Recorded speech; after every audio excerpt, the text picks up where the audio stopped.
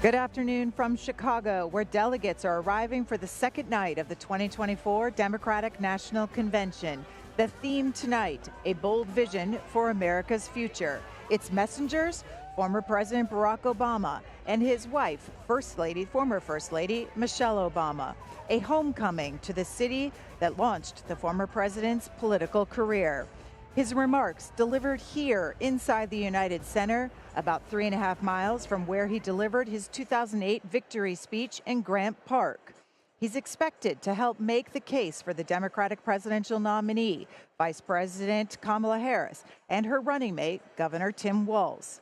Meanwhile, the two nominees will be spending the evening about 90 miles north of here in Milwaukee. Vice President Harris and Governor Walz holding a rally at the Fiserv Forum, the site of last month's Republican National Convention. The C-SPAN network's live coverage of the convention continues here tonight, and of course it will be gavel to gavel with no commentary, no interruption, and no analysis. Here is a look at how the proceedings will go down tonight. Around 6:30 p.m. Eastern Time is when we expect the start. It should go until around 11 p.m. Eastern or later, as it did last night. Once it ends and the gavel comes down, we will do what we do here on C-SPAN and turn to all of you, our viewers, and get your reaction to what you heard this evening. And as we said, the former president, the primetime speaker tonight, this is his 6th convention speech in his over his political career.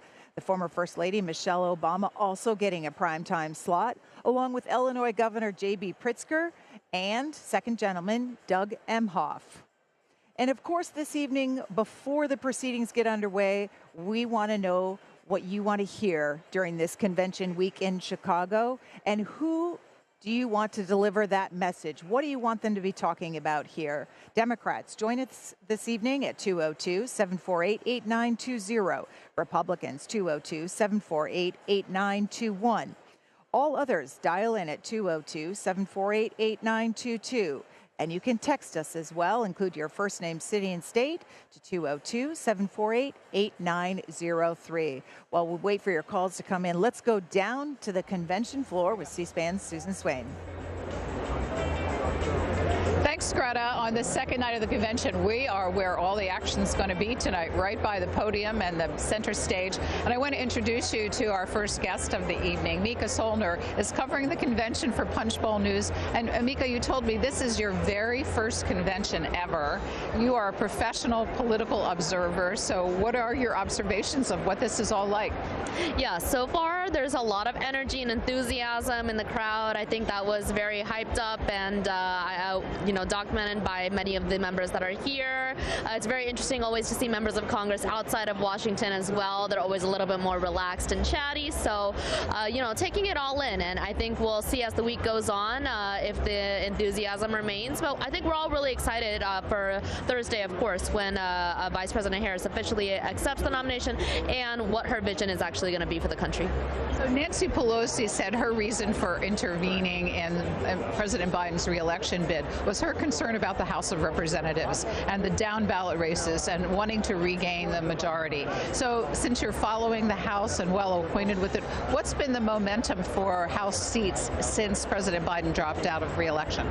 Yeah, there's definitely been a change of energy and messaging. A lot of the vulnerable Democrats in these purple districts are no longer afraid to attach themselves to the top of the ticket. Now, that's not uniform. There's obviously some members in these tougher races that necessarily don't want to be aligned with Harris completely, and they want to run their own independent campaigns. But all of the members that actually called for President Biden to step aside, they seem very happy and excited, and they're glad that they're no longer going to have to deal with some of the problems surrounding Biden, particularly around his age and popularity and enthusiasm levels among young voters and voters of color.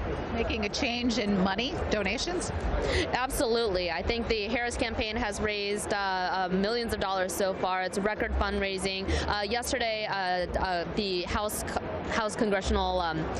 Democratic Congressional Campaign Chairwoman Susan Dalbeny told us that it's been record numbers of fundraising since Harris announced her candidacy for president. So we're seeing big shift in money. You visited a state delegation this morning, right?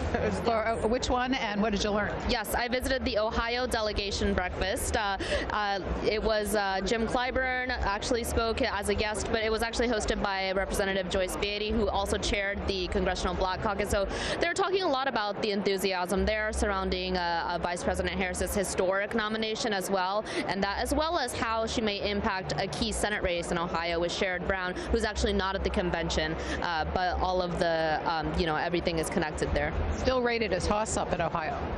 Yes, so I think that it's interesting to see some of these in-cycle Democratic candidates and how they're approaching the convention as well. We're going to hear from Senator Casey and Senator Baldwin speak actually on Thursday night, but obviously others like Senator Brown are skipping.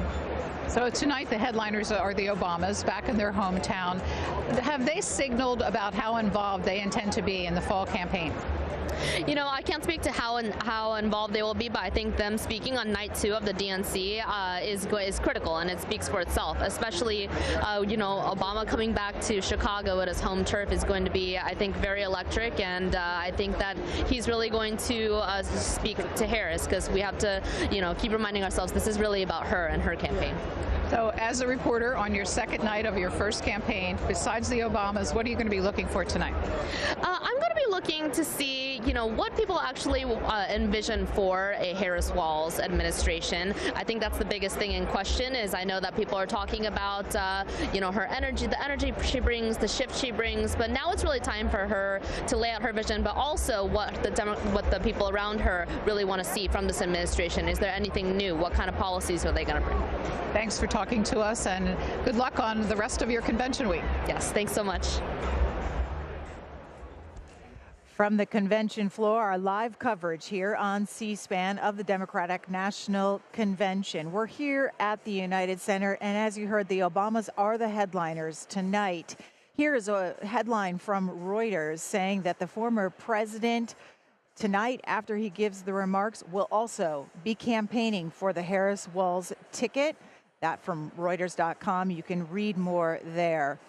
And while we are in one arena here in Chicago, in another arena in Milwaukee, 90 miles from here, we have coverage over on C-SPAN 2 of the Harris-Walz rally that's expected to get underway at 8 p.m. Eastern Time. We expect the Vice President and Democratic presidential nominee with her running mate to speak around 9 p.m. Eastern Time. Again, live coverage over on C-SPAN 2 this evening. It's all politics here on the C-SPAN networks, and we want to know your thoughts on the convention. Seth in California, Democratic caller. Seth, let's hear from you first. Honestly, so this is my first election. Well, not my first election. My first one was the primaries a couple months ago. But okay. Especially when even with the Joe Biden campaign, I was pretty excited. My first election, and having to basically grow up through the Trump presidency and all of the fear that, I had growing up, whether, what was going to happen the next day, a lot of it for worse. And I was still happy. But I think when Kamala Harris became the new Democratic nominee, that just, especially with me and my peers and even my siblings, just a new energy that just hasn't been untapped, that she has tapped into. And for everybody that I know, especially within my age range, is very excited, and we're very happy with what the policies that they're giving. And I think, I don't want to be a little negative, but like the last couple of years, having to basically go on the defensive, it's extremely refreshing that now we're going on the offensive, that they're running, because at the end of the day, we're the party that, gets things done. And I'm very... Okay, so Seth, let me ask you, what issues do you want to hear the Vice President talk about? What policy issues do you want to hear her talk about on Thursday when she delivers her nomination speech? I think, especially for a lot of my peers, LGBTQ rights, the right, to choose for bodily autonomy. And I think especially for my own familial things, with a disabled parent, Medicare has been sometimes we've had to negotiate with it in ways that we didn't want to negotiate with health care. That has left us quite stressed. And I think that is an issue that I think Kamala Harris will address expertly. I very much trust her on that. I think I definitely trust her on the fact that she's working, especially with Biden, on the ceasefire deal, especially, you know, the one that's already about to be agreed on, hopefully. I think those things especially would resonate with the younger generations, and I have full faith that she will deliver on that in the best way possible. All right. Seth in California, Democratic caller, 18 years old. Is that right? Yep, I'm 18. All right. Danny in Deerfield Beach, Florida, Republican. Hi, Danny. Hey, how are you? Thanks for taking my call. I appreciate it. I love your coverage. You bet. Who do you want to job. Well, thank you. And who do you want to hear from this week? Are you excited about hearing from the former president tonight? Actually, I'm really excited to hear from Kinzinger. Right, I think he's a patriot. I think he's done an amazing job. I totally respect the fact that he gave up his career to protect democracy in America. So. All right, Danny's talking about former Republican Illinois House member Adam Kinzinger, correct? A Republican who is slated to speak tonight, I believe, and give testimony to voting for the Harris-Walz ticket. Leo in Madison, Tennessee, Democratic caller. We'll go to you next. Thank you, Greta. I really, like the last caller, have enjoyed the coverage that C-SPAN has provided so far. I really was excited to hear Senator Warnock from Georgia and Representative Crockett from Texas last night. I think they're really just on the verge of being leaders in our party as we go forward. I really have loved watching the convention floor and seeing all the diversity represented there. That's been important to me. I think for me, what I'm hoping to hear from Vice President Harris is really a lot about what her platform and policy aspect, because we depend on the other candidate to just, run his mouth about things that really don't make a lot of sense. I mean, Trump is an actor. He's a character. He's a personality. And my perspective is that this country, there's a lot of people who have fallen in love with him like they might a villain in a movie or a TV show. He talks about Hannibal Lecter so much. Well, there's a lot of people who love that character or love to hate that character. And I just feel like, and I know this is the consensus of a lot of my friends, is we're just really exhausted. We're tired of the streaming content that just is nonstop around, someone who really is just trying to destroy this country. And, I'm ready for a finale in November when we finally can grab a hold of the things that are really important to people. And I think one of the things that I'm most proud, because I would have voted for Biden no matter what would have happened, but what I'm really excited about is just the fresh vitality that the party now has, and I think that's going to allow for a lot of other people to step up in the future for not only races like governor or senator, but obviously in the White House. All right, Leo, and you can see behind me delegates are filing in, taking their seats for day 2 of the Democratic National Convention. C-SPAN Susan Swain down on the floor with one of those delegates. Thanks, Greta. When I was up at the stage a few minutes ago, I had a chat before we went on the air with Nancy Hagans, and I enjoyed talking to her so much I wanted to introduce her to the C-SPAN audience. Nancy Hagans, this is your very first convention as a delegate. When I met you, you were live with your family back home recording a video chat. Tell me about your level of excitement about being here. It's surreal, superb.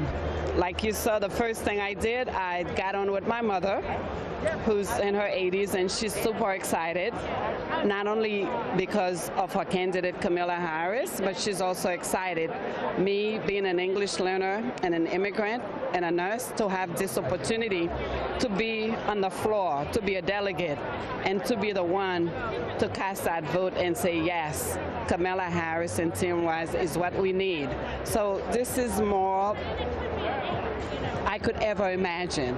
So, of course, I called my daughters and I said, yes, I'm here for you, and I'm here for your reproductive freedom, because one is 18 and one is 21, and I feel when I was their age, I had more choice for my life than they could ever have right now.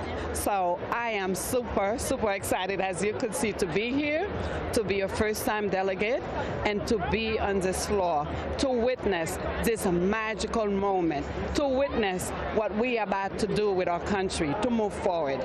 I am just super excited. So just give me a quick snapshot of your own biography. How old were you when you immigrated to the country, and how did you go from there to your career and then to politics? Well, I was 13 years old when I came here, and I was an English learner. I went to high school, and I decided to become a nurse. When I became a nurse, I wanted to be heard as a nurse because there were a lot of injustice going on. I couldn't get a day shift position because I've been a nurse for 37 years because of what I look like. So I decided to file for a grievance to the union, and I was so outspoken, the union rep said, oh my God, you should be a rep. Then I started doing it. Then being a nurse, you also have to be involved with politics because you have to fight for your communities, you have to fight for your patients. I have to fight for my patients and say you have to see this patient whether the patient have insurance or not. This is how I started. I started because I wanted to do something for my communities and I wanted to give back. So I became a nurse, and being here is also fighting for my patients, being an advocate for the patients, being an advocate for my communities as well. So how did you decide to run for a seat in this delegation?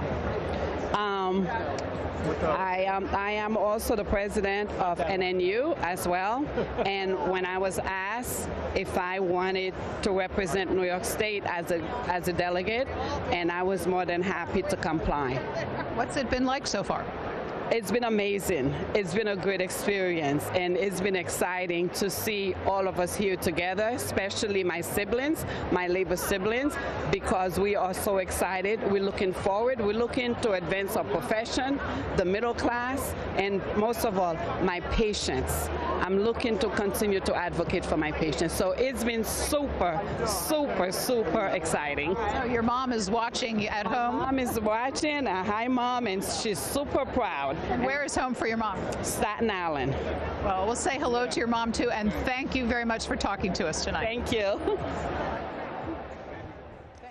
These convention gatherings full of veterans who have been here many, many, many times over, but also political newbies like Nancy. Political careers are launched, as many of you know, at conventions, just like former President Barack Obama's was launched many, many years ago. And tonight he'll be speaking along with former First Lady Michelle Obama. On Wednesday night, we will hear from the vice presidential running mate, Tim Walz, the governor of Minnesota, along with Bill Clinton. And then on Thursday, the last night of the convention, Vice President Kamala Harris will give the keynote address, officially accepting the nomination for this ticket.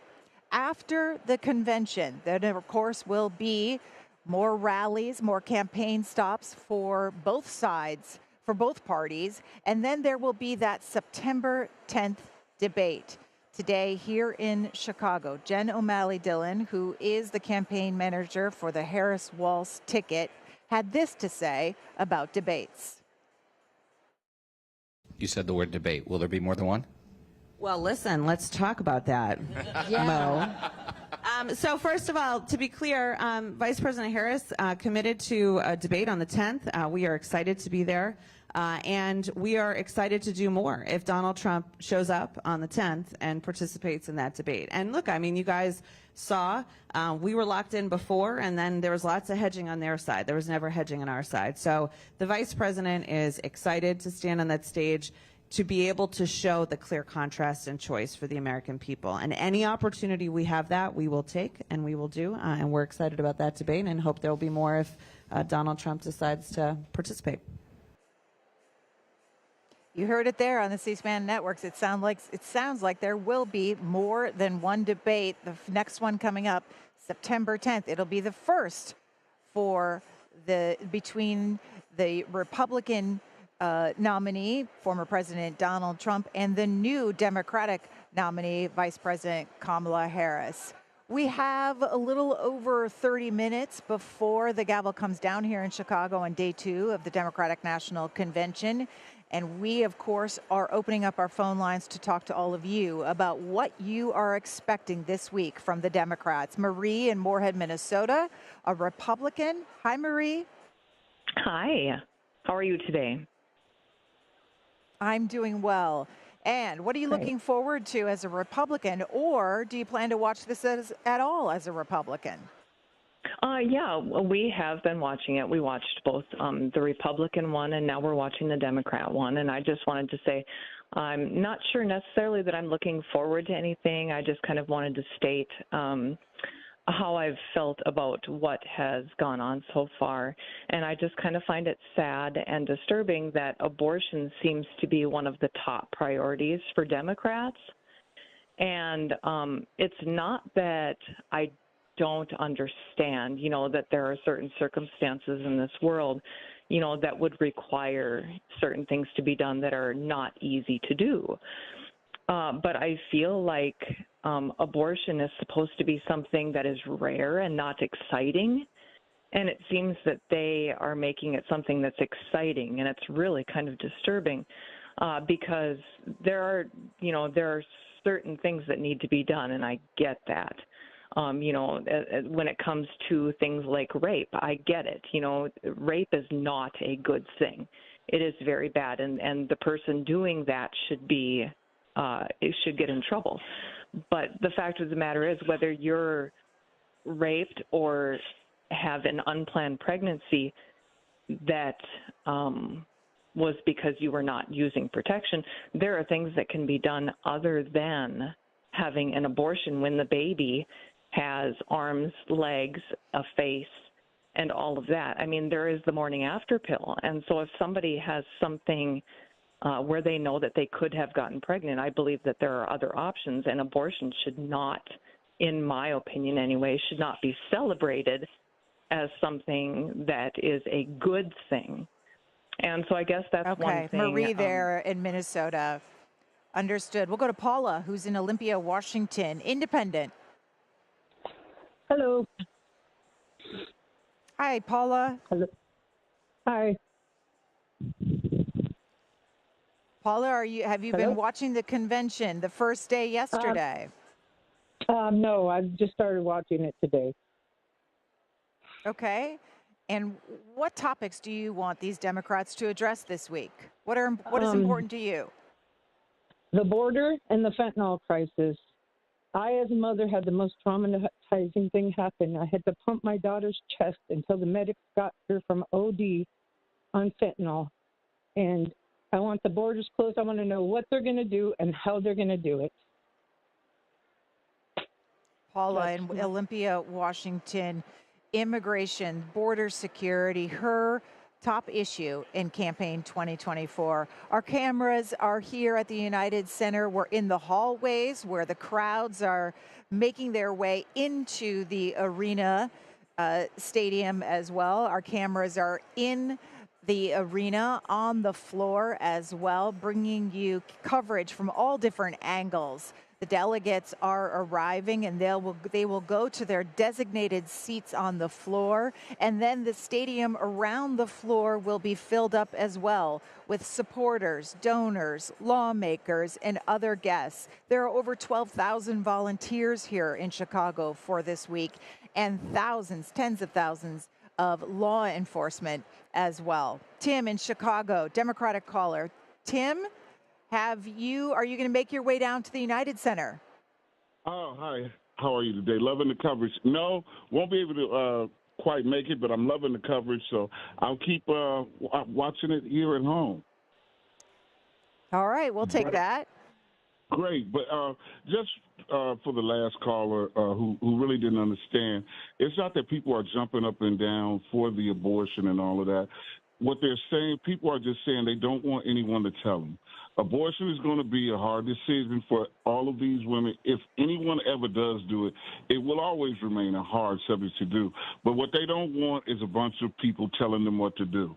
And maybe that last caller could understand it. No one's jumping up and down about it, but they just don't want that option to be taken away from them by someone who doesn't know the understanding, incest, rape, and all of that. That being said, I just wanted to address that. I don't want to think people are jumping up and down happy about it, but they're very sad that someone is going to take that off the table. It's always going to remain a very, very touching and hard decision for anyone to make. As far as the drug, the day after pill, if they get rid of this, they're getting rid of that too. So that being said, I'd like to hear from Vice President Kamala Harris. I like to hear about the border, and I like for her to push back on, what Governor Abbott did. Busing them all over the world like that was not right. If he could come up with money for that, I would have rather he bust them right back and, send them with brochures and everything on how to come over here legally. And when all the other states saw them doing that, they could come up with money to help bus them back, fly them back. But to drop them off all over the world like that, that was wrong for the immigrants as well as for everyone trying to scrape up money just for the immigrants now. And the immigrants are being played their pawn. Understood, Tim.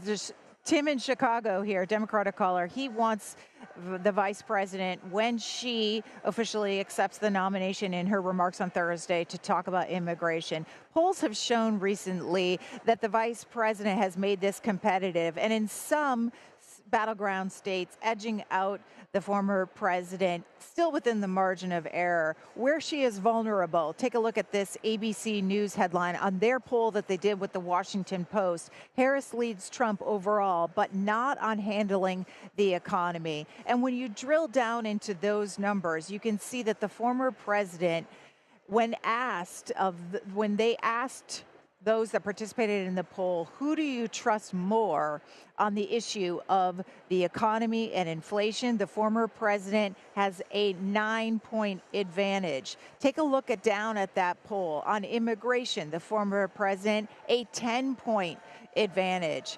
When it comes to abortion, the vice president, she leads with a 12-point advantage. When you are looking at the issues, this is one of the recent polls by ABC and Washington Post. Alan in Caseyville, Illinois, an independent. Alan, let's hear from you. Good afternoon. The areas I'd like to see, of course, the economy comes up first, and I think it's very important. I'm concerned because I had contemplated voting again for Trump, but last 220 I did vote for Joe, and I'm very proud of him for the job that he's done. So now that Kamala is here, I'm thinking that she would be a good person to have as president. What I'm concerned about is that we make very clear that she is for a closed border and a protected border. I think that's very important. I agree with the lady that talked about the fentanyl as being an important factor to attack right away. And the third thing is the economy. We've got to show that President Trump has not been truthful in what he's represented that he's done in the past, and that she will be very clear and and discuss those things that he represented he did or didn't do, or how the economy was, and she makes it in a simple way that people can understand. They'll see that it's not what it represents, and the reason that he has a 9-point lead is because of embellishment. So that's basically Okay, so Alan, go ahead. and Alan, why do you think she's vulnerable on the issue of economy, inflation, and immigration? It's because, in my opinion, and the first time in 16 when I voted for him, I didn't realize it. He says so many things that you start to believe they're true. And so he has done that again this year. He's continued to embellish and to say things that when you hear it, oh, yeah, or I talk to other people, ask them why they would want to vote Republican because of all the things he's done. But then I get the fact. Yeah, Ellen there in Caseyville, Illinois, independent, saying that the vice president, the Democratic nominee, she needs to talk about the economy, inflation, immigration. She needs to take it head on here on Thursday when she delivers her remarks. Sandra, Tacoma, Washington, Democratic caller. Hi, I'm a proud Democrat. I'm 78 years old, and for the first time in years, I am thrilled and I'm excited, and I think what we're watching is history being made. I think Kamala is going to be our president. I think Tim Walz is going to be our vice president, and I think Donald Trump is going in the background forever, and may we never hear from him again. Because I'm a senior, I would like Kamala to talk about Social Security and Medicare. I don't really care what else she talks about, but those are two very important things to me. And I am all right, Sandra. And history will be made this week because it will be the first time that a major party has nominated a woman of color at the top of their ticket. So this week will end with history being made. A couple of viewers on text messages. This is Marcus in Chesapeake, Virginia. I'm looking forward to hearing from the former president, President Obama. His endorsement and message for the Democratic Party is essential, not because of ethnicity, but understanding the dynamics of what it takes to become president, from policies to unity. Yesterday was a clear example of what the future can look like, brighter than ever, says Marcus Rollins in Chesapeake, Virginia. And this is another viewer, Keith from Pennsylvania. As a young voter, I'm looking forward to hearing everyone speak to bring unity, but not only to the party, but across the aisle. While we, the people, are struggling to put food on the table and pay rent, we don't need promises of what you're going to do. We want to see action put to work, protect our country at all costs. Yesterday, he writes, was so powerful. And by the way, a couple of you have mentioned speeches given yesterday, day one of the convention. If you missed any of the speeches by Senator Warnock or Congressman Jasmine Crockett, people are talking about their speeches, as well as Congresswoman Alexandria Ocasio-Cortez. You can find them all on our website, cspan.org. We've categorized them by individual speeches. Go there, cspan.org. By the way, I should clarify something I said earlier. Adam Kinzinger, the former Republican congressman, is going to be speaking Thursday this week. Let's go to Danny, Keith in Hartford, Connecticut, independent. Keith in Hartford, Connecticut, independent. Let's hear from you. Hi, Greta. Can you hear me? I've got you, Keith. Go ahead. Okay. Well, I just want to first start off by responding to a caller. I think it was about 4 callers ago. He's from Illinois. He mentioned that, actually 5 callers ago, that someone from Minnesota was saying that the Democrats are celebrating abortion and that that's not actually the platform, but it actually really is the platform, and this is why we have, activists in front of the Supreme Court taking abortion pills in front of a sign that says, we are taking abortion pills forever. No, it is something that is celebrated by the Democrats, even though it shouldn't be. However, I will say he did make one good point about Abbott busing illegals further into the interior of the United States. Yeah, he really should just send them right back over the border. But looking forward to the day, I don't really expect to see anything else from the Democrats today other than more Trump hate. That's all we saw yesterday. But it's because they can't talk about the economy. They can't talk about the border. They can't talk about foreign policy. All those things are a dumpster fire right now, and they're in control of it. Kamala Harris is the VP. And then you had a caller that called in right before. She was from Washington. She says that she's hoping Trump goes away, that they're going to make history with Kamala Harris. Well, I don't think the MAGA movement's going anywhere. And honestly, she probably should just vote for Trump. She said she was worried about Social Security because she's a senior. Trump promised no tax on Social Security for our seniors. So Trump 2024. All right, Keith there in Hartford, Connecticut. We have been covering the Republican nominees as well on our C-SPAN networks. And if you've missed any of that coverage, you can find it if you go to cspan.org or our free video mobile app, C-SPAN Now. Let's go back down to the convention floor with C-SPAN's Susan Swain. Thanks, Greta. I am on the convention floor with the guru of Senate races for the Cook Political Report, Jessica Taylor. And Jessica Taylor, we talked just a month ago on the floor of the Republican convention in Milwaukee, where we saw a lot of enthusiasm and a lot of momentum. What's changed in the last month? I mean, it feels like night and day. Republicans were going to win this thing. They were thinking about the Senate. If Joe Biden's collapse had continued, they were worried about, other Senate races. Wisconsin, Arizona flipping, but now Democrats are feeling a lot better with Harris atop the ballot. And so there's absolutely a path for Democrats to still keep the Senate. It's very, very slim. And where we're standing right now with the Montana delegation is really the key, I think. John Tester, in a state that Trump won by 16 points last cycle, he is the most vulnerable Democrat. And for Democrats to keep the Senate, they have to not only win the presidency, but they have to defend every single incumbent, and John Tester is in the toughest position there. What are the polls showing with his race? We've seen a couple of polls showing his Republican opponent, Tim Sheehy, up narrowly. There was another poll last week that still showed Tester up narrowly, so it's really a margin of error race. We have it in our toss-up column. It's one that Republicans believe.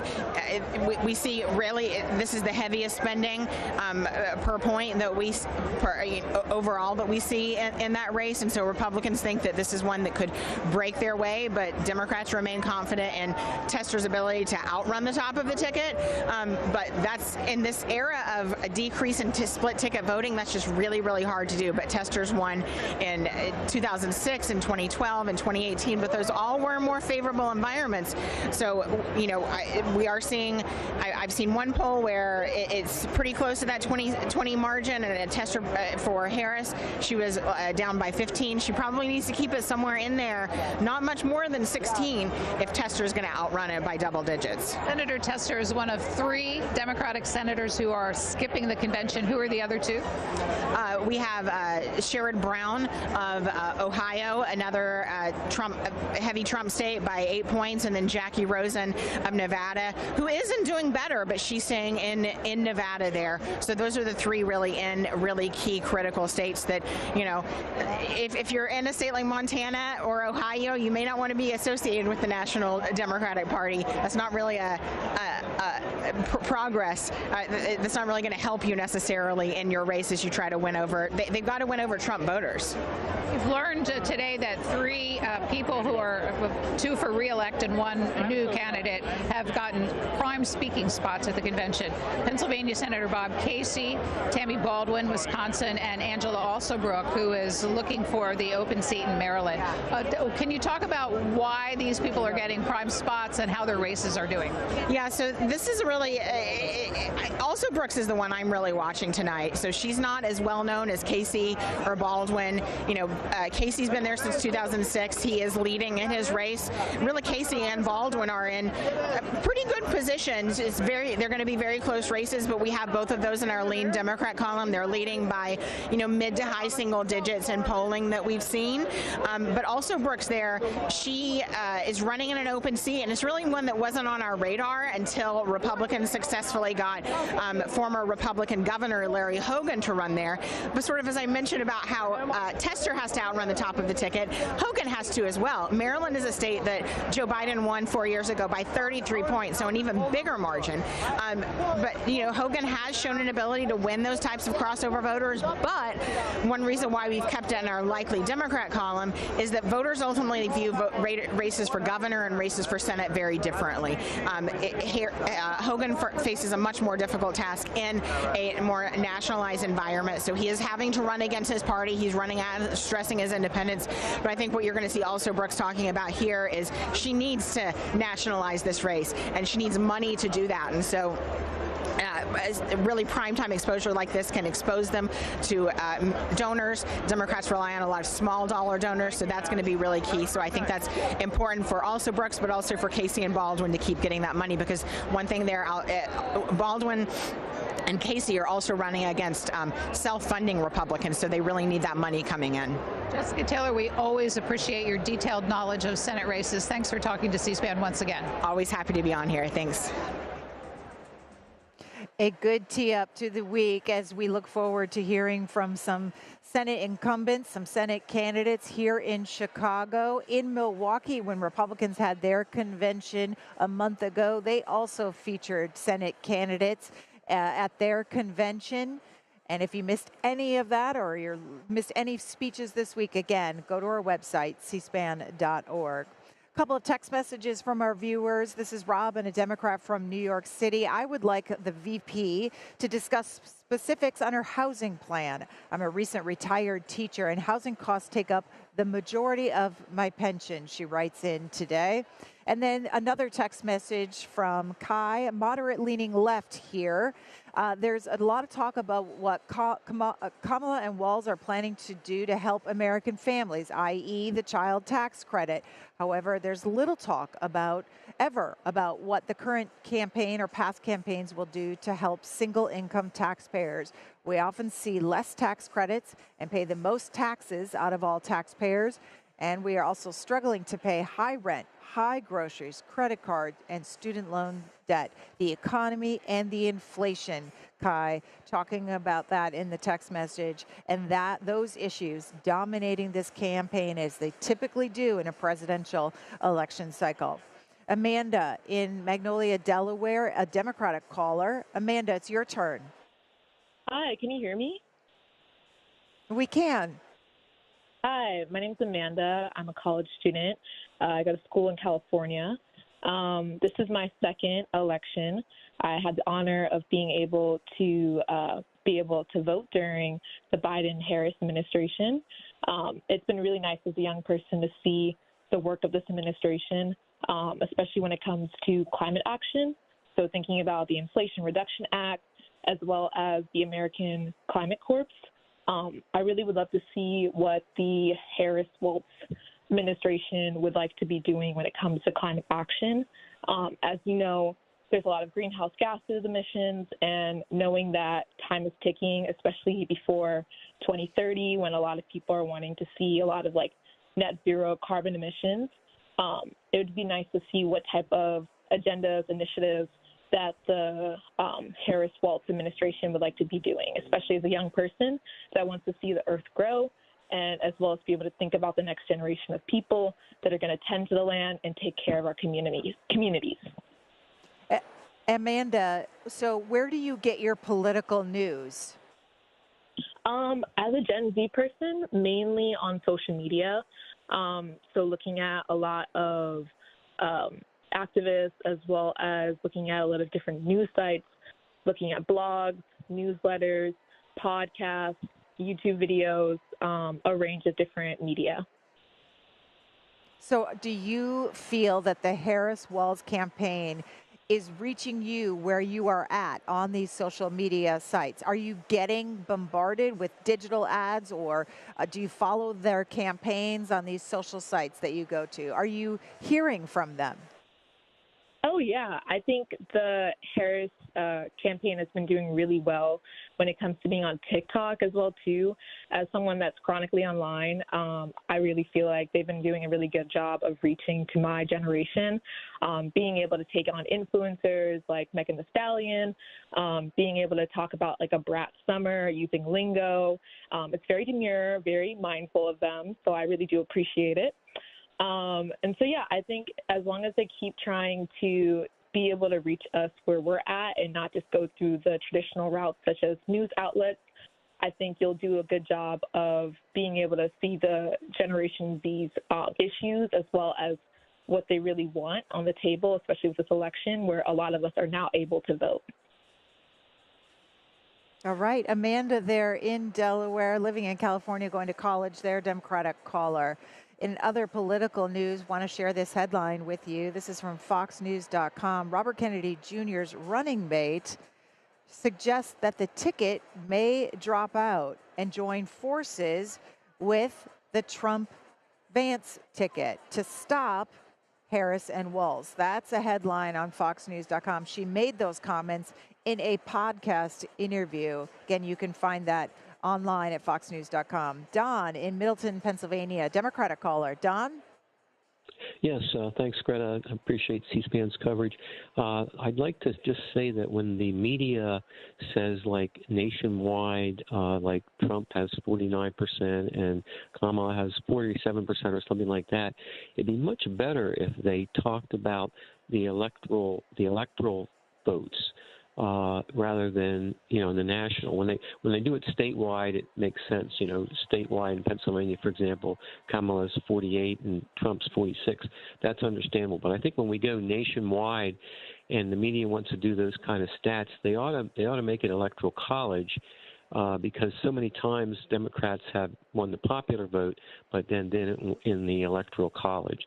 So just like to say that comment. And then the second thing is that Senator Warnock last night from Virginia was very good, and I'm glad C-SPAN's going to offer those speeches again later. And also, I think Kamala needs to really work hard on just telling everybody that. There was a real strong border bill that was going to be voted on, but Donald Trump convinced a lot of Republicans not to go with it, and so there's a way to get back at the border issue, and also I enjoy just watching Governor Walz. He seems like such a genuine, fun guy, and on camera, off camera and on camera, and really enjoying it. So that's about it. All right, Don there in Middletown, Pennsylvania. A text from Andrea, a moderate Democrat in El Paso, Texas. I'm excited that Kamala Harris and Tim Walz are the nominee for this election for the Democratic Party. I think it has been long overdue for the United States to have a woman president. And from yesterday, watching the DNC, what kind of future we could have if Kamala Harris and Tim Walz are president and vice president. And it would show how far we have come as a country. Andrea's thoughts there in a text message. You can text us as well or continue to call in this evening. If we don't hear from you in our first hour here, and we're going to go to the floor shortly for Sights and Sounds, remember what we will, after the proceedings are over, open up the phone lines again and take more of your phone calls. David in French Lick, Indiana, Republican. David. Hi, Greta. It's really good to see you and a great production today. I've been watching a little bit and listening to, obviously, the conversations prior to me. I think that Warnock is not from Virginia, but Georgia. But anyway, yeah. It's interesting that this affordable housing, what was it, 300 million homes built was the proposition. I've extrapolated that out in a reasonable market value. That's $15 trillion. I mean, come on. So spending too much money, in your opinion. Oh, my gosh. What do you think? That's half our debt. And here's a kicker, too. Tim Walz doesn't own a home. So would he be eligible for the $25,000 first homeowner, buyout? Very curious. Thank you very much. All right, David there. You bet. Talia in Seattle, Independent. Hello. Thank you so much for the extensive live coverage. It's much appreciated. The topics I would like to see the DNC cover this week, anytime between now and Thursday, would be campaign finance reform, reforming the Supreme Court, and also extending our great franchise with the John Lewis Voting Rights Act. All right. Tony in Massachusetts, Independent. Hi, Tony. Hello. Yes, thank you for taking my call. I've been listening to different people comment on what issues were important to them, and they're all important, whether it's immigration or whether Tony, it's... Immigration. Tony, I apologize for cutting you off there. We've just heard the voice of God say to the delegates, they need to start getting getting to their seats because the proceedings are going to begin soon. So we're going to make that our last phone call, and we're going to take you down to the floor of the convention for sights and sounds. We expect the gavel to come down for the second session of the 2024 Democratic National Convention in about 10 minutes. We'll have live coverage throughout the evening here on C-SPAN. And of course, if you want to take your convention coverage on the go, you can download our free C-SPAN Now app. And if you miss anything, it's always on demand on our website at cspan.org. The 2024 Democratic National Convention, live coverage here on C-SPAN.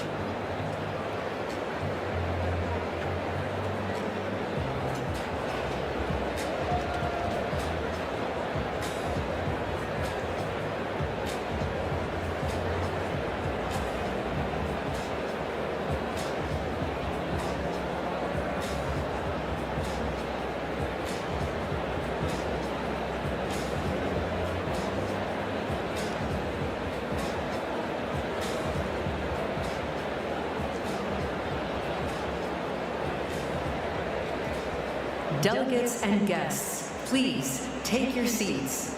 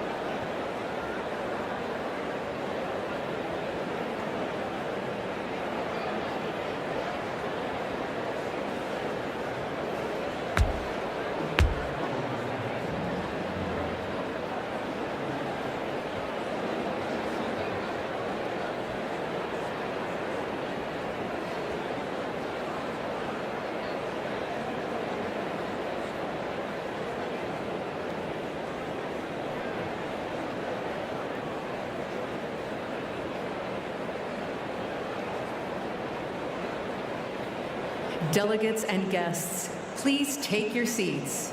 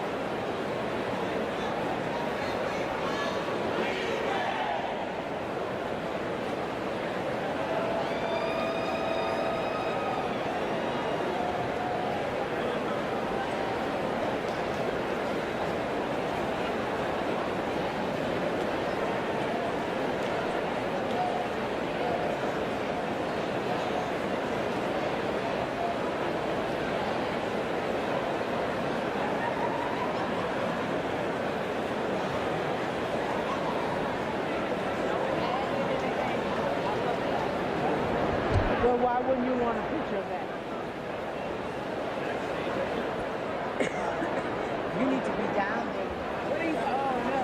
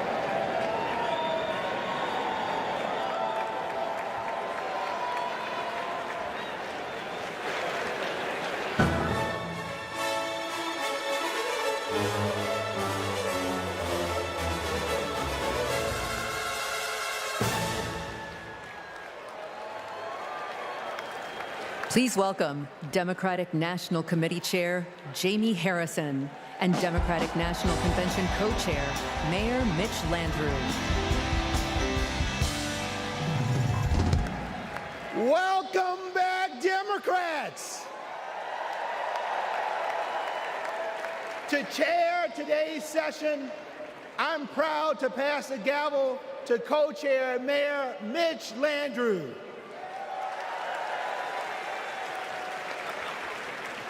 Hello, America. Yeah, there you go. You want me to do it again? The second in-person session of the 49th Quadrennial National Convention of the Democratic Party will now come to order.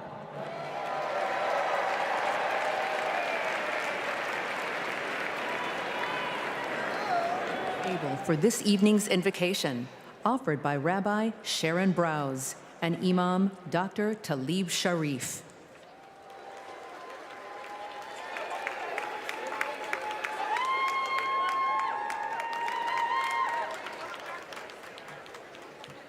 We have gathered together this week to craft a redemption story for America. My faith is sustained by a redemption story. A people beleaguered and bereft, traversing the desert on a journey from degradation to dignity, from darkness to light. Holy One, help us write America's redemption story, a story of ceaseless striving toward a true multiracial democracy, rooted in equal justice, where every person is treated as unique, mighty, and worthy of love. In this story, politics is not a vehicle for repression, bigotry, or personal profit, but a call to service. This story counters extremism with capaciousness and compassion. It rejects the inevitability of war, affirming that every one of us, Muslim and Jew, Christian, Black, White, Latino, AAPI, queer and straight, Israeli and Palestinian, deserves to live in dignity and in peace.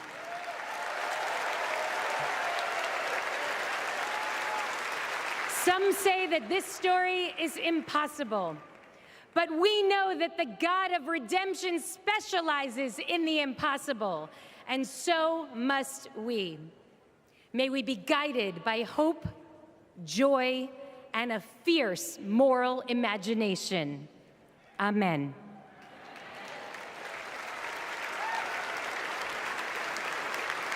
Greetings of peace. We pray that Almighty God, Allah, will bless this historic convention. Tonight, we build upon our pledge, one nation under God, indivisible, from Adam, created without racial, ethnic, or national identity, but the first identity, human. Bless us to embrace our shared identity and diverse expressions of life that contribute to the beauty and strength of our nation of nations, made up of people coming together from every land. E pluribus unum. In moving forward with a bold vision for the future, we pray it will reflect our nation's diversity and intrinsic nature to live together intelligently. Bless our leaders with wisdom to do the right thing, consistent with God's ways, to stand firm against inhumane acts, to treat all humans as the sacred creation of the Almighty. And may we remember the inalienable rights service members sacrifice to protect. That is the America we vote for. Amen.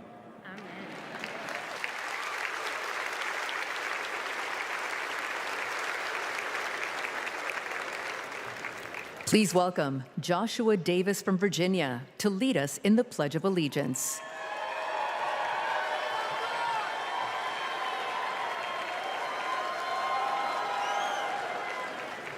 I pledge allegiance to the flag of the United States of America and to the republic for which it stands, one nation, under God, indivisible, with liberty and justice for all.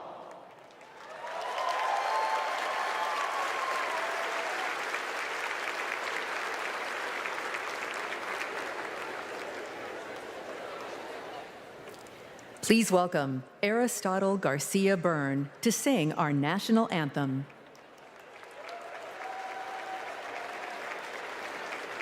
Oh, say, can you see by the dawn's early light what so proudly we hailed at the twilight's last gleaming, whose broad stripes and bright stars through the perilous fight o'er the ramparts we watched were so gallantly streaming, and the rocket's red glare, the bombs bursting in air, gave proof through the night that our flag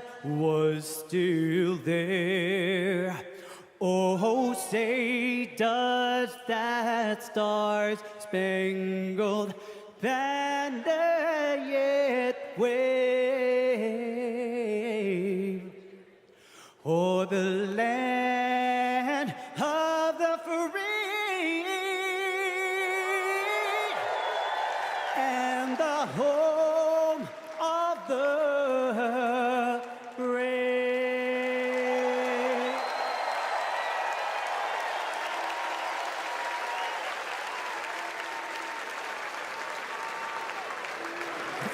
Thank you, Aris. Folks, give it up for Aris one more time.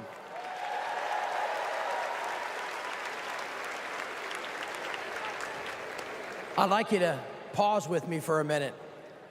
2 years ago, my dad died, the late Moon Landrieu. He was a great leader. He was a great mayor, secretary of HUD. He lived his life for others. We have lost so many patriots since the last convention. So before we go any further tonight, let's take a moment and join with me and let's remember them all.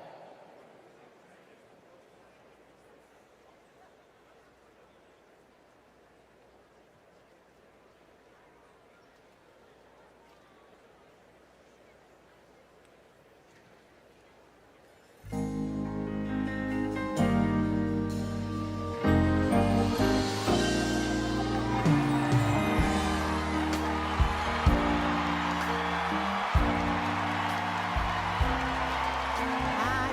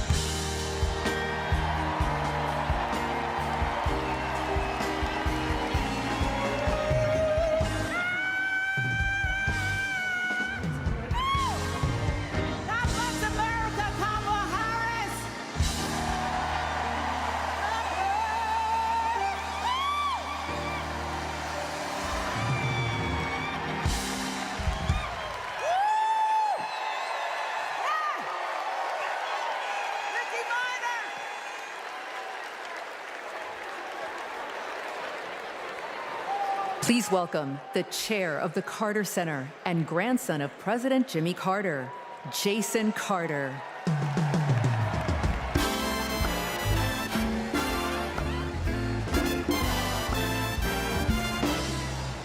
Hello, I'm Jason Carter. My grandfather, President Carter, will have his 100th birthday in October. I call him Pawpaw, and I can tell you that he wishes he could be here tonight. He and my grandmother led their lives with an unwavering faith in God, a respect for human dignity, honesty, and a commitment to loving their neighbors as themselves. Those principles guided them throughout their lives, including during their 4 years in the White House and the 4 decades since. For my grandfather, it was never about fame, recognition, accolades, or awards.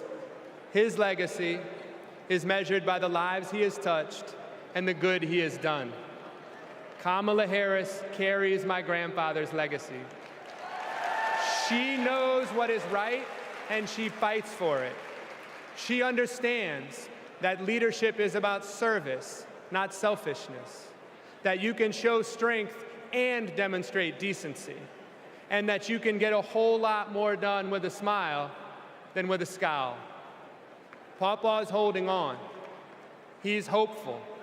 And though his body may be weak tonight, his spirit is as strong as ever. My grandfather can't wait to vote for Kamala Harris. She reminds us all that the promise of America remains unchanged. We are one nation, indivisible, with liberty and justice for all. And my grandfather knows that with her as our next president, we will keep that promise. Thank you.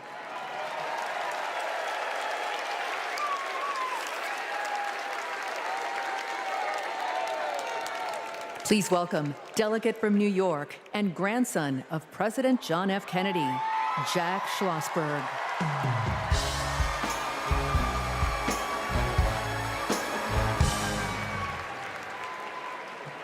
Hi, I'm Jack Schlossberg. President John F. Kennedy is my grandfather, and he's my hero. JFK was the youngest person ever elected president and the first Catholic. He sent a man to the moon, fought for civil rights, and navigated the Cuban Missile Crisis peacefully. Most of all, he inspired a new generation to ask what they could do for our country. Tonight, JFK's call to action is now ours to answer, because once again, the torch has been passed to a new generation, to a leader who shares my grandfather's energy, vision, and optimism for our future. That leader is Vice President Kamala Harris.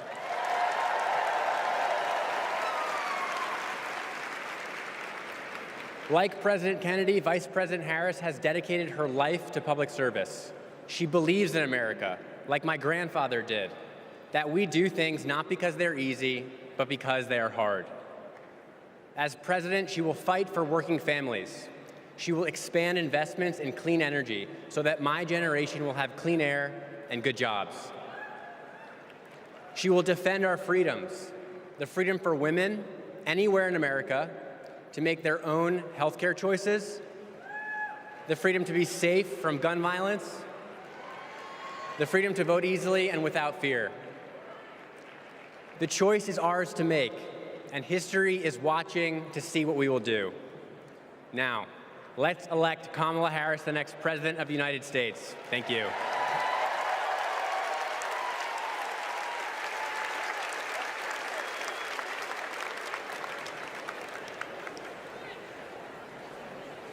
All right, America, how y'all doing?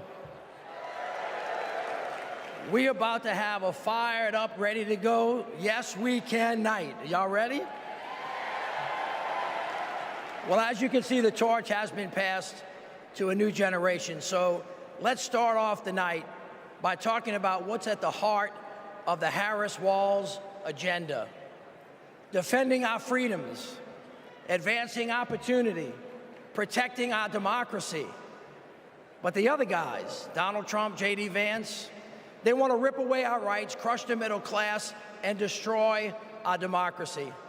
Their version of freedom is the government creeping creepily closer to every part of our lives. They're coming for our books, they're coming for our marriages, they're coming for our bodies, they're even coming for women who don't have kids.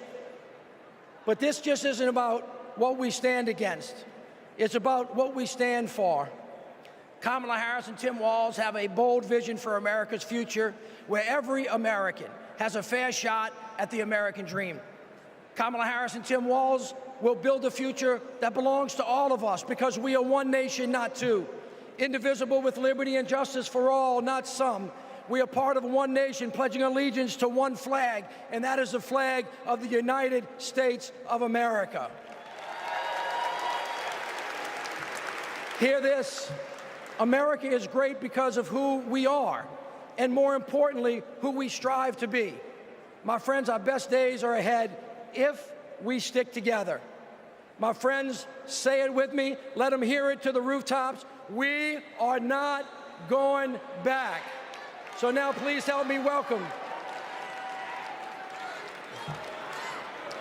Please help me welcome from the great state of Pennsylvania, the great Representative Malcolm Kenyatta.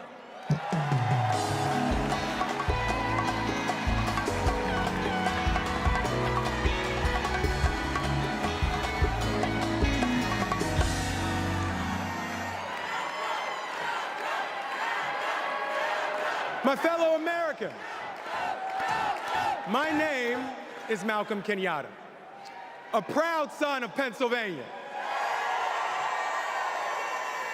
And as you saw, I brought back Trump's Project 2025, all 900 pages of it. And it's interesting because usually Republicans want to ban books, but now they're trying to shove this down our throats. It is a radical plan to drag us backwards, bankrupt the middle class, and raise prices on working families like yours and mine. Under Project 2025, a family making just $75,000 a year with just 2 kids would pay $1,800 more in federal taxes.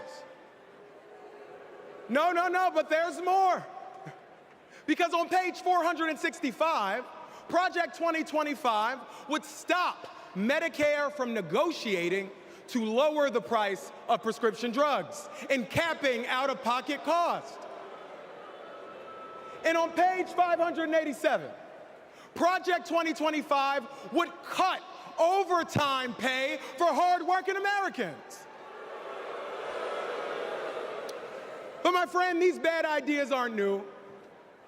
As long as we have been fighting to make America work for working families, there have been greedy corporate interests trying to take us back. In 2019, my grandma, a civil rights warrior, called me, her voice cracking, and she said, "I'm so sorry, baby. I'm so sorry. I thought my generation had fixed this. And here you are, fighting the same battles." But I want to tell you tonight, my friends, what I said to my grandma. I said, "It's okay, Grandma. It's just our turn. It's just our turn to stand up for working people and to stand up for our nation's promise. It's just our turn to defend our rights and to ensure that democracy doesn't die on our watch. It's our turn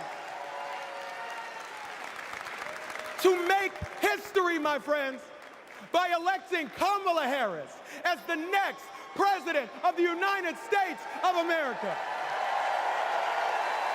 God bless you. May God protect our troops.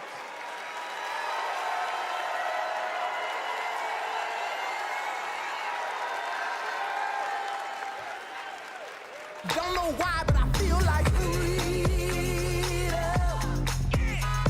I've seen how the Biden-Harris focus on making healthcare affordable for middle-class Americans has benefited so many of my patients. I support Kamala Harris because she fights for the working family and she thinks about the future of our country.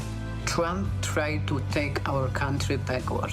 She has taken action to make sure childcare and home care are accessible and affordable. I am a type 1 diabetic since the age of 10, and having my insulin is not an option. My name is Anne from Wisconsin, and this is my daughter, Isla.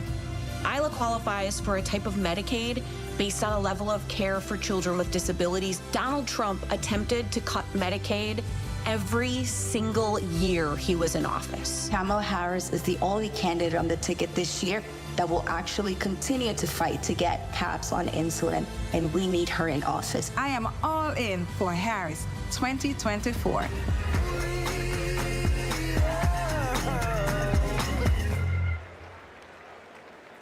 Hailing from the South Side of Chicago, please welcome Oscar and Grammy Award-winning artist, author, and longtime activist, Common, featuring Grammy Award-winning gospel singer, Jonathan McReynolds.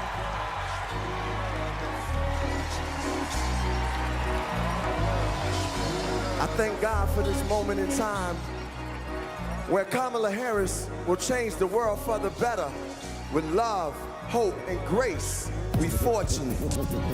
I'm fortunate to be alive. Can't explain how I got here, but we've arrived. The deliverance and diligence for which we strive. It's the feeling, there's no silliness when we rise. Fortunate to have friends who don't synthesize. I keep good company, we enterprise. Had a strong gauge since infant eyes. I guess I can see the power in the prize. Incentivized by the streets I identified. Other people's struggles I don't minimize. Fortunate to be born and raised in the shy. Salt of the earth, people with the bravest eye. They say your God is the truth, I wasn't raised to lie. Fortunate to be so que sera. Every day that I get up, I trace the sky. Draw with the most high on the place that I am. And that's fortunate, you can feel it in the air. And yo, it's love out there. Hey, the feeling is free. Yo, Shot-town at the DNC. Jonathan, what you say? May your struggles keep you near the cross, and may your troubles show that you need God, and may your battles end the way they should, and may your bad days prove that God is good, and may your triumphs keep you humble and high, and may your endings be worthy of every start. Hey, let's take this message to every hood, that your whole life will prove that God is good, and we are fortunate. You can feel it in the air. Hey, hey, yo, it's love out there. Hey, the feeling is free. Yo, we live at the DNC. Fortunate, I was raised by my Uncle Steve and my Uncle Charles. They both told me believe the seeds of a revolutionary. Evolution's very necessary to become fruits and berries of our labor. Told to search for a savior. Fortunate, I had a chance to raise her. In the days of the unknown, I'm fortunate to come home to blocks we fought and swung on. Fortunate the Lord put me on the path to use the microphone for a ride and a staff. Fortunate, yo, we got to go to Paris. We fortunate, y'all, for Kamala Harris. Yo, we fortunate. Yo, the love is in the air. Yo, can you feel it out there? Hey, yo, the feeling is free. Shot-town, we live at the DNC. We are fortunate. Thank you, God.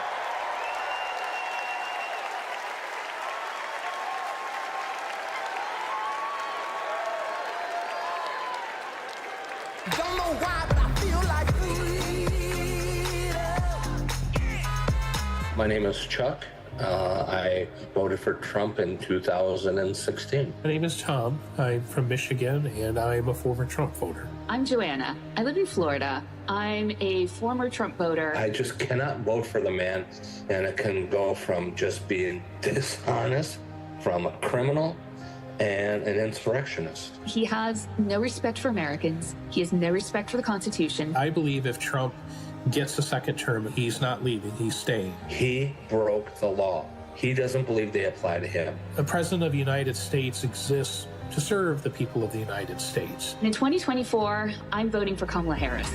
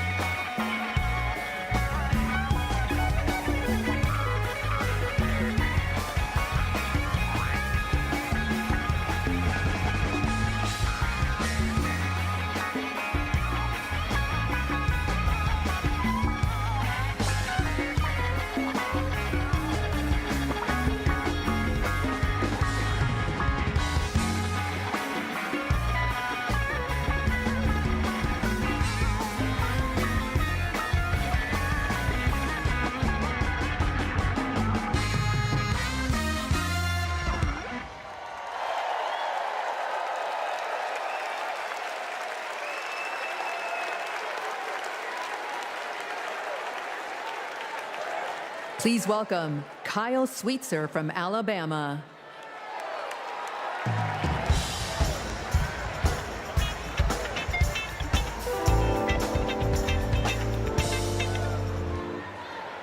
I voted for Trump not once, not twice, but 3 times.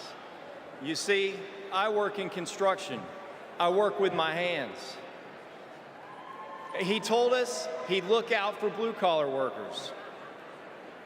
So I made my first ever political donation to Trump, and I donated to him many times throughout his presidency.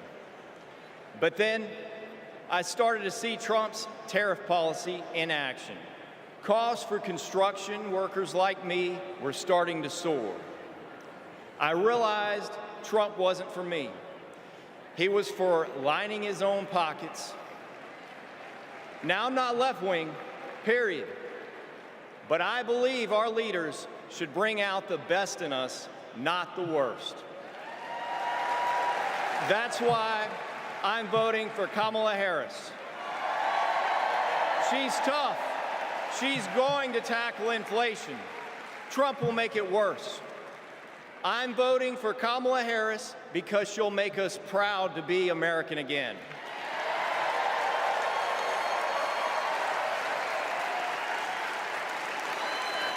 Nobody's ever called me weird. I'm a lot of things, but weird I'm not. The late, great Hannibal Lecter is a wonderful man. You know what I'd do if there was a shark or you get electrocuted? I'll take electrocution every single time. Bing, bing, bing, bing, bing. She said Kamala has one big advantage. She's a very beautiful woman. I'm a better looking person than Kamala. He says, you're not going to be a dictator, are you? I said, no, no, no. Other than day one. I'd like to congratulate Vladimir Putin for having made yet another great deal. Kim Jong-un I had a good relationship with. He's a tough, smart guy. Now, if I don't get elected, it's going to be a bloodbath. Well, they're the weird ones. JD is not at all. The people who are most deranged and most psychotic are people who don't have kids at home. Let's give votes to all children in this country, but let's give control over those votes to the parents of those children. In 4 years, you don't have to vote again. We'll have it fixed so good you're not going to have to vote.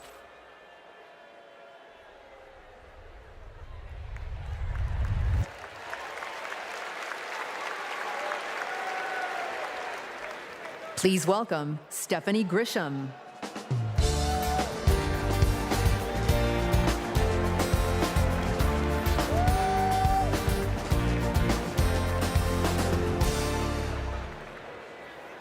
I wasn't just a Trump supporter. I was a true believer. I was one of his closest advisors.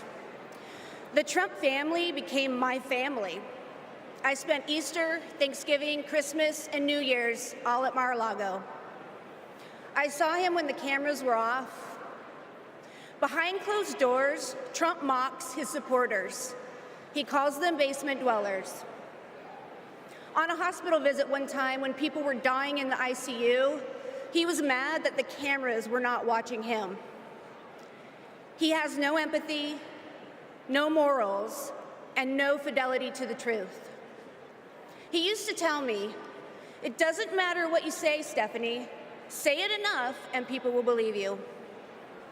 But it does matter. What you says matter, and what you don't say matters. On January 6th, I asked Melania if we could at least tweet that while peaceful protest is the right of every American, there's no place for lawlessness or violence. She replied with one word, no. I became the first senior staffer to resign that day. I couldn't be part of the insanity any longer.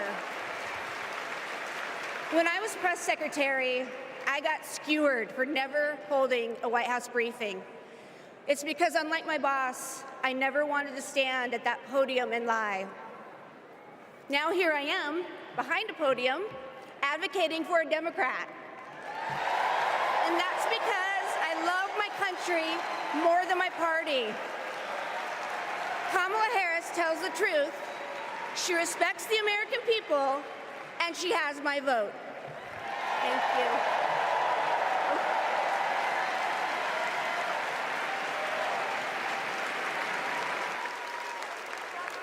Don't know why, but I feel like At our 12-week ultrasound, our worst nightmares came true. The baby had stopped growing, but my body had not let go. I was told I was not eligible for any treatment at that point. The Dobbs decision was official, and abortion was banned. In 2021, I needed an abortion. After an ectopic pregnancy, I was able to access life-saving medical care when I needed it, and now I'm turning to IVF to build my family. I'm supporting Kamala Harris because I'm an IVF mom. It's not just the headline-making stories that these bans impact. It impacts people trying to build families, just like me. All Americans deserve the right to build their families in the way they know is best for them. We need to band together and elect Kamala Harris as the next president of the United States.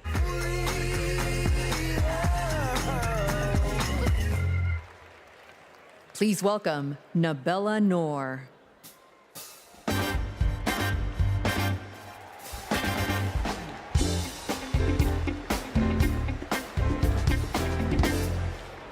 What calls me here tonight is hope. As a woman who has struggled with fertility, I have not always been hopeful, but today I am. I'd always dreamt of motherhood, and coming from a large Bangladeshi American family, I imagined it'd be easy. It wasn't. My husband and I tried to conceive. We failed. We tried and failed again and again and again for 6 long years. Finally, I got pregnant. We were overjoyed, but then I miscarried. I was devastated. It was only after sharing my story online and hearing from women about their experiences with IVF that I felt a tiny glimmer of hope. So I started the IVF process. But just a few weeks before my egg retrieval, I learned I was pregnant. Today, we have 2 beautiful daughters. But this is not everyone's ending. For many women, IVF is the only choice. That choice and more is at stake in November. The freedom to plan your family, the hope of having a family at all. I'm here to stand with everyone fighting for our reproductive freedoms, because my daughters and yours deserve every option, every hope, every possible future. To anyone listening who is struggling to start a family, you are not alone. We will not let you lose hope. Because when we come together to raise our voices with love, we win. Thank you.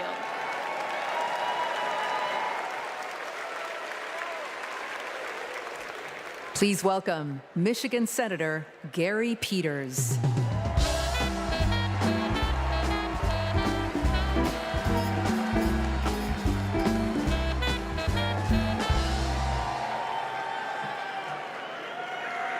In Michigan, we believe we have to build an economy that grows the middle class. And we know that when unions succeed, all workers win. I was raised in a union household. My father was a teacher, and my mother a nurse's aide. And they gave me and my sisters what every parent wants to provide for their children, an opportunity to pursue their dreams. I went to public school, I worked odd jobs, became an Eagle Scout. And Kamala Harris and Tim Walz grew up just like me. And I know they will fight for all of us. They will make it easier to raise our families and to retire with dignity. Just look at the record. As Vice President, Kamala Harris helped pass legislation that finally allowed Medicare to negotiate and lower the cost of prescription drugs. She brought manufacturing jobs back to the United States of America.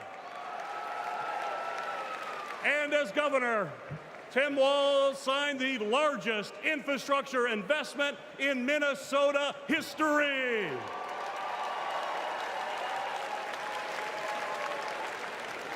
And on the other hand, we have Donald Trump and J.D. Vance.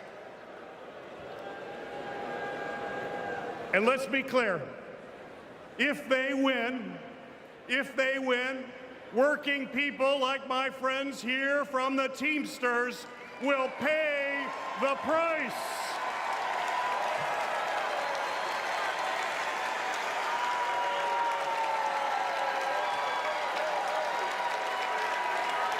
Their Project 2025 agenda is the same old, gut overtime pay, cut healthcare programs, and give billions in tax breaks to billionaires.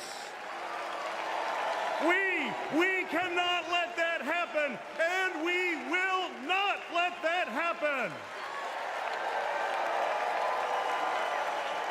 And now I want to introduce some retired Teamsters and pension warriors, led by Ken Stribling, president of the National United Committee to Protect Pensions.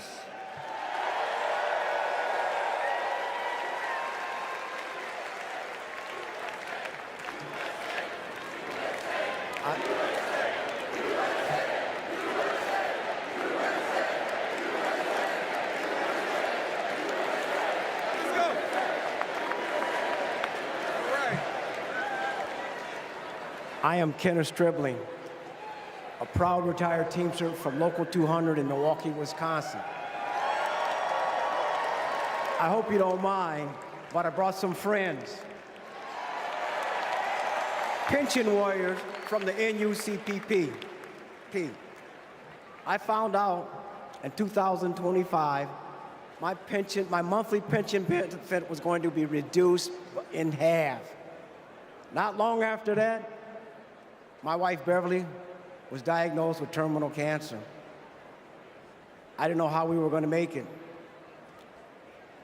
So I went to a retirees meeting in the basement of a small church.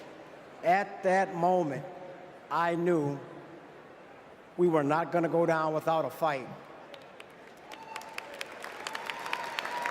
Beverly made me promise never to quit until we made this right.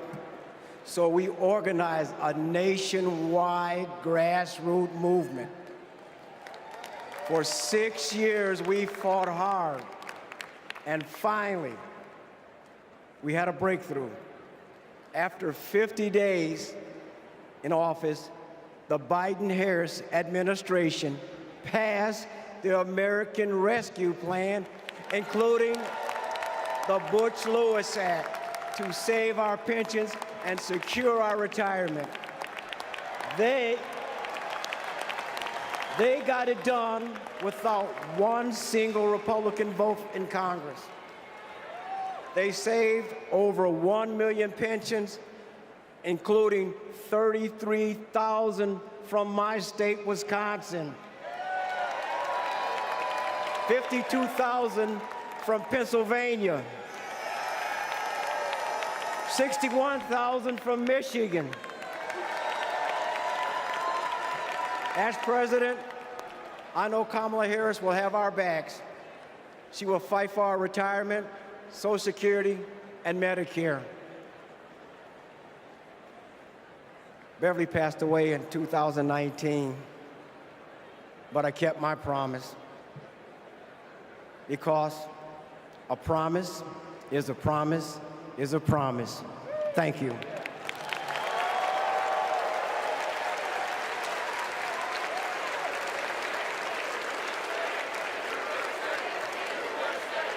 For years, Big Pharma has often inflated the price of life-saving medications, and millions of Americans have suffered as a result.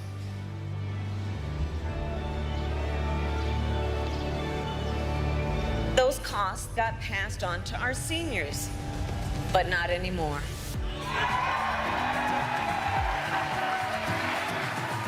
It was because of them that we had insulin for $35 compared to $687. What a gift.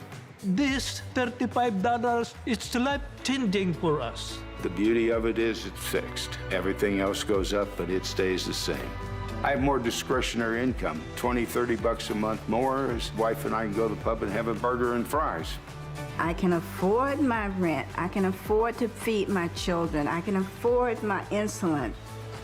It's saving me a couple $1,000s a year, which is several trips to visit the grandkids. I am looking forward to that lifestyle where I can travel and be able to enjoy my grandchildren and maybe great-grandchildren.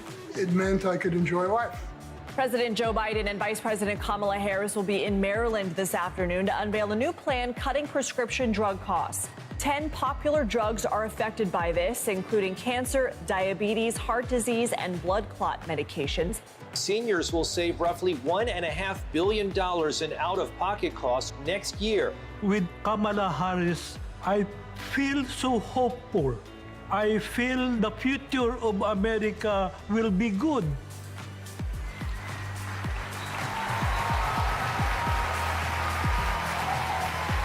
As president, I'll lower the cost of insulin and prescription drugs for everyone. I am so excited. I can't hardly stand it.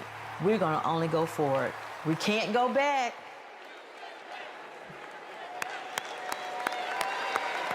Let's have another hand for our brothers and sisters from Teamsters and all of our brothers and sisters from the unions across America who are rebuilding it, brick by brick. I mean, after that, what do you talk about? Kamala Harris wants to throw a little bit of dirt. So here we go. After years of dead ends and broken promises, President Biden and Vice President Harris brought Republicans and Democrats together to actually get something done. Trump promised Infrastructure Week but never built anything. But this time, the Biden-Harris administration is actually breaking ground, and we're starting to turn dirt, ushering in an infrastructure decade. All I see is possibilities ahead. You see, the foundation of a strong economy is literally a country's infrastructure. It's the cornerstone upon which all rest. We finally got a president and a vice president who puts their money where their mouth is. Already, $460 billion out the door, $1 trillion of private sector investment building roads and bridges and airports and ports and water systems so that kids don't have to drink dirty water out of lead pipes and little girls don't have to sit on the back of their mama's car trying to do their homework so they can have a better future for us. We're building a clean energy economy. All of it is moving out of the door. And we're touching every part of the country, from Napakiak, Alaska, all the way down to Lowndes County. We have over, hear me now, 60,000 projects all across this country with funding already underway. We're hitting the ground running, and it's right in everybody's backyards. 2 years ago, after President Biden and Vice President Harris passed the biggest infrastructure investment since President Eisenhower, he called on me and others to help carry out that vision as we rebuild America. As a senior advisor to the president, we pushed out funding for the roads and the bridges. We're literally building bridges to the future. High-speed internet and the clean energy economy. With these projects, we're ushering in a brighter future, a future in which everyone has clean air to breathe, everyone has clean water to drink, a future in which everyone has the opportunity to build generational wealth, a future in which the most vulnerable communities aren't forced to bear the brunt of progress. And we have made historic progress towards that vision. Let's take a look with what progress is being made in communities across the country with products that are being made right here in the USA. Since passing the bipartisan infrastructure law and the American Rescue Plan, the Biden-Harris administration is putting billions of dollars into cities and counties across the country over the next 5 years. I want to particularly thank the mayors of America. You make things work. Thanks to the Biden-Harris administration, the city of Phoenix has a much greener bus fleet. In San Antonio, we're building the airport of the future in the heart of our city. Until 1970, Scranton and New York were connected by passenger rail. And within 5 years, finally, we're getting that connection back.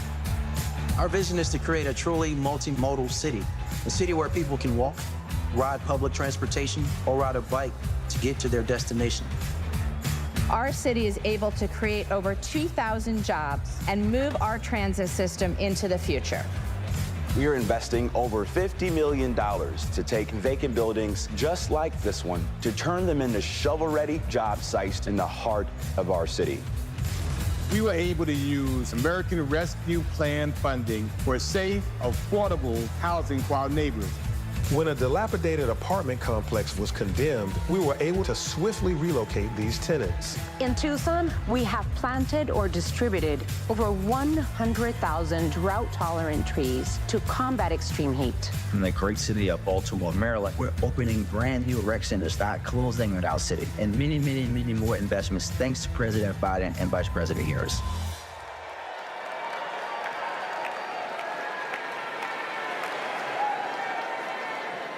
All right, everybody, what a way to start. But you ain't seen nothing yet. We got a great night planned, and it all starts off, all of you get to participate in this, in the roll call. It starts off with something unlike anything you've ever seen. So look, stick around. We're gonna be right back at you.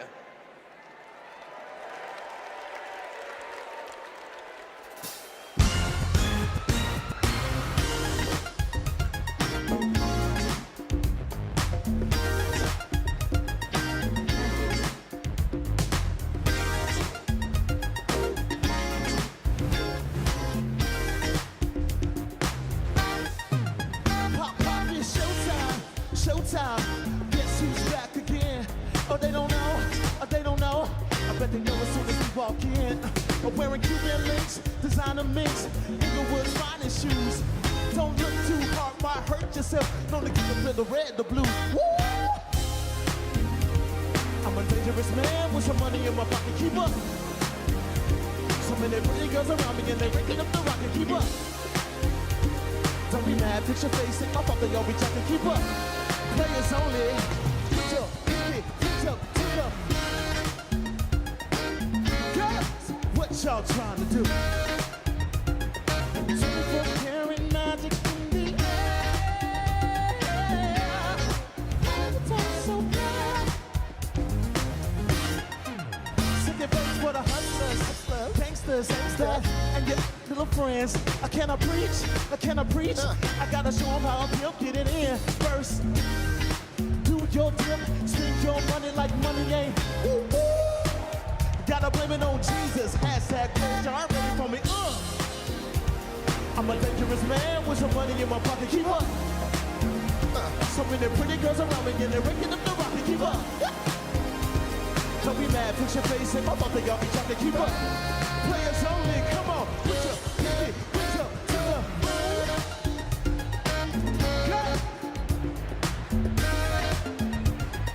24-karat magic in the air. So, so bad. Everywhere I go, they be like. Everywhere I go, they be like. Everywhere I go, they be like.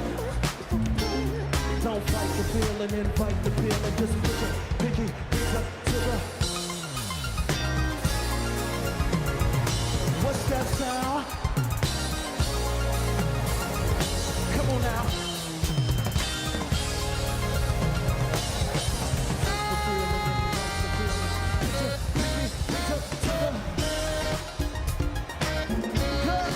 What y'all trying to do?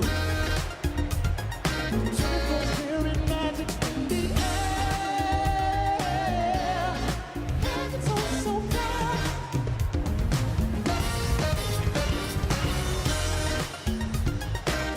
Girls, what y'all trying to do? 24-karat magic in the air. It's all so bad.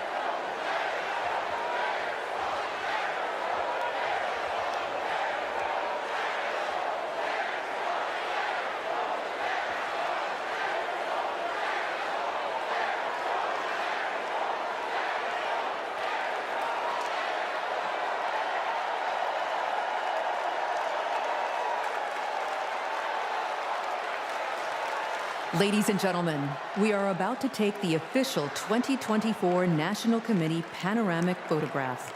At this time, we would ask all of the delegates and guests to take their seats and get ready for this historic photo.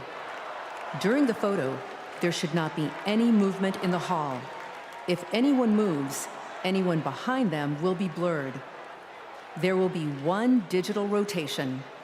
There will be one photo taken with a 110-year-old film camera by Abbas Shir Mohammadi, fourth-generation photographer who has captured all of the past Democratic and past tense swearing ceremonies. The camera is ready. Please listen to Abbas, who is located in the center blue press stand in the center of the hall.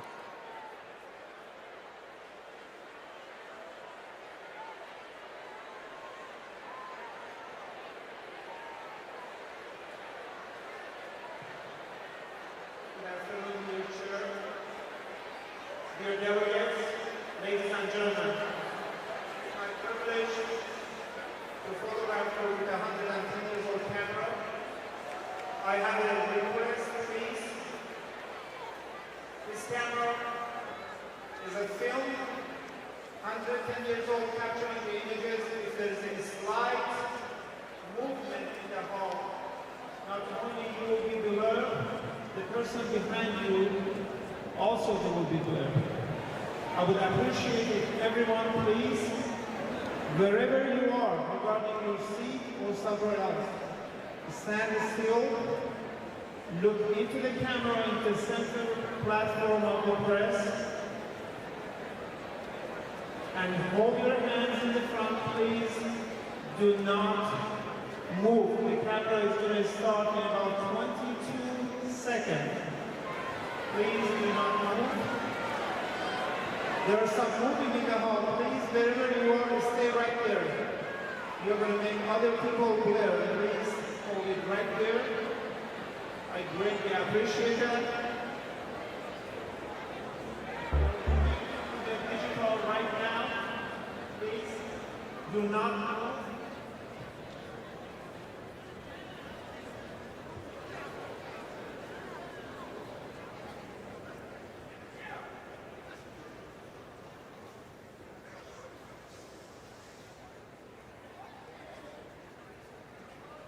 There's some movement, please stay right where you are.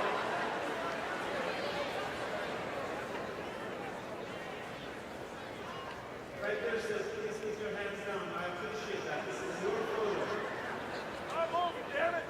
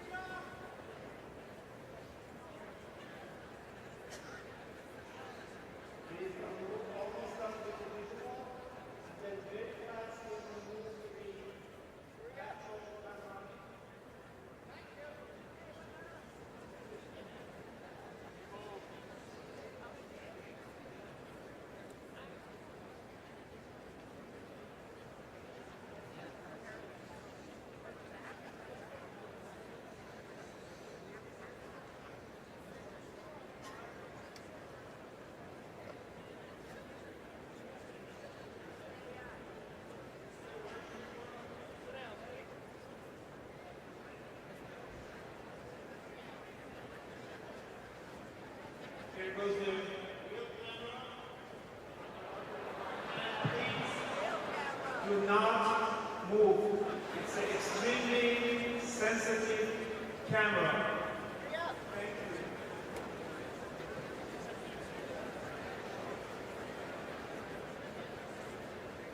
Please hold.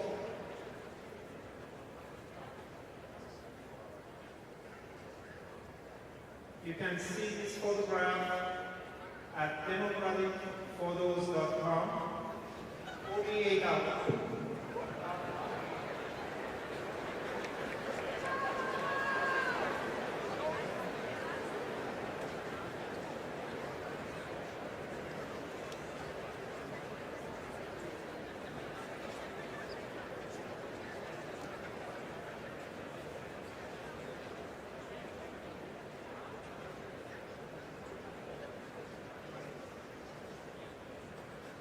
I congratulate all of you. Thank you for your attention.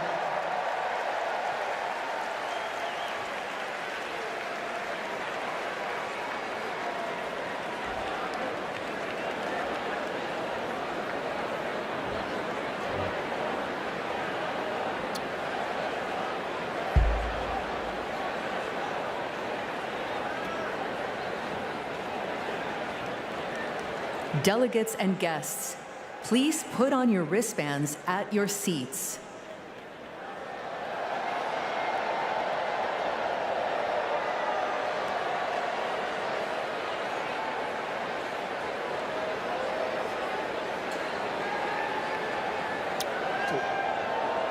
I'm gonna just count y'all off.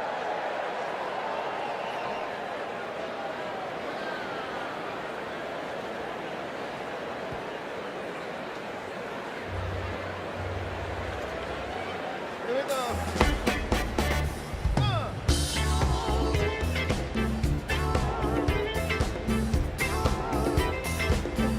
Knock it down.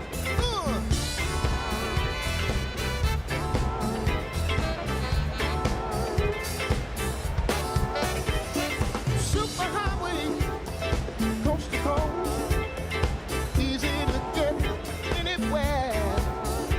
On the transcontinental overload, just slide behind the wheel. How does it feel? There's no destination too far. It's somewhere on the way. You might find out who you are.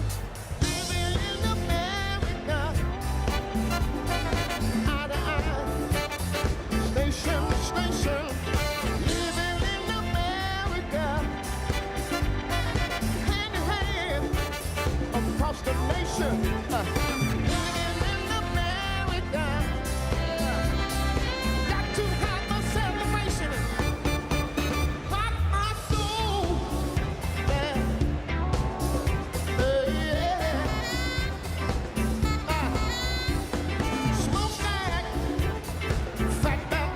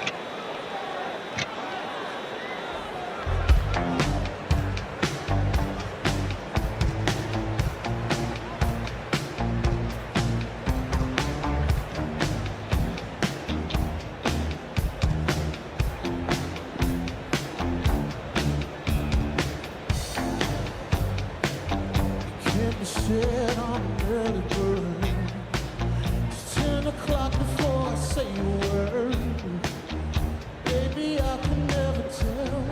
Do you sleep so well? You keep telling me to live life. Go to bed before the daylight.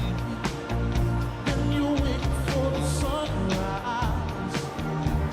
No, you pretend, baby, now and then. Don't wanna wake up, is the lake. Standing like a bonfire, lost in the haze. You're drunk on life, you scrape the weight. I'll take my whiskey deep, my coffee black in my bed at 3. You're too sweet for me. You're too sweet for me. I'll take my whiskey deep, my coffee black in my bed at 3. You're too sweet for me. You're too sweet for me.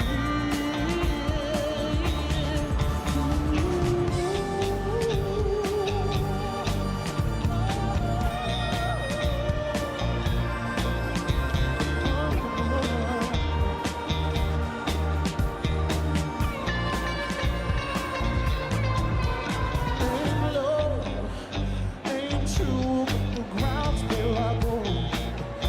Work late when I'm free from my phone. The job gets done, don't you worry, son. I know who wants to live forever, baby.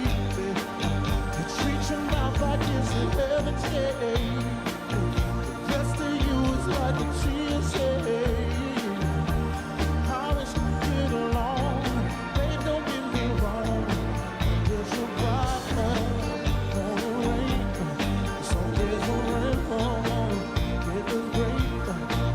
If you sit on the barrel, you'll be awake until the day. I think I'll take my whiskey deep, my coffee black in my bed at 3. You're too sweet for me. You're too sweet for me. I'll take my whiskey deep, my coffee black in my bed at 3. You're too sweet for me. You're too sweet for me.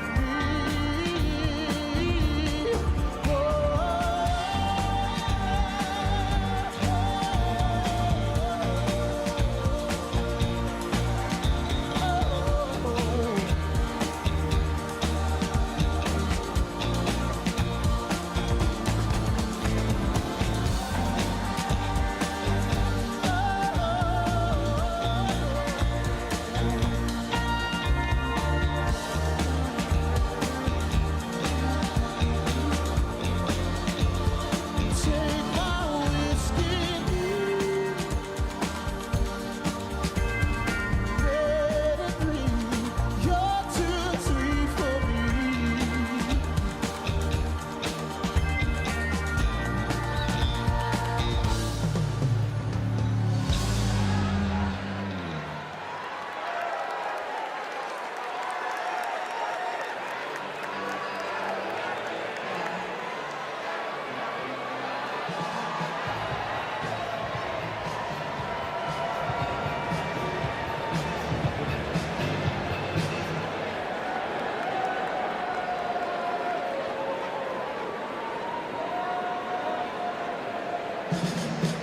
One, two, 1, 2. Check, check, 1, 2. Check, check, 1, 2, 1, 2. Check, check, 1, 2. Ladies and gentlemen, 1, 2, 1, 2. Check, check, 1, 2.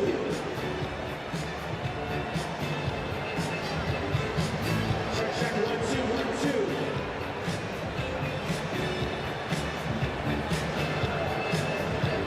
One, two, 1, 2, 1, 2.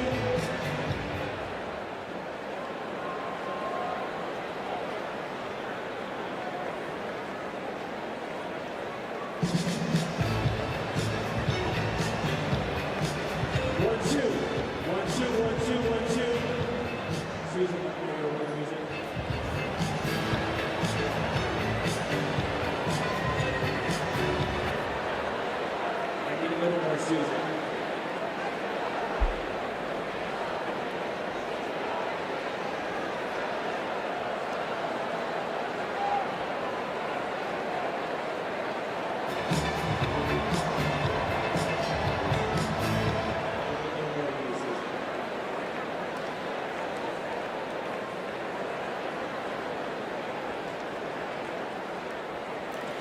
Please welcome Democratic National Convention Secretary Jason Ray.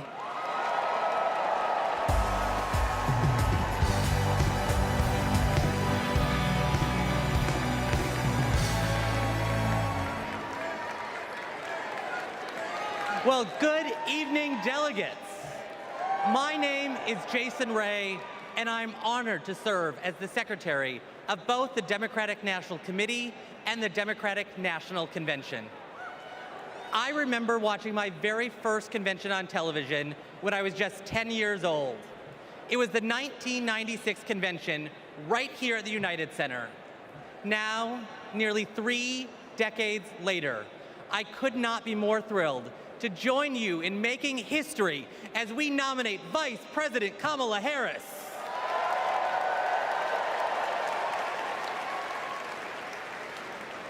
Pursuant to our convention rules, we will now proceed with the celebratory roll call vote for the Democratic Party's candidate for the 47th President of the United States of America.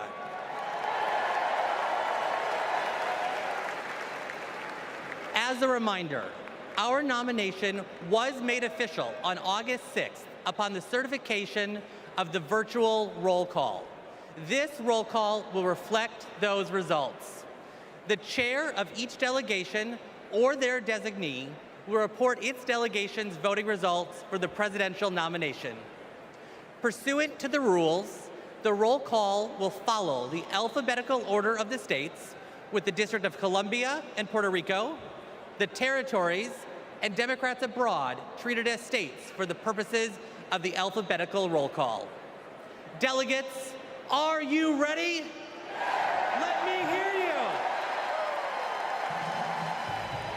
Ladies and gentlemen, my name is DJ Cassidy, and I'd like to welcome you all to the Democratic National Convention roll call.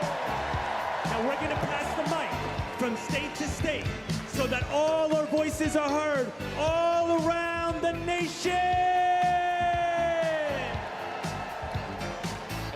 But first, let me pass it back to Secretary Ray to get the celebration started.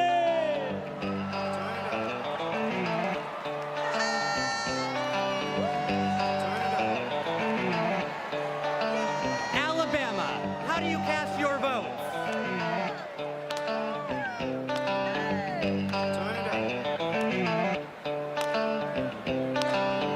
Alabama passes.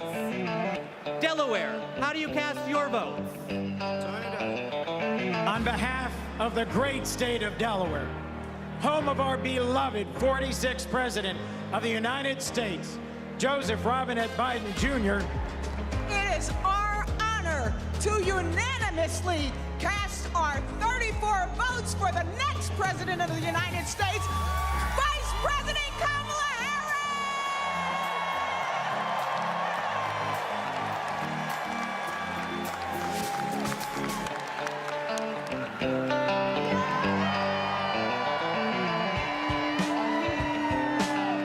Thank you, Delaware. Alabama, how do you cast your votes? In a letter from the Birmingham jail, Dr. King wrote that progress is not inevitable. We have to fight for it. We have to win it. Kamala Harris will protect the legacy and the progress that we've made by our forefathers and our foremothers, and she will advance it. She will safeguard our freedom to vote by passing the John Robert Lewis Voting Rights Advancement Act. She will fight for freedom and opportunity and build an economy that works for everyone.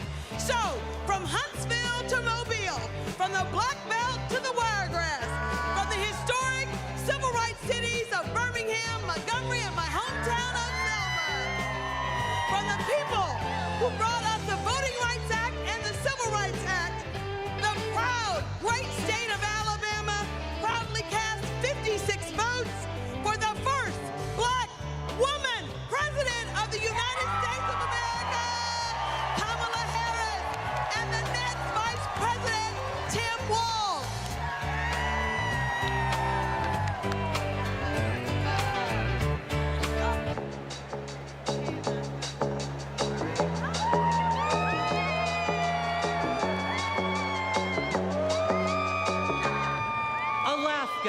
do you cast your vote? Alaska's motto is North to the Future. And that's exactly where Kamala Harris and Tim Walz are going to take us. A future full of opportunity for everyone. As a teacher, a union member, and a proud Black woman, it is my honor to cast Alaska's 19 delegates for the next president of these United States, Kamala Harris.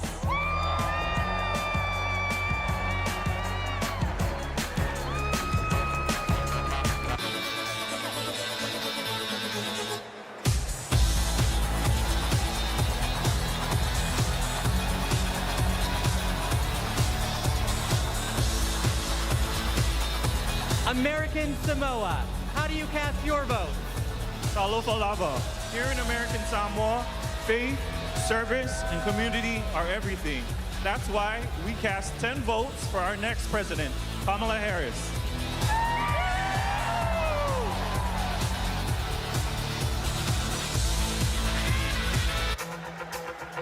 Now, once again, my name is DJ Cassidy, and this is the DNC roll call. So let's pass the mic around the nation.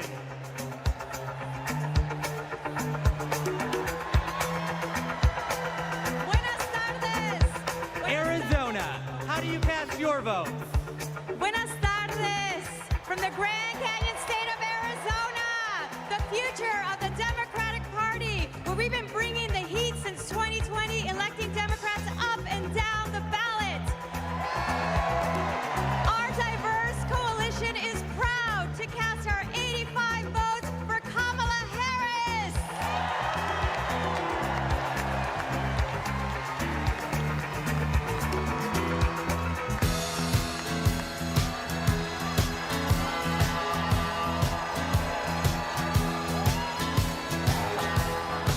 Arkansas, how do you cast your vote?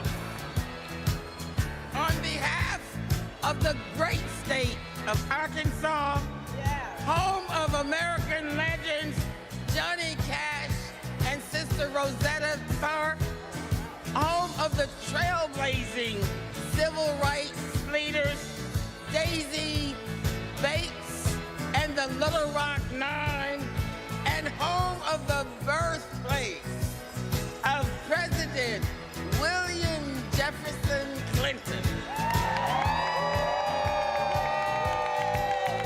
who inspired all of us in a place called Hope.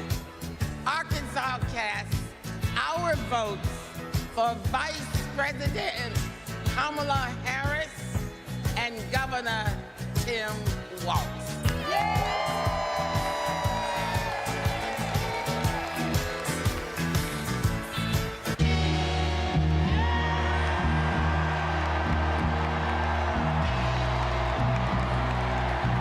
California, how do you cast your vote?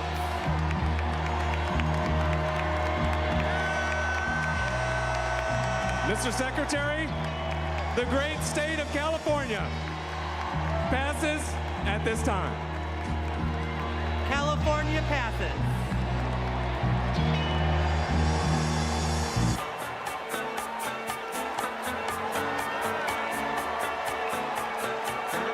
Colorado, how do you cast your vote? Mr. Secretary, in Colorado, we know how to climb mountains, and we're going to make sure Kamala Harris and Tim Walz reach the summit and win this election. Colorado proudly casts its votes for Kamala Harris. Get it go!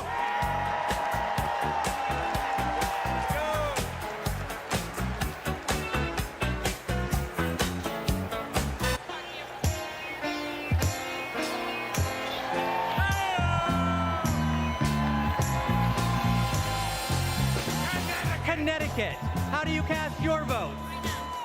Connecticut, the Constitution state, home of the submarine, home of the jet engine, home of the Yukon Huskies slam dunk, home of Keith Richards lead guitar. We vote. Tonight, we cast 73 votes and one president for the first female president of the United States of America, Kamala Harris.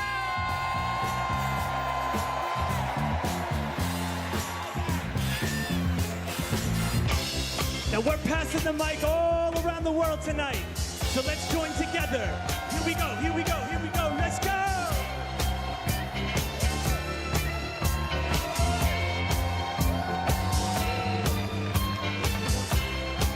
Democrats abroad, how do you cast your vote? Mr. Secretary, Democrats Abroad represents millions of Americans who live abroad and vote back home in all 50 states and in D.C. U.S. citizens can go to votefromabroad.org to register and request a ballot. On behalf of our large, diverse community, we joyfully cast 21 votes for Kamala Harris!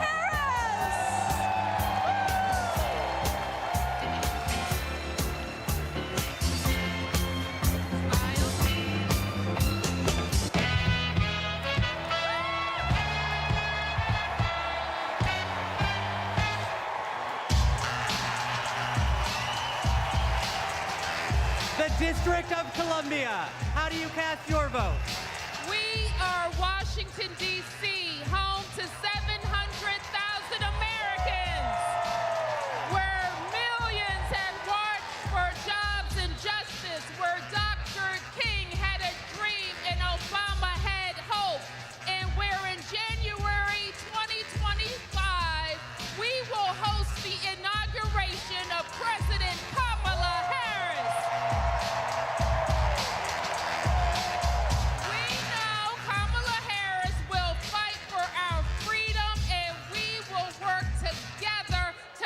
Washington, D.C., the 51st state. The District of Columbia is proud to cast its 51 votes for the next president of the United States, Kamala Harris.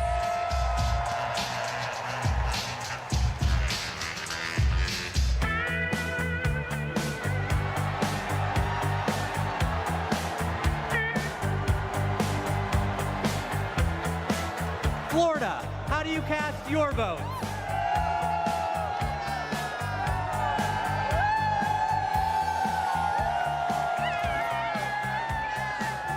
Florida is worth fighting for. That's why we're fighting back against Project 2025 and Republican extremism. We won't go back. We won't back down. I cast 4 votes present and 243 votes from the great state of Florida for the first president, first female president of the United States, Kamala Harris.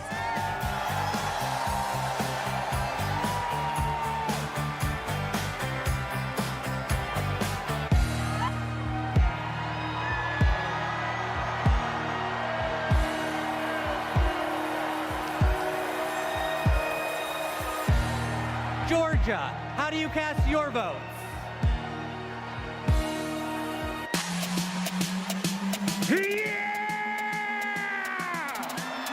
Ladies and gentlemen, we are here tonight to officially nominate Kamala Harris for president. Bob, get loud, another round of shots. DNC, turn out for what?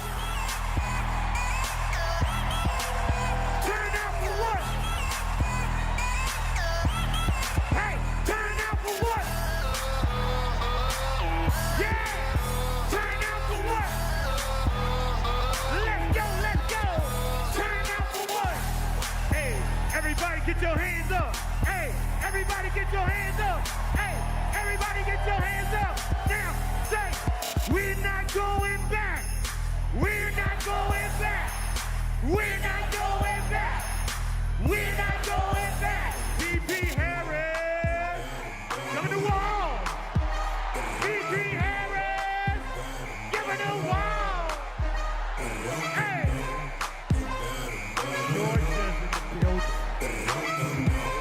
Mr. Secretary, the South's got something to say. I'm Congresswoman Nikema Williams, chairwoman of the Democratic Party of Georgia. Georgia, the home of President Jimmy Carter, the cradle of the Civil Rights Movement, where we fight for our freedom. Extremists in Georgia are trying to silence our voices by kicking Georgians off of the rolls and making it harder to vote.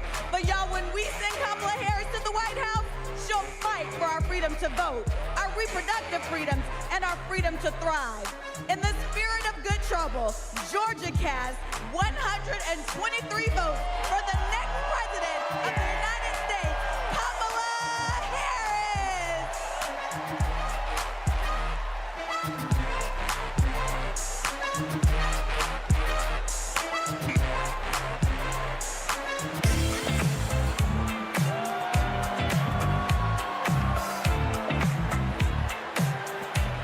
Guam, how do you cast your vote?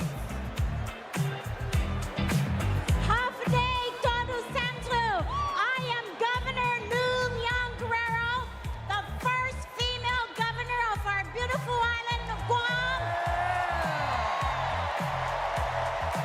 The home of the indigenous Chamorro people. And where America's day begins.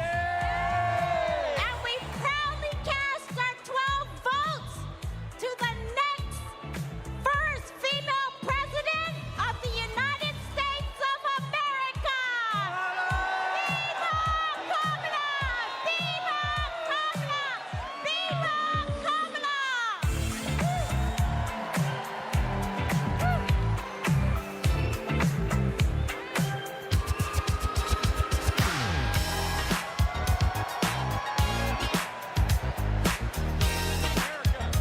Aloha, Hawaii, how do you cast your vote? America, thank you all for loving Hawaii. The spirit of aloha means acting with love and kindness. Our Hawaii was the first state to legalize abortion. Our state was the first to ratify the ERA. Our state was the first to pass universal health care for all and target 100% renewable energy. Our state is the birthplace of Barack Obama. Our state shares the values of Kamala Harris, and we cast 6 votes present and 23 votes for Kamala Harris. First woman president.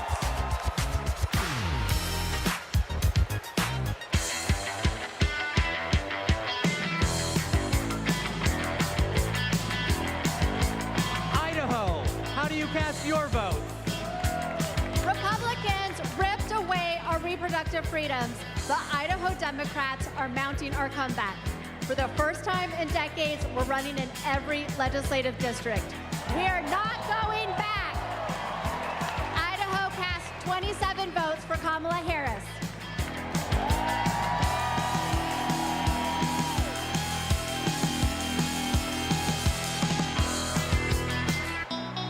Ladies and gentlemen, today is a celebration of democracy, a celebration of freedom, a celebration of future. Chicago, are you ready?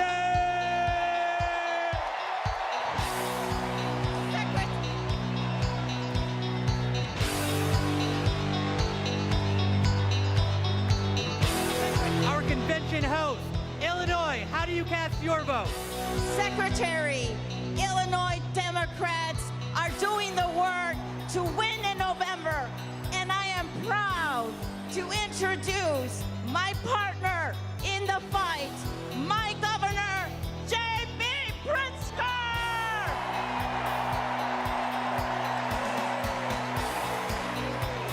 The great state of Illinois, the prairie state, home of 4 presidents, including President Barack Obama. The birthplace of skyscrapers and the adopted home of Superman. The cornerstone of the Midwest Blue Wall. The first state to ratify the 13th Amendment ending slavery. And the 19th Amendment granting women the right to vote. Illinois casts 1 vote present and 176 votes for the next president of the United States, future Madam President Kamala Harris.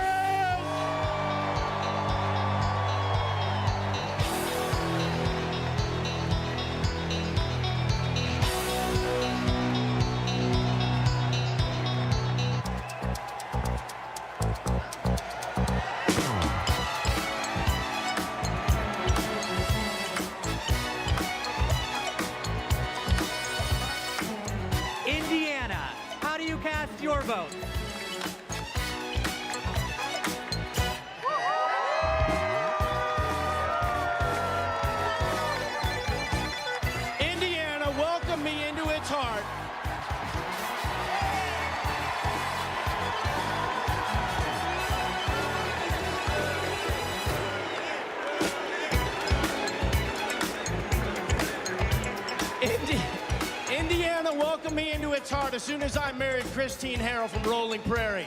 And that's before I lived in Hawkins or played the littlest player with the biggest heart at the University of Notre Dame, Rudy. I want what's best for Indiana, and that means electing Kamala Harris, the first woman president of the United States of America. On behalf of the great Hoosier State, home of the largest single sporting day event in the world, the Indy 500, home of Michael Jackson, home of Babyface, home of David Letterman, Indiana delivered this 86 delegates to Kamala Harris and Tim Walz as the next president and vice president.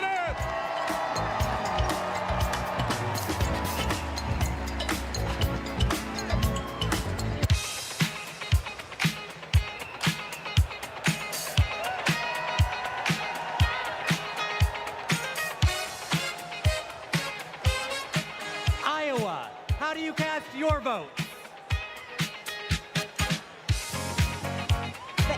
Thank you, Mr. Secretary. The tall corn state of Iowa, the state that launched Barack Obama on his way to the presidency, the state that put education on its state quarter, and the state that feeds and fuels the world, casts one vote absent and 45 votes for the next president of the United States of America, Kamala Harris.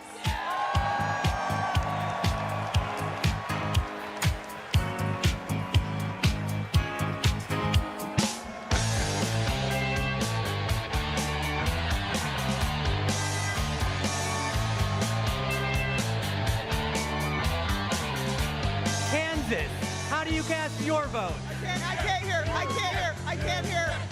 I can't hear. Hello, delegates from the center of America, the Sunflower State, Kansas, where our farmers feed America, where we elect strong women who govern from the middle. As the first ever black chair of Kansas, I am proud to cast our 39 votes for the first black woman president, Kamala Harris!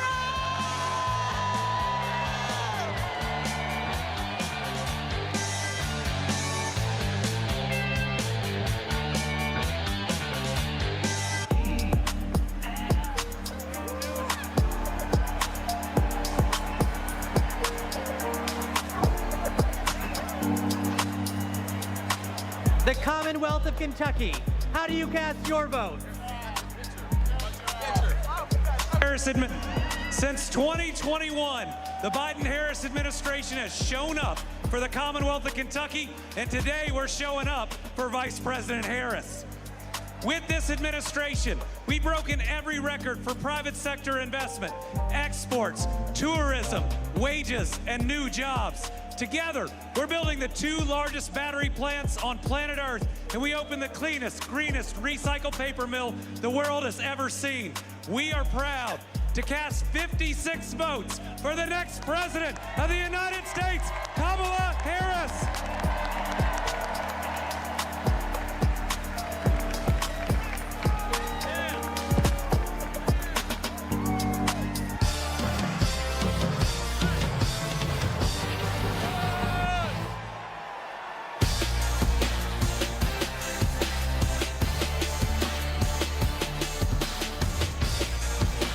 Louisiana, how do you cast your votes?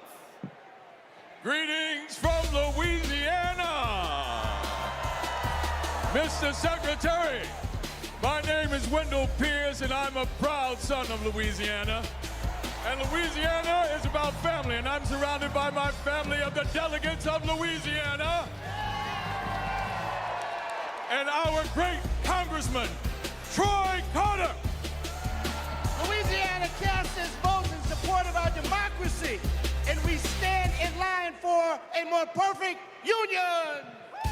And born out of that democracy from the Big Easy, the northernmost Caribbean city, the last Bohemia was jazz.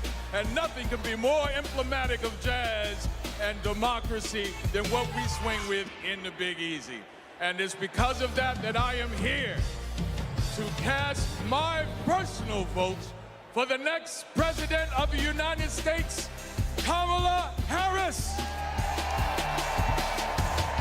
And now, the leader of our party, Mr. Randall Gaines. The great state of Louisiana, a state that embodies the principles and spirit of hope and resilience, and so does Kamala Harris. The great state of Louisiana cast its one vote present, and our 47 votes for the next President of the United States, Kamala Harris.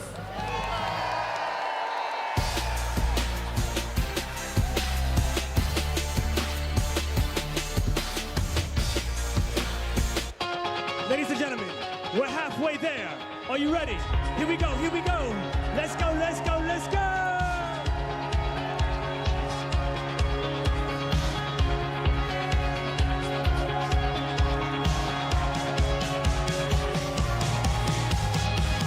Next up is Maine. Maine, how do you cast your vote? Mr. Chair, great state of Maine, home of environmental climate activists and champions like Edmund S. Muskie and George Mitchell. Happy birthday today, George. The state where the sun rises first on the nation over our bold and rocky coast, bringing with it today a new day for the brave and open-hearted people of this country. We have improved lives, restored rights, and preserved our environment in Maine for future generations. Maine leads, and as Maine goes, so will go the nation.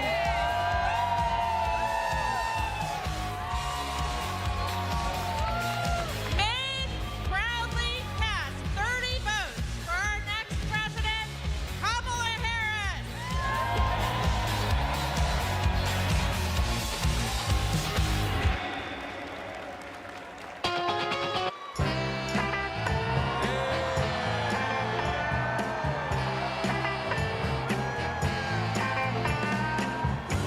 Maryland, how do you cast your vote? We are Maryland!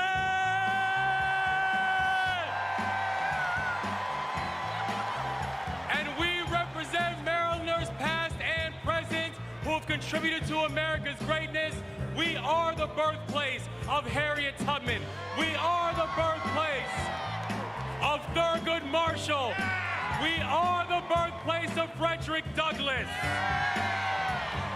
We are the place where soldiers defended our freedoms in Baltimore and also in Antietam, and the home of thousands of veterans who call Maryland home. And this community of patriots is proud to cast our votes for the next President of the United States, Kamala Harris.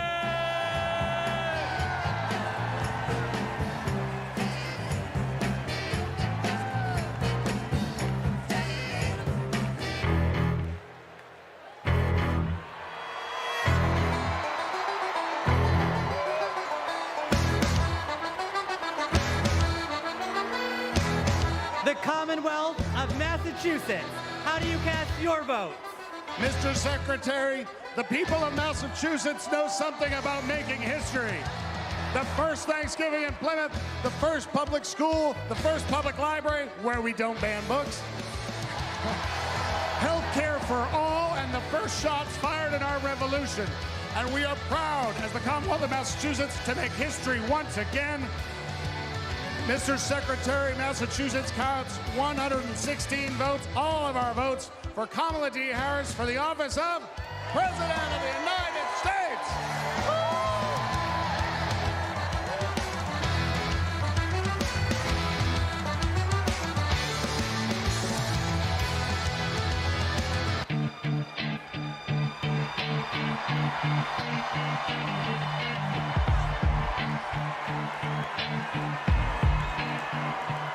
Michigan, how do you cast your votes? Good evening from the Great Lakes State. I'm Michigan Democratic Party Chair Lavora Barnes. Michigan has an incredible story. We put the world on wheels, and we built the middle class. And I'm Senator Debbie Stabenow. We are getting things done in Michigan in 20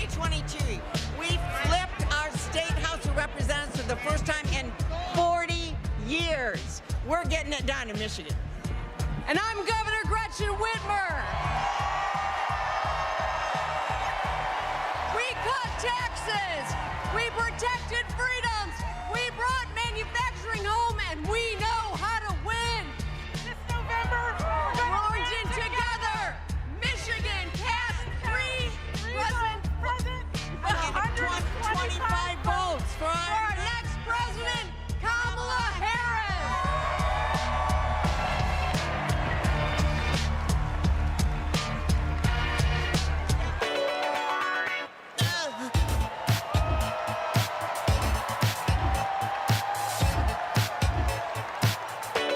Minnesota, how do you cast your votes? Mr. Secretary, the great state of Minnesota, home of Vice President Hubert Humphrey, Vice President Walter Mondale, and the next Vice President of the United States, Tim Walz. We pass. Minnesota passes.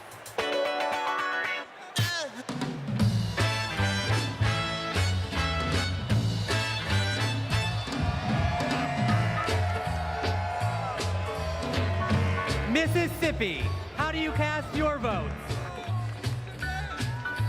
Mr. Secretary, I'm State Chair Shaq Taylor from the home of magnolias and mockingbirds, from the great state of Mississippi, from the Red Clay Hills to the Mississippi River. To our Gulf Coast, we're proud of our heroes such as Fannie Lou Hamer and our special guest, Mr. January 6th, the Honorable Benny G. Thompson. With great joy, Mississippi delivers 40 votes for our future president, Miss Kamala Harris.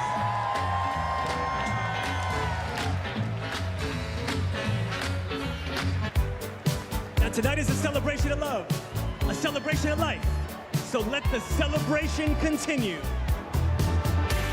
Mr. Secretary. Mr. Secretary, I'm Russ Carnahan. Missouri, how do you cast your vote?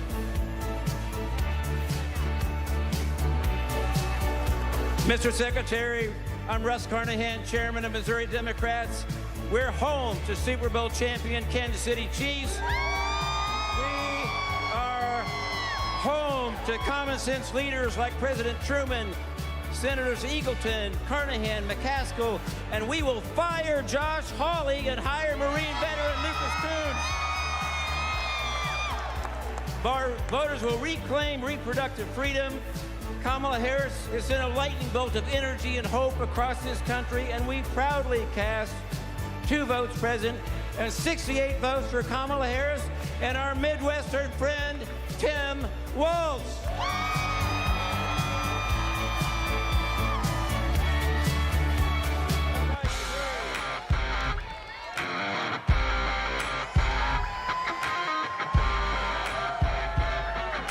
Montana, how do you cast your vote? We, the delegates of the proud state of Montana, on behalf of Big Sky Country, the last best place in these United States, I'm grateful for the beauty of our land and determined to protect it for future generations. We who sent the first woman to Congress proudly cast our 24 delegate votes to send the first woman to the White House, Kamala Harris.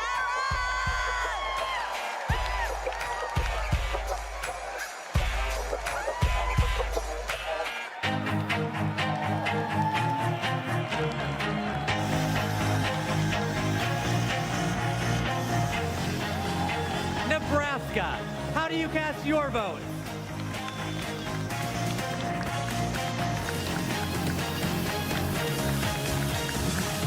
Nebraska, home of 4 tribal nations today, and icons Malcolm X, Standing Bear, and Willa Cather, and our homegrown homeboy, Tim Walz.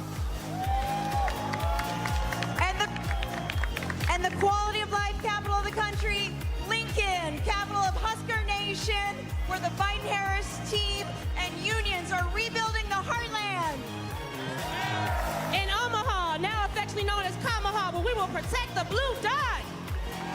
We are ready for it. Nebraska proudly casts our 34 votes for Kamala Harris and Coach Tim Walz.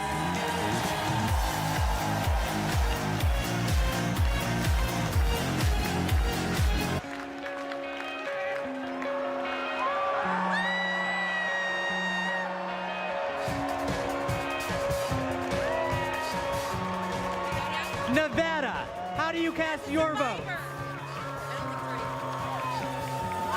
As a survivor of the largest mass shooting in modern American history, I'm voting for Kamala Harris because America is done running from gun violence.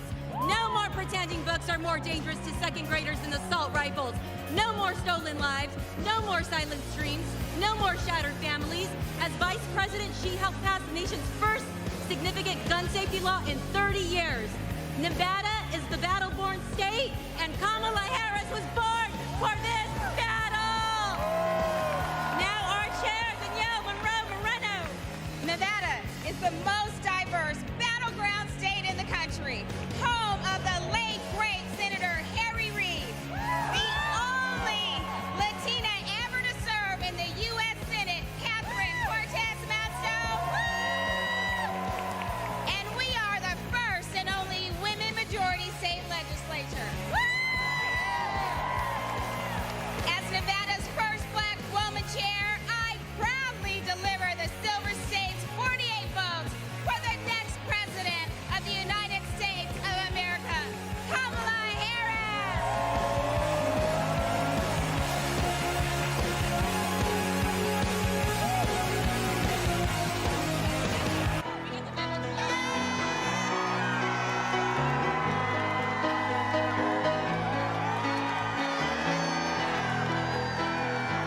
New Hampshire, how do you cast your votes? Good evening. My name is Joanne Dowdell from the great state home of the nation's first primary, New Hampshire, where we stand granite strong. We are so proud of the many women throughout our state committed to building a future of opportunity and trailblazing the way for all of us. And now it is my pleasure to introduce our youngest delegate, Aliana Hope Manzour.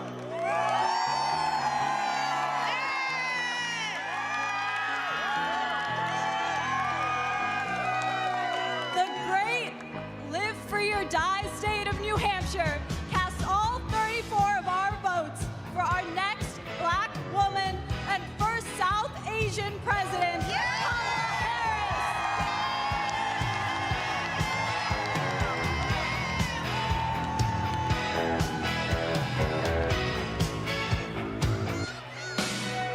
Today we come together as one nation, under one groove. Nothing can stop us now. So no matter who you are, no matter where you are, represent your state with pride as we unite for the future.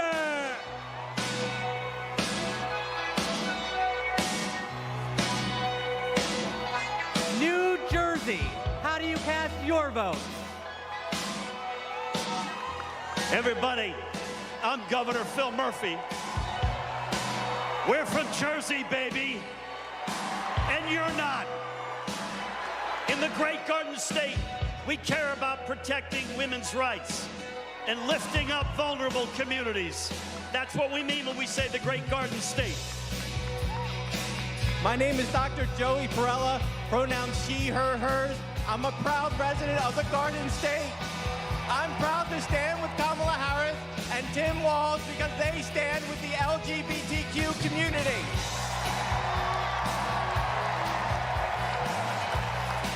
It's time to turn the page on Trump. Thank you. I'm Leroy Jones, the chairman of the New Jersey State Committee, the home of the late, great Whitney Houston.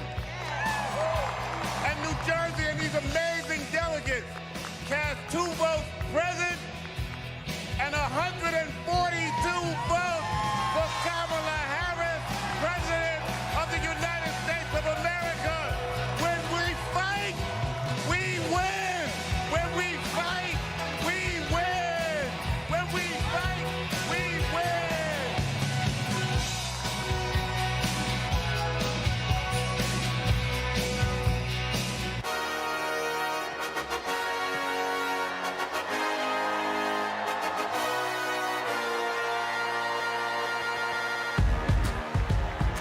New Mexico. How do you cast your vote? Buenas noches! Chair Jessica Velasquez here with our delegates from the land of enchantment, the great state of New Mexico, where we live our family values, respect women, love our land, our water, our blue skies, our green chili, and our sunsets. We are proud to cast 45 votes for Kamala Harris and Tim Walz.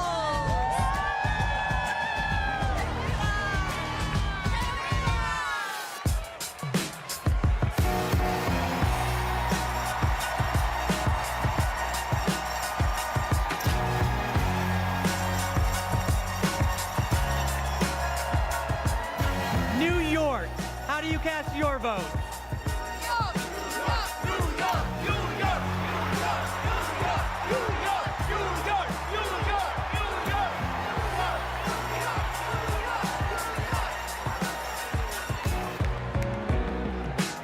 Mr. Secretary, my name is Henry Garrido.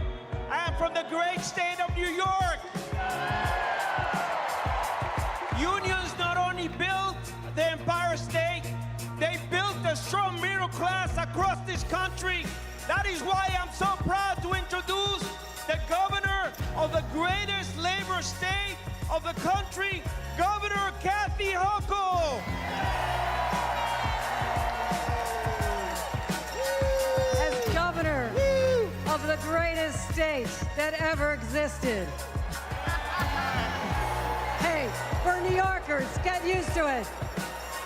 From Seneca Falls, the birthplace of the women's rights movement, to Stonewall, the birthplace of the LGBTQ movement, to Stone King Mountain, the birthplace of the environmental justice movement, and the birthplace of the labor movement. We are also not just the birthplace of great progressive movements, we are the birthplace of Shirley Chisholm. We are the birthplace of Geraldine Ferraro. And we are the home of Hillary Clinton. And that's why, as the first woman governor of New York, I am so proud to cast 298 votes to make Kamala Harris the first female president of the United States of America.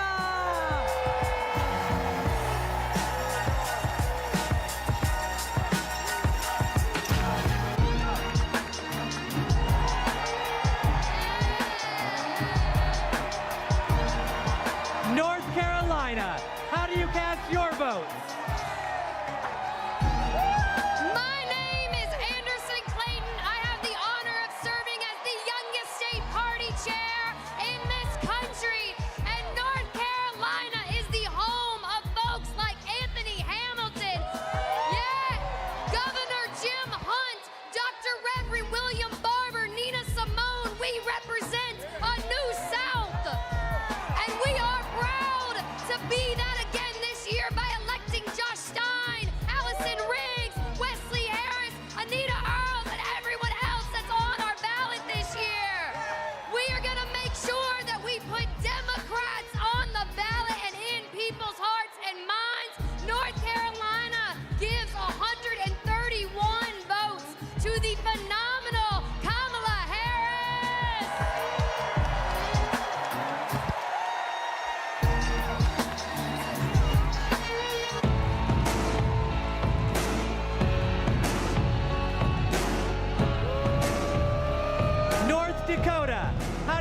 cast your vote? Mr. Secretary, the Democrats of North Dakota, the Peace Garden State, are proud to cast our 17 votes for Vice President Kamala Harris and the best neighbor you could ever hope to have, Governor Tim Walz, for President and Vice President of the United States of America. Let's go!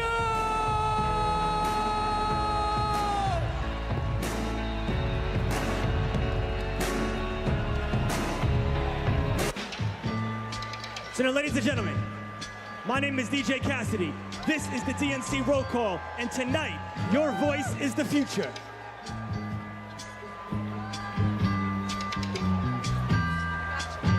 Northern Mariana Islands, how do you cast your vote? Hafa Tiro, and hello, everyone. We are the Northern Mariana Islands, where our customs, our culture, our land, and our oceans breathe life into our people. The earth is not red or blue. The earth is sick, and we must protect it. Home to some of the living legends in celestial navigation and to some of the friendliest people in the Pacific. We are the blue waves of the Pacific, and we are proud to cast all 11 votes for our MVP, Kamala Harris. Viva Marianas! Viva Harris Walz!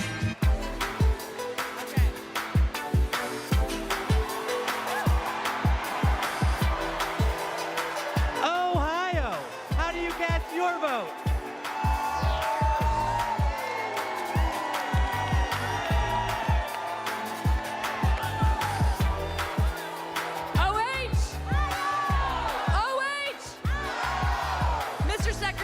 Ohioans know how to make history. We put a man on the moon, and we are the founding home of the AFL-CIO. We enshrined abortion rights in our state constitution by 13 points, and we are going to send Sherrod Brown back to the U.S. Senate. As the first woman to lead Ohio Democrats, I am proud to cast our ballots for the first woman to be president of the United States. Mr. Secretary, we cast one vote present and 142 votes for Kamala Harris and Tim Walz.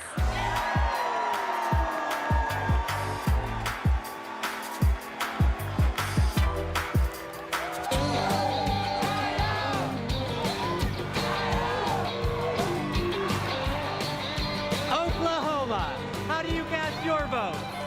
Hello from Oklahoma, where we fight for the future for all Oklahomans can be proud of. The future where working families thrive, our diversity is our strength, and our values like freedom, equality, and opportunity puts us ahead and makes Oklahoma proud. We cast our 36 votes for Kamala Harris and Tim Walz.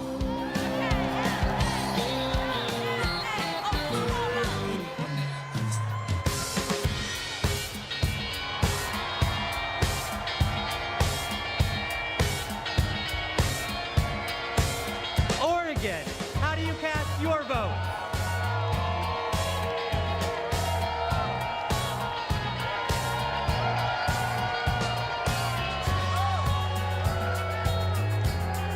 From the first state in the nation to hold a presidential election with all mail-in voting, Oregon is proud to protect voting rights in America. And hailing from the heart of the beautiful Pacific Northwest, Oregon protects our planet and fights for LGBTQ equality.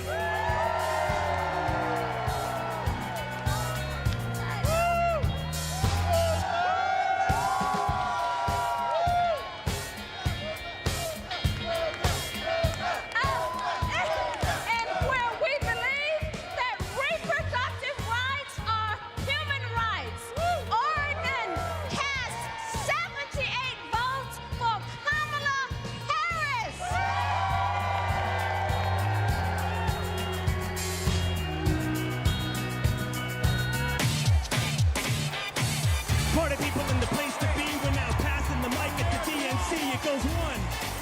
2, 1, 2, 3, let's go!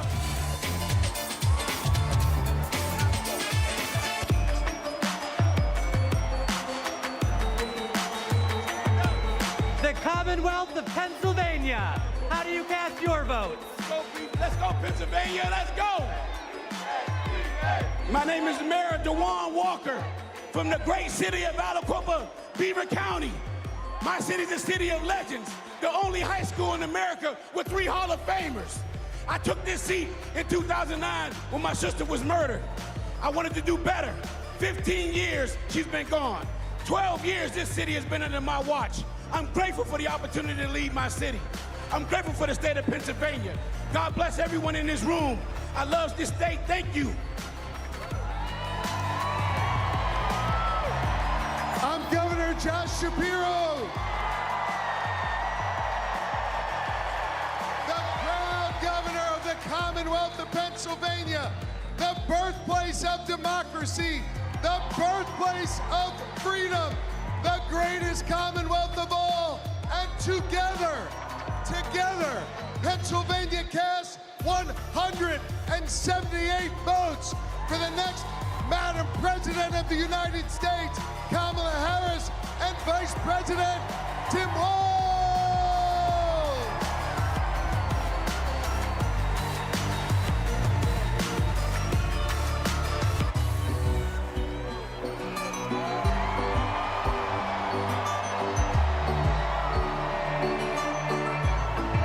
Puerto Rico. How do you cast your votes? Buenas noches. Puerto Rico, a U.S. territory known as the Commonwealth of Puerto Rico and the next state of the United States, has its 60 votes para la primera mujer afroamericana de ascendencia asiática y caribeña que será presidenta de los Estados Unidos, Kamala Harris. ¡Viva Kamala!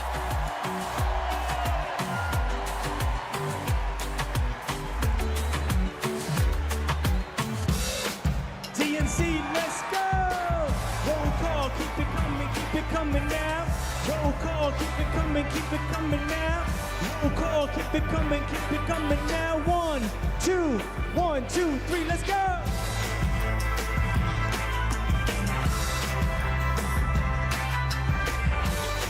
Rhode Island. How do you cast your vote? I am Joe Shikachi, Speaker of the Rhode Island House. We are the smallest state, but we have the biggest ideas. Home to the nation's first wind farm and a historic act on climate, we continue leading the way on sustainability and housing. The deep blue ocean state is proud to cast 1 vote present and 34 ballots for the next president of the United States, Kamala Harris. Yay!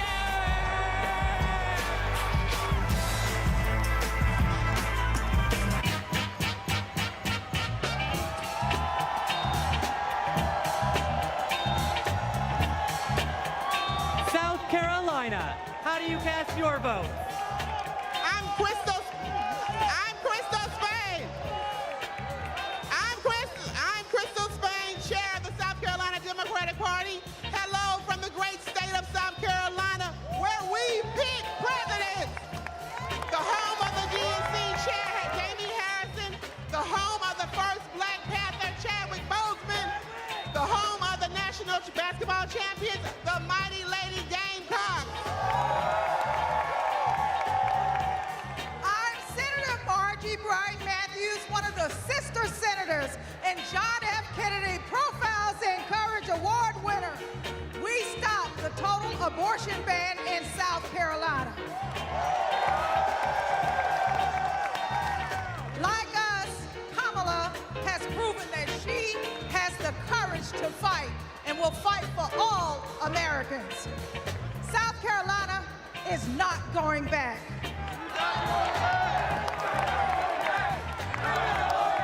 We're going forward on reproductive rights. We're going forward on voting rights. We're going forward against hate crimes. Forward prosecutor and not a crook. That's why we are proud to cast our 65 delegates for Kamala Harris. ¡Sí se puede!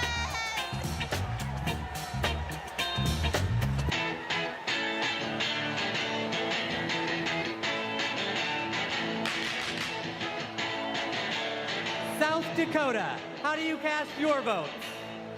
How mitakiapi, chante washte na bechuzapalo. In my beautiful Lakota language, that means hello, my relatives. I shake your hand with a happy heart. That is the spirit of my beloved South Dakota. My name is Chante Redis, and I want to say that my people, the Ocheti Shakoan, are still here. The 7 council fires are still here. Let me tell you what a Kamala Harris presidency will mean for me, my friends, and my community. More importantly, more opportunities, more good-paying jobs, better access to health care, and a quality education. That is the future we deserve, and it is the future we will win on November 5th when we elect Kamala Harris. Thank you, Mr. Secretary. The state of South Dakota is proud to be part of such a historic moment in our country's history. We are a land that is proud of our hardworking farmers and ranchers, that celebrates 9 tribal nations and their incredible cultures, where natural beauty can be seen from the Big Sioux River to Mount Rushmore. South Dakota is honored to cast all 20 of our votes for Vice President Kamala Harris, who will soon be known as Madam President.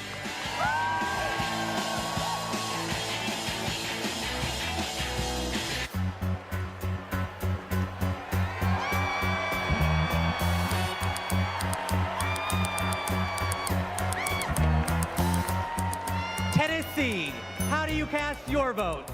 Mr. Secretary, the great state of Tennessee, birthplace of rock and roll, hometown to the blues, the home of 7 HBCUs, and the state that gave women the right to vote. From the bluffs of Memphis to the peaks of Mountain City, the movement for justice rooted in love in Tennessee is still strong. It is a movement where kids are free from gun violence, a movement where women have the right to choose, a movement where working people get access to economic opportunity, a movement where those who have been pushed to the periphery are brought to the center, a movement where those who have been pushed down are lifted up. It is alive in Tennessee because we believe that justice will roll down like waters and righteousness like an ever-flowing stream, which is why we are so proud to have been the first state in the union to have pledged all of our delegates to Kamala D. Harris. We cast 72 votes for the first woman and next president of the United States, Kamala D. Harris.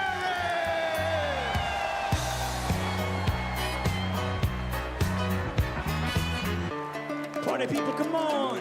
TNC, party people, come on. Roll call, party people, come on.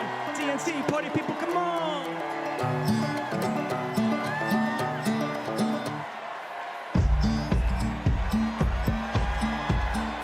Texas, how do you cast your votes?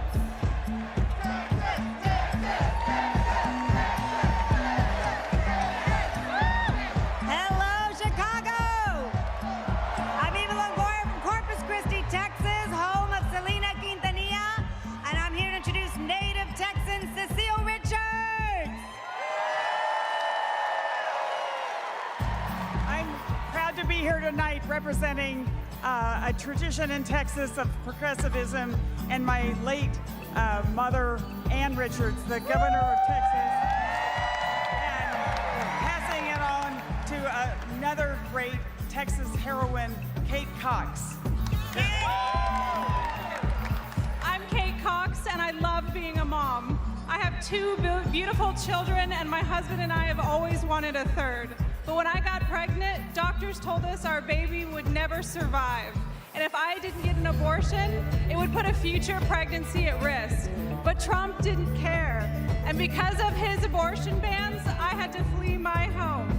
There's nothing pro-family about abortion bans. There's nothing pro-life about letting women suffer and even die.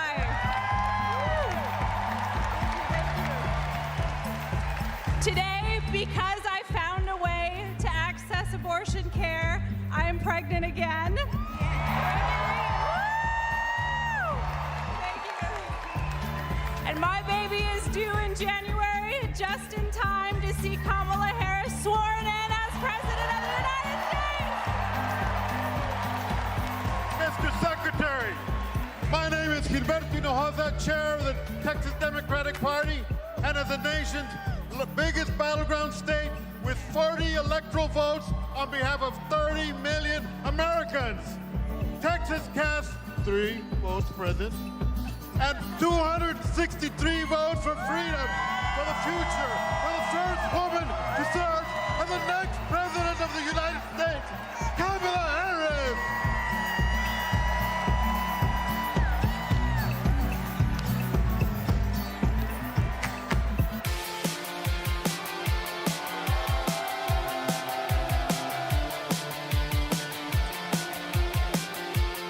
Utah, how do you cast your vote? Utah, home of 8 tribal nations, the crossroads of the West, the Beehive State, the host of the 2034 Winter Olympics, the youngest and fastest growing state in the nation, and the next battleground state. Mr. Secretary, we proudly cast 34 votes for Vice President Kamala Harris!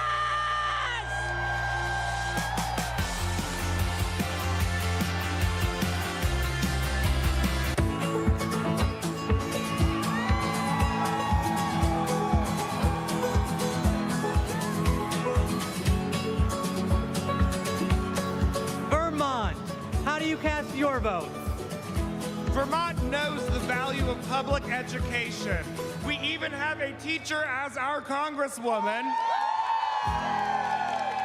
And in 1777, we were the first state to place public education in our Constitution. As someone with significant learning disabilities, I know the value of investing in every single child. We are proud to call Vermont home, and we are proud to cast our 24 votes for Kamala Harris because we are not going back.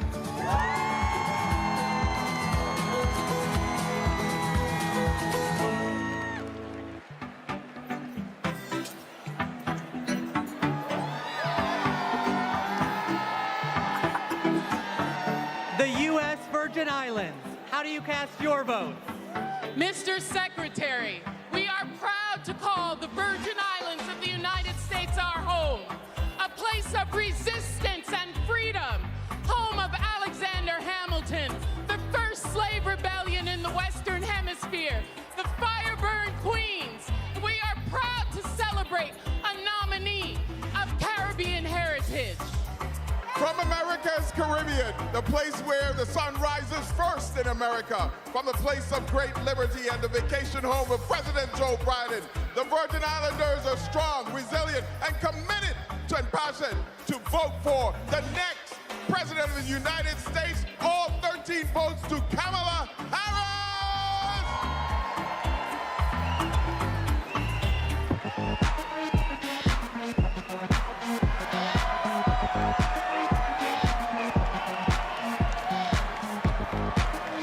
The Commonwealth of Virginia, how do you cast your votes? Mr. Secretary, the Commonwealth of Virginia is proudly represented by Senator Mark Warner and Senator Tim Kaine, majorities in the House of Representatives with 6 hardworking Congress members and majorities in the General Assembly. We also are proud to be represented by 25,000 hardworking, mostly union workers who build freedom, by building aircraft carriers and submarines. Senator Warner. Virginia, where this year we're going to return Tim Kaine to the United States Senate. Our Commonwealth of Virginia is proud to cast all 119 votes for the next President, Kamala Harris.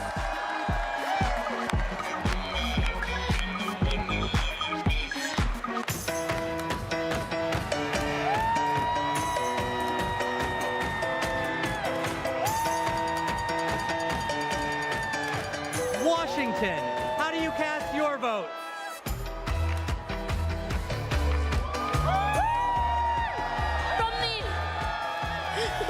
From the amber waves of grain and verdant origins of eastern Washington to the iconic waters of the Salish Sea, Washington stands proud as a part of the Blue Wolves. I, the first South Asian woman leading a state party, am honored to pledge 9 votes present and a lucky 101 votes for Vice President Kamala Davy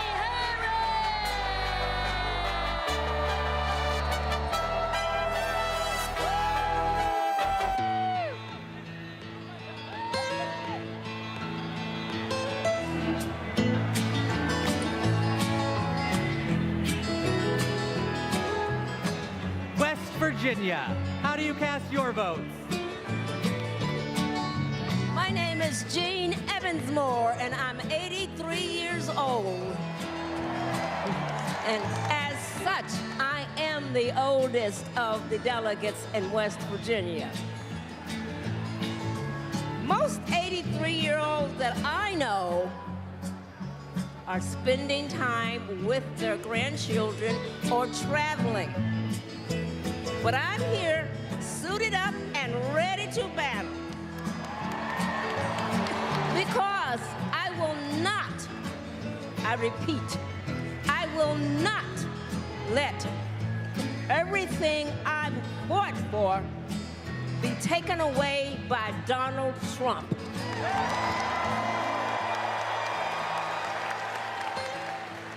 My name is Catherine Prather. I am 18 years old, and I am the youngest delegate from West Virginia. I'm suited up and ready for battle because I will not let my freedoms and my future be taken away by Donald Trump.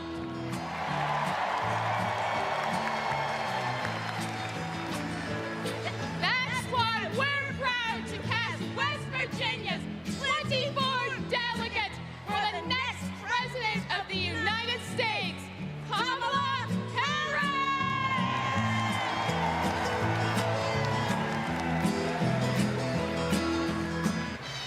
Ladies and gentlemen, my name is DJ Cassidy. Now, are you ready?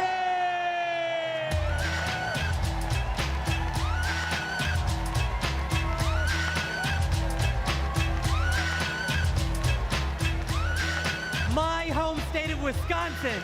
How do you cast your vote? Thank you, Badger Jason Ray, for all your good work. As a proud governor of the great state of Wisconsin, we're home of the Green Bay Packers. We're home of the Wisconsin Badgers. We're home of the Milwaukee Brewers. And the Milwaukee Bucks, as well as U.S. Senator, our best U.S. Senator, Tammy Baldwin. And our great congressional folks, Gwen Moore and Mark Pocan. I'm here because I'm jazzed as hell to announce that Wisconsin passed 1 vote present and 94 votes who are we at? Got me going here. Former Wisconsinite, former state, oh my God. I love you, Jody! We love you, Jody! 94 votes for.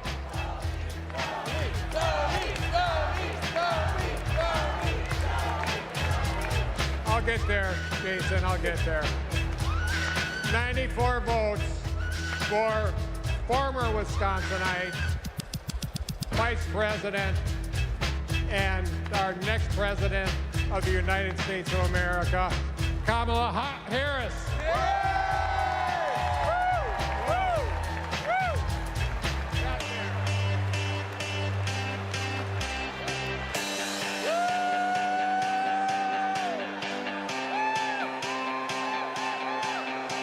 Wyoming. How do you cast your vote? Mr. Secretary, delegates, my name's Joe Barbudo, and these folks around me, we are honored to be representing the great state of Wyoming. Both the first state and territory in this nation to recognize a woman's right to vote, and the state that 100 years ago elected Democrat Nellie Taylor Ross, our nation's first female governor. With that legacy in mind and heart, the Equality State cast all of our votes for the woman who will be the first woman president of the United States. Say it with me now, Kamala Harris!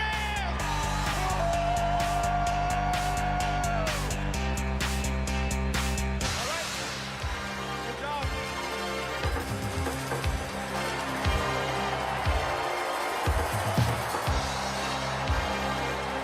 The great state of Minnesota. How do you cast your vote?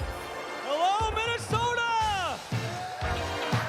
My name is Hans Storvik, and Tim Walz was my neighbor, coach, and favorite teacher. We were excited to go to his classroom every day.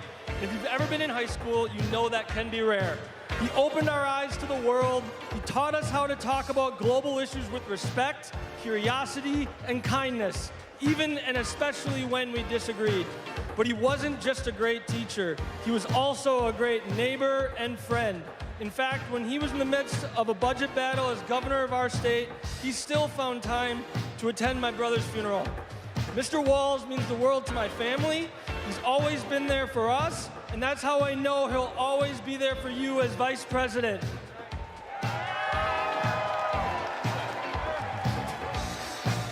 Thank you, Hans. Minnesota, let me hear you. There you go. 14 years in the National Football League taught me a lot about leadership.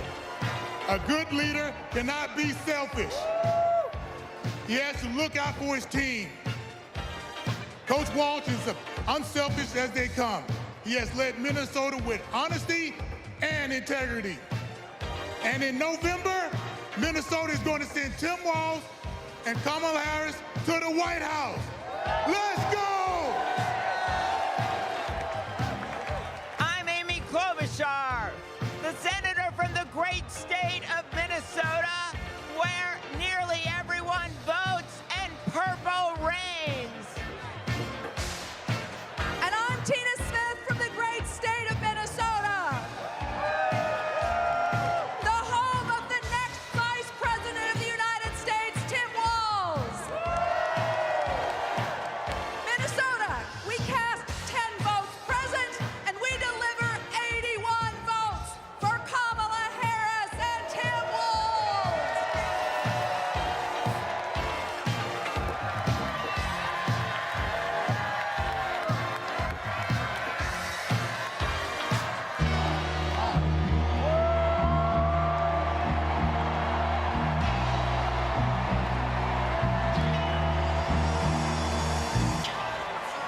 The great state of California.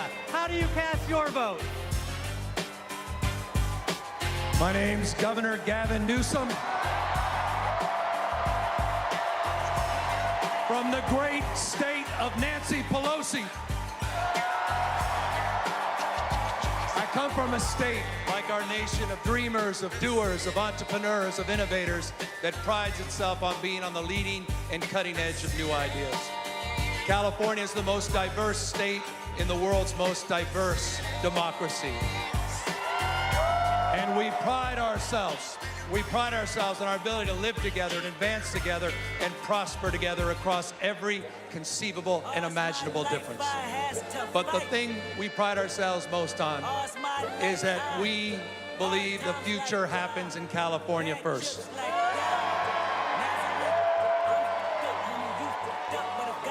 And Democrats, I've had the privilege for over 20 years to see that future taking shape with a star in Alameda courtroom by the name of Kamala Harris. I saw that star fighting for criminal justice, racial justice, economic justice, social justice. I saw that star get even brighter as Attorney General of California, as a United States Senator, and as Vice President of the United States of America. Kamala Harris has always done the right thing. A champion for voting rights, civil rights, LGBTQ rights, the rights for women and girls. So Democrats and independents, it's time for us to do the right thing, and that is to elect Kamala Harris as the next President of the United States of America. California, we proudly cast our 482 votes for the next President, Kamala Harris.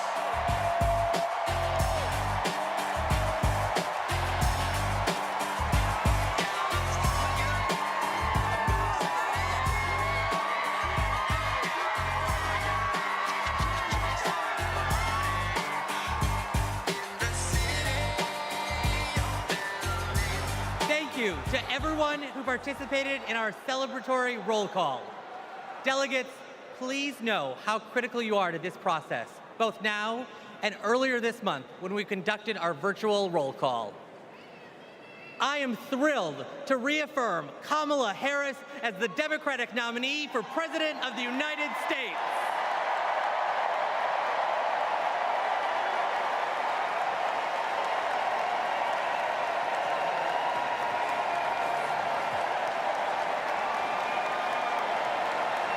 Pursuant to the convention rules of procedure, Vice President Kamala Harris has been invited to make an acceptance speech, which she will give on Thursday, August 22nd. But now, a special surprise. It's my pleasure to introduce our party's official nominee for President of the United States, live from my home state of Wisconsin, Vice President Kamala Harris.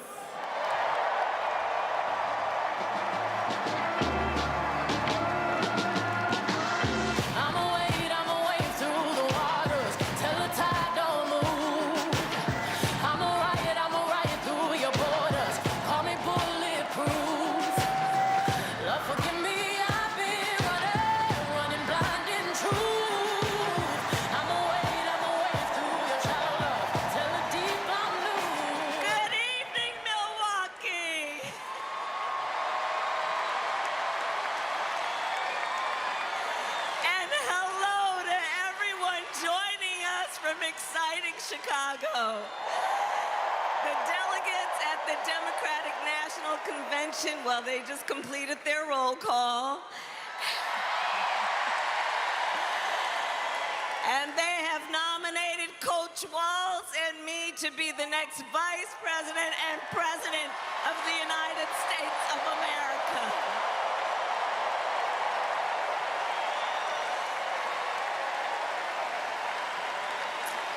And I thank everyone there and here for believing in what we can do together. We are so honored to be your nominees. This is a people-powered campaign, and together we will chart a new way forward. A future for freedom, opportunity, of optimism and faith. So to everyone in Chicago and across America, thank you. Thank you. Thank you. And you're going to hear from our wonderful second gentleman shortly. I'll see you in 2 days, Chicago.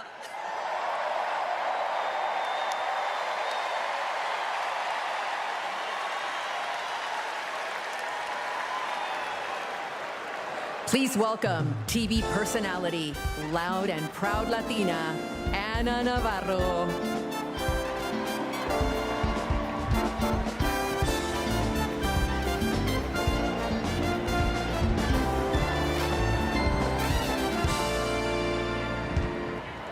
Buenas noches, Chicago.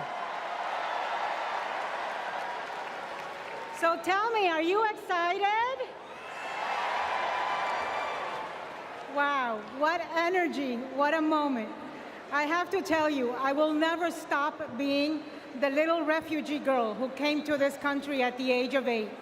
Thank you for inviting me to be here. Welcome to the second night of the Democratic National Convention. Let me tell you about the Kamala Harris I know. She is legitimately a joyful, optimistic leader. She cares about policy, yes, but she also cares about people and how that policy affects real people, not just the members of Mar-a-Lago. And you know what else? Kamala Harris, she likes dogs. And my dog, Cha-Cha, likes her. Dogs are good judges of character. So are cats. We cannot elect a president who does not like dogs or hangs around with people who shoot them.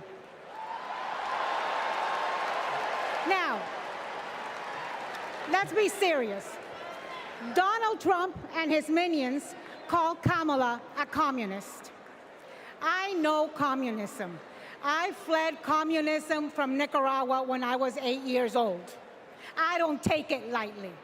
And let me tell you what communist dictators do. And it's never just for one day.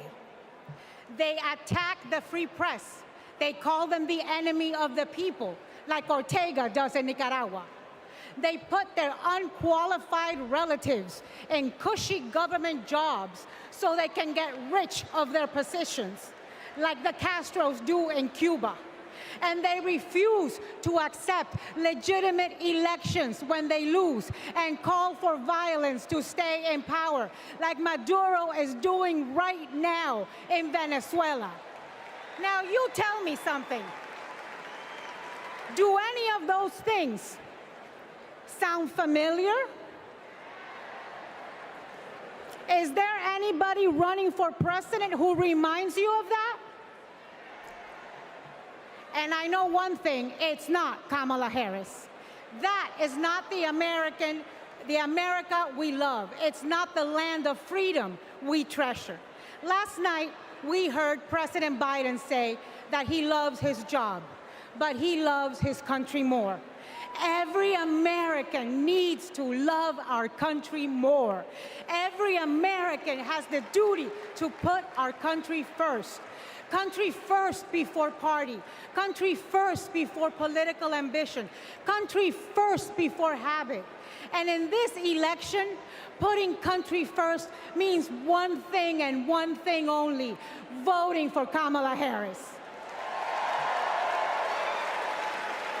And that is what this night is about. That is what we're going to talk about tonight. So you know what?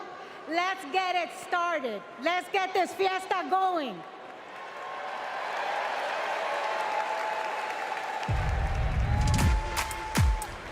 The ayes are 50, the nays are 50. The Senate being equally divided, the Vice President votes in the affirmative, and the nomination is confirmed.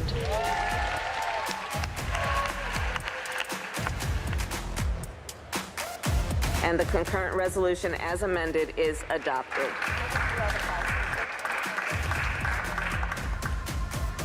The Vice President votes in the affirmative, and the motion to proceed is agreed to.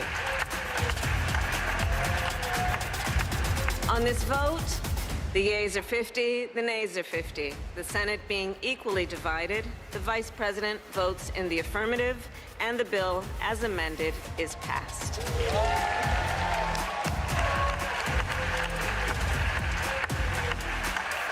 It is my honor to present the Golden Gavel to Vice President Harris, 32 tie-breaking votes.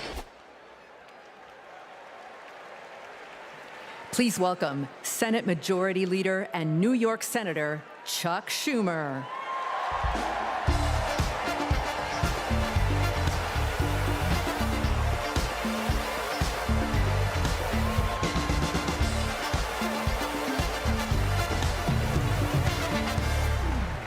Everybody, wasn't that a great roll call? Now just let me hear you if you're ready for President Kamala Harris. Friends, we're here to talk about one thing, tomorrow, and building a better tomorrow for all Americans. This November, we can choose a brighter, a fairer, a freer future, or we can relive the dark night of Trump's American carnage. Only one candidate will move America forward, Kamala Harris. Vice President Harris has been the best partner Senate Democrats could ever have asked for. Under her and President Biden's leadership, Senate Democrats lowered prescription drug prices and created millions of good-paying American jobs. I worked with Kamala Harris when she was Senator Harris. I saw a leader who was fearless, who stood up for middle-class families like the one she was raised in, who focused on things that really mattered. Helping parents raise their kids, safe neighborhoods, safe schools, and building an opportunity economy that gives everyone a shot at the American dream. She will lead America forward into a brighter future, but she can't do it alone. She needs a Democratic majority in the Senate of the United States. Now, my friends, 2 years ago, the naysayers said Senate Democrats stood no chance in the midterms. I told them, just you wait. We're going to keep the Senate and maybe pick up a seat or two, and that's exactly what happened.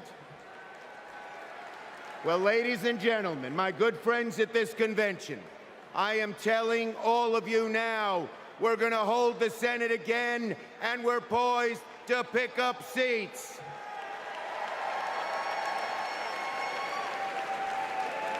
A Democratic majority to create good-paying jobs and lower costs, to defend a woman's right to choose, to deliver for communities back home.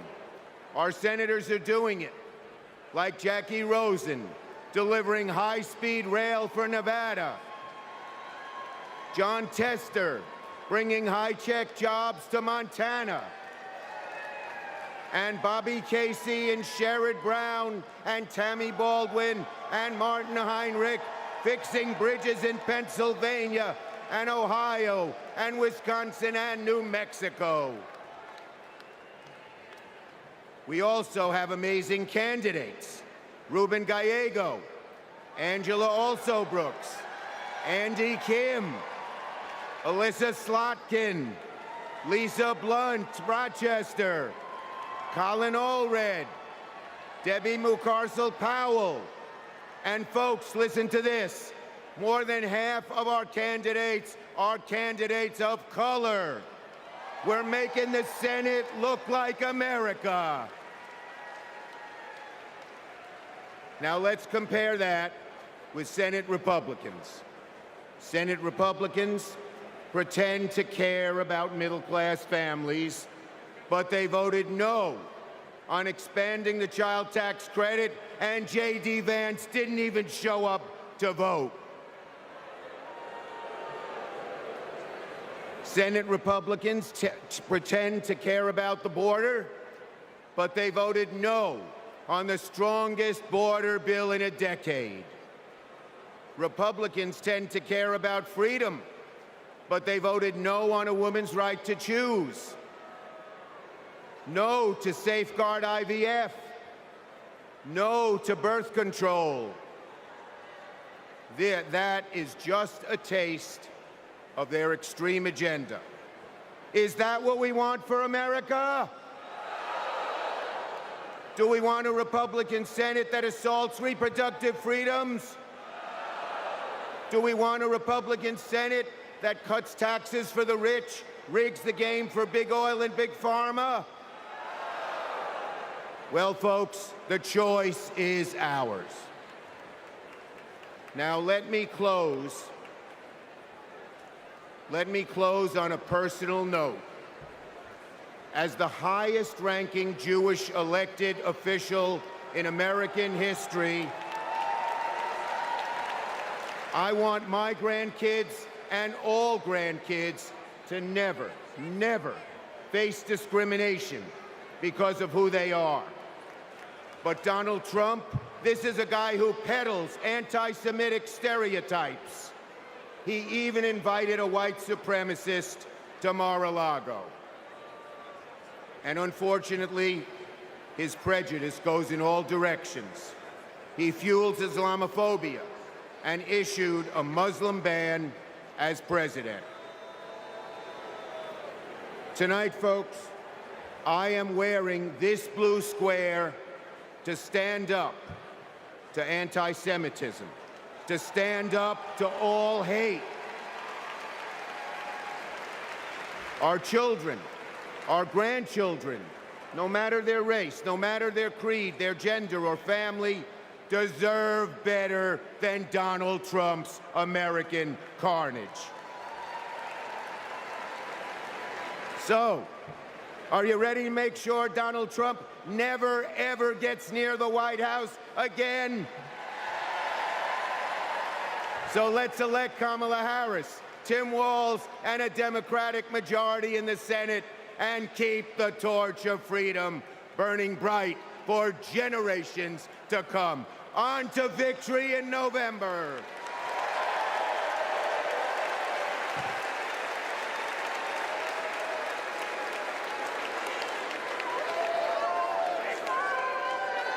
Together, we will build what I call an opportunity economy. I will take on the high costs that matter most to most Americans. Compare my plan with what Donald Trump intends to do. He wants to impose what is, in effect, a national sales tax on everyday products and basic necessities that we import from other countries. It will mean higher prices on just about every one of your daily needs. Donald Trump's plan would cost a typical family $3,900 a year. He wants to repeal the Affordable Care Act, which 45 million Americans rely on for health care. He plans to give billionaires massive tax cuts year after year, and he plans to cut corporate taxes by over $1 trillion. That if you want to know who someone cares about, look who they fight for. We capped the price of insulin at $35 a month and the total cost of prescription drugs at $2,000 a year for seniors. And just yesterday, we announced that we are lowering the price for 10 more life-saving drugs. As president, I will work to build the housing we need, and by the end of my first term, we will end America's housing shortage by building 3 million new homes and rentals that are affordable for the middle class. More than 100 million Americans will get a tax cut by restoring the Earned Income Tax Credit and the Child Tax Credit, through which millions of Americans with children got to keep more of their hard-earned income. We will provide $6,000 in tax relief to families during the first year of a child's life. Now is the time to chart a new way forward. I will fight to give money back to working and middle-class Americans. Increase the security and stability financially of your family and expand opportunity for working and middle-class Americans.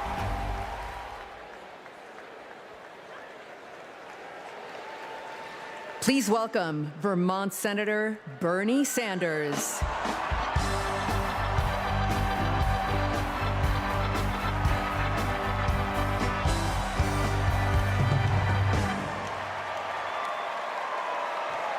Thank you.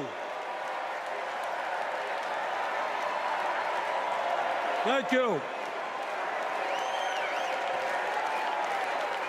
My fellow Americans, it is an honor It is an honor to be with you tonight because we're laying the groundwork for Kamala Harris to become our next president.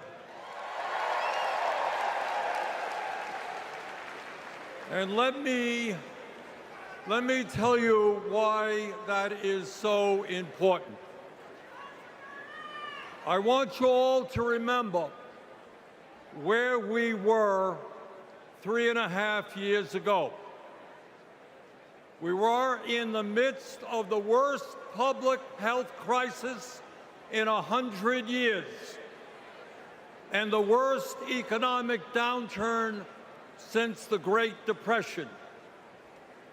3,000 Americans were dying every day, and our hospitals were overwhelmed with COVID patients.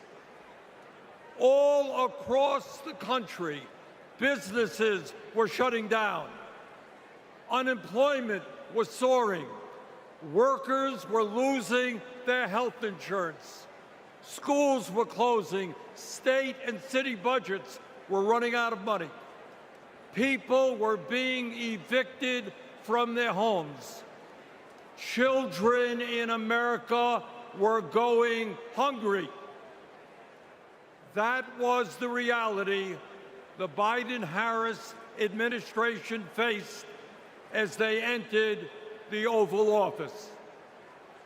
A nation suffering, a nation frightened, and people looking to their government for support. And within 2 months of taking office, our government did respond.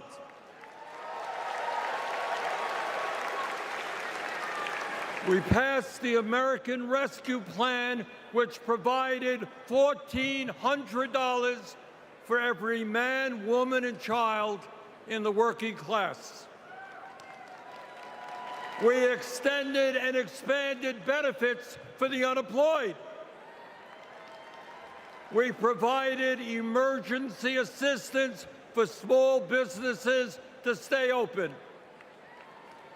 We guaranteed health care coverage to tens of millions of Americans through one of the largest expansions of Medicaid in history. We provided rent relief and mortgage assistance, which prevented tenants and homeowners from being evicted. We established emergency food programs for hungry children and the elderly, and protected the pensions of millions of union workers and retirees from being slashed by up to 65%. Oh, and by the way, we cut childhood poverty by over 40% through an expanded child tax credit. Thank you, President Biden. Thank you, Vice President Harris. Thank you, Democratic Congress.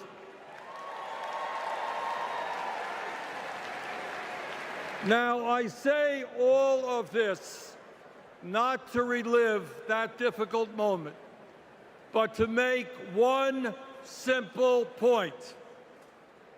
When the political will is there, government can effectively deliver for the people of our country. And now we need to summon that will again, because too many of our fellow Americans are struggling every day to just get by, to put food on the table, to pay the rent, and to get the health care they need. Brothers and sisters, bottom line, we need an economy that works for all of us, not just the billionaire class.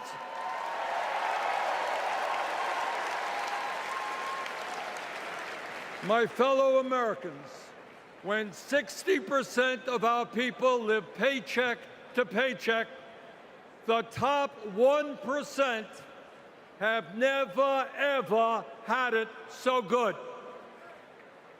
And these oligarchs tell us we shouldn't tax the rich. The oligarchs tell us we shouldn't take on price gouging. We shouldn't expand Medicare to cover dental, hearing, and vision. And we shouldn't increase Social Security benefits for struggling seniors. Well, I've got some bad news for them.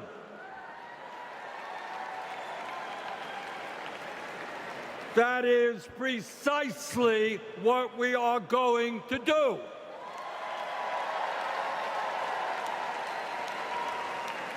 And we're going to win this struggle because this is precisely what the American people want from their government. And my friends, at the very top of that to-do list is the need to get big money out of our political process.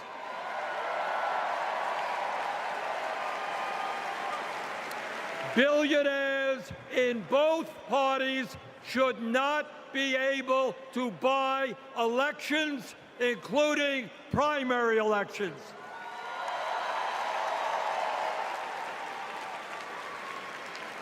For the sake of our democracy, we must overturn the disastrous Citizens United Supreme Court decision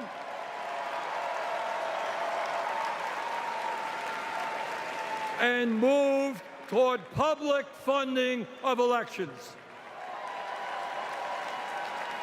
And let me tell you what else we must do.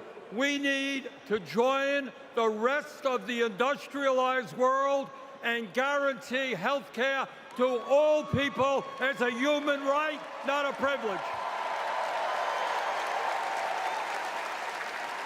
We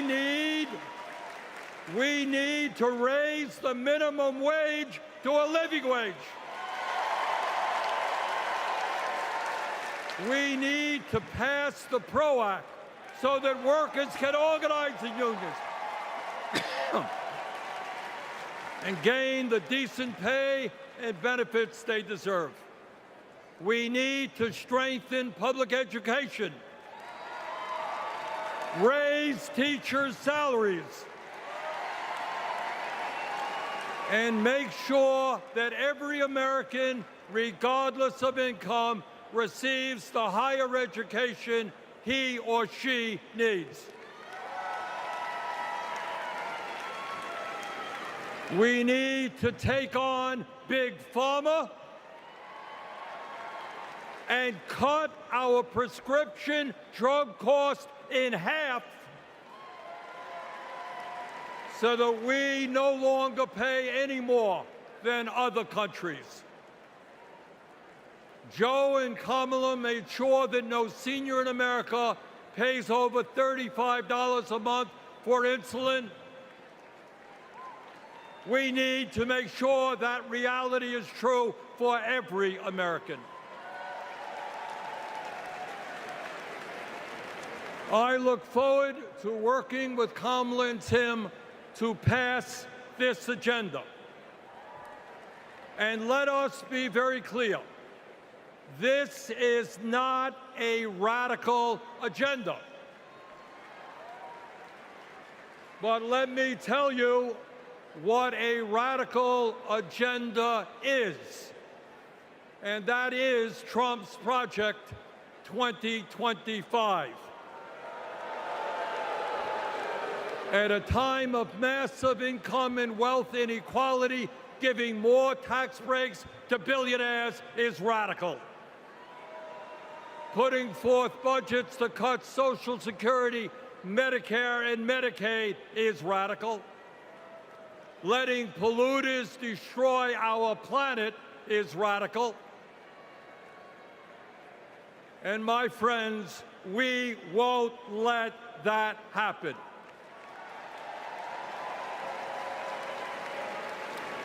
Fellow Americans, in the last 3.5 years, working together, we have accomplished more than any government since FDR.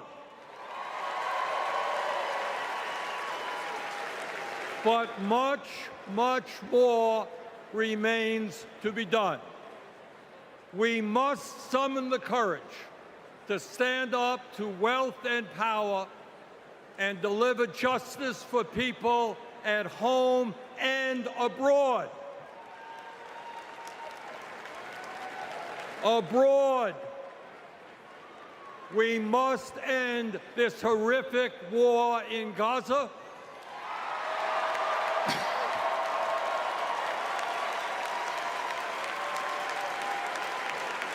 Bring home the hostages and demand an immediate ceasefire.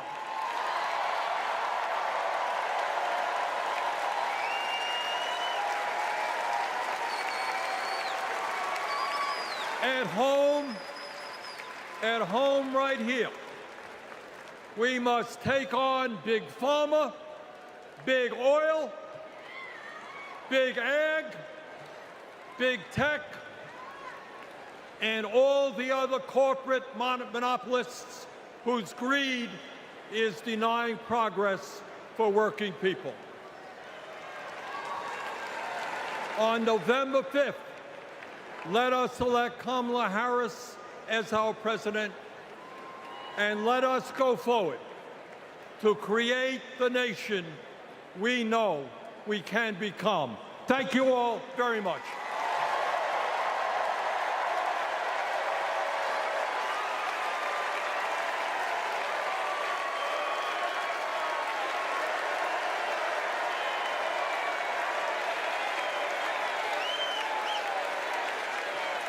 Please welcome Illinois Governor J.B. Pritzker.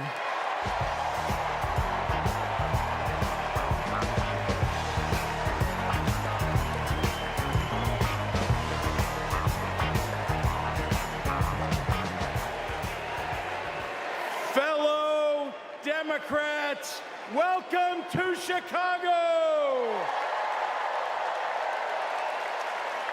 We're a great American city in a proud blue state. Our patriotism was formed in frost and in fire, and in the steel we forged to survive both. Our love of country has been a tapestry of faith that weaves from Abraham Lincoln reuniting a house divided to Barack Obama declaring blue states and red states make one United States.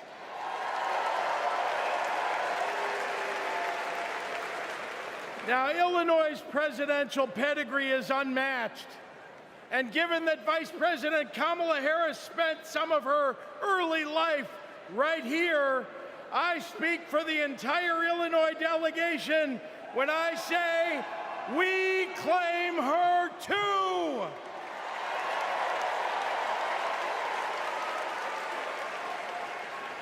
Now, one president we will never claim is the con artist the Republicans nominated in Milwaukee last month. Donald Trump once called Chicago embarrassing. To quote a great Chicagoan who won 6 world championships on these very grounds, we take that personally.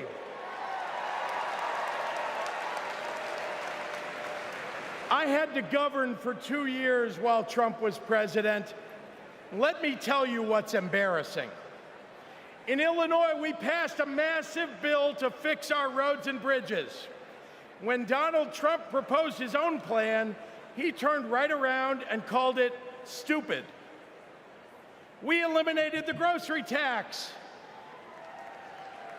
Donald hasn't been in a grocery store since his first bankruptcy. Illinois invested in clean energy and the jobs it brings. Donald claimed that windmills in the ocean made the whales a little batty. During COVID, we supported small businesses and jobs. And Donald, well, Donald told us to inject bleach. Donald Trump thinks that we should trust him on the economy because he claims to be very rich. But take it from an actual billionaire.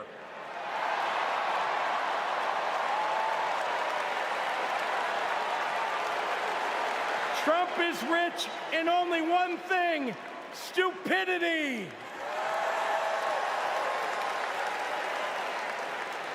Now, I meet with business leaders all the time, and there's one universal thing they all need: people. They need more workers to fill all the jobs they have. But the anti-freedom, anti-family policies of MAGA Republicans are driving workers away. Here's the thing. Americans don't want to be forced to drive 100 miles to deliver a baby because a draconian abortion law shut down the maternity ward. Americans want the hope of giving birth through IVF, not the fear that it might be taken away. Americans with LGBTQ kids don't want them facing discrimination at school because the state sanctioned it. Americans want to go to their neighborhood grocery store and not have to worry about some random guy open carrying an AR-15.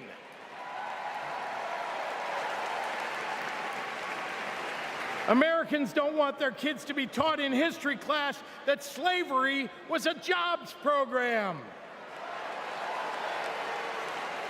And if Americans are black or brown, they want to get promoted at work without being derided as a DEI hire for the sin of being successful while not white.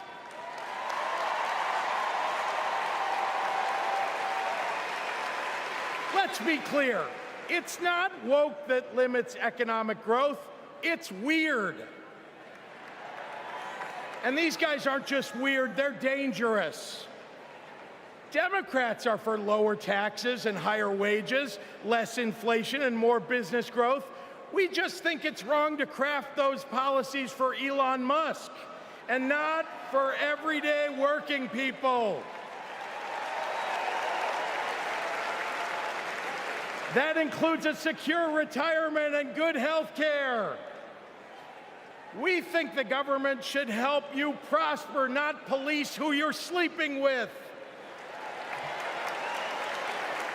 More than anything, Democrats want economic policies that are kind, not cruel. But Trump chooses cruelty every time.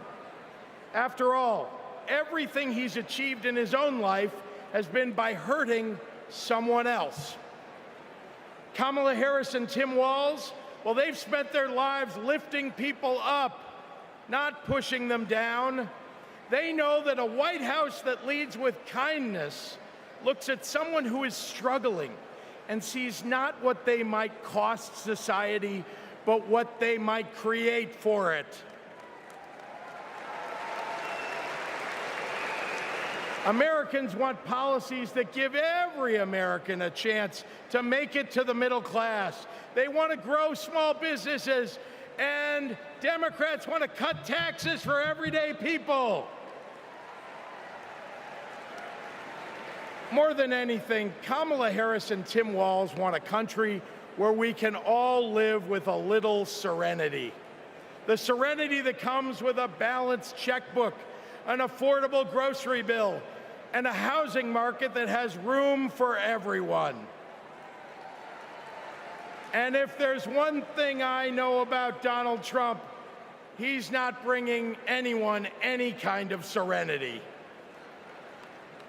We have a choice, America, between the man who left our country a total mess and the woman who has spent 4 years cleaning it up.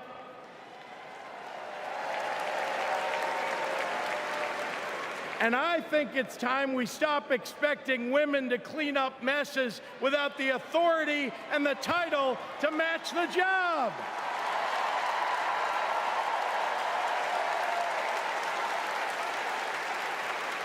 Vice President was a good title for Kamala Harris, but you know an even better one? President of the United States of America. Let's go get 'em!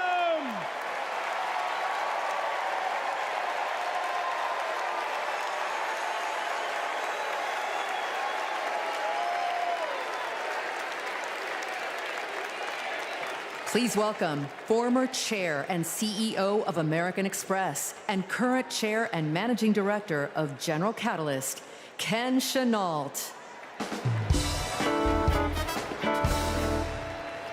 My fellow Americans, for 17 years, I ran American Express, one of the greatest companies in this country.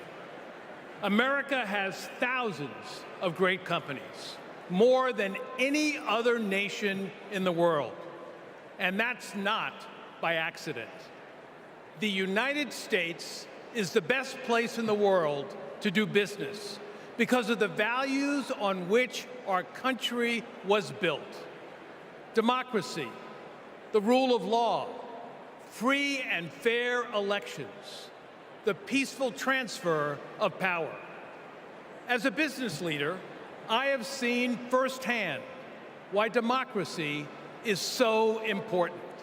Democracy provides the foundation upon which American business and our economy depend. Character and values matter. In business, nothing is more important than trust. In America, we have to trust our president will protect democracy. We have to be certain they'll follow the law and serve the nation, not themselves. Business requires stability and certainty that our democracy will endure. Our economy and democracy are tightly linked. Both only grow stronger when Americans, despite our differences, are willing to work together. At this moment, when our politics pits one group against another, that's what's remarkable about Kamala Harris. She is for all Americans. She understands it's possible, in fact necessary, for a president to be both pro-business and pro-worker. Kamala Harris understands that government must work in partnership with the business community. She knows that a market-based economy needs a strong and effective government. Kamala Harris understands that we need to help entrepreneurs turn good ideas into thriving companies, that we can create good-paying jobs by helping manufacturers expand. Kamala Harris believes in growing the economic pie for the benefit of current and future generations. Unlike her opponent, she knows the way not to build an advanced economy is a broad tariff that would only raise prices, hurt consumers and businesses, and cost jobs. She knows the way not to do it is to give people like me a tax cut when that money should be invested to grow the middle class. If you want to lead, you have to be willing to serve. Kamala Harris's vision for the economy serves us all. She has demonstrated throughout her career that she wants to serve all people and wants all Americans to have the opportunity to work to achieve their own share of the American dream. Our economy goes up and down, but the reason America is the strongest nation in the world is because of her commitment to something bigger than ourselves, our commitment to each other, to democracy. That's what this election is about. It's more than a choice between two parties or sets of policies. It's a choice about who we're going to be as a country. In his words and actions, Kamala Harris's opponent has shown us that he does not believe in our democratic values, and he will seek only to serve himself and his desire for vindication and vengeance. Kamala Harris will face the facts.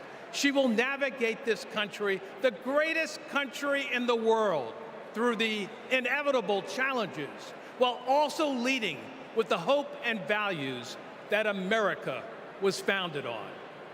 Kamala Harris understands that the role of a leader is to instill hope, to repudiate the merchants of fear, and focus on ensuring that the best days are ahead of us. She believes in America, its principles, the hopes and dreams of our people, and the promise of our future. That is why I believe Kamala Harris should be the next President of the United States of America. God bless America.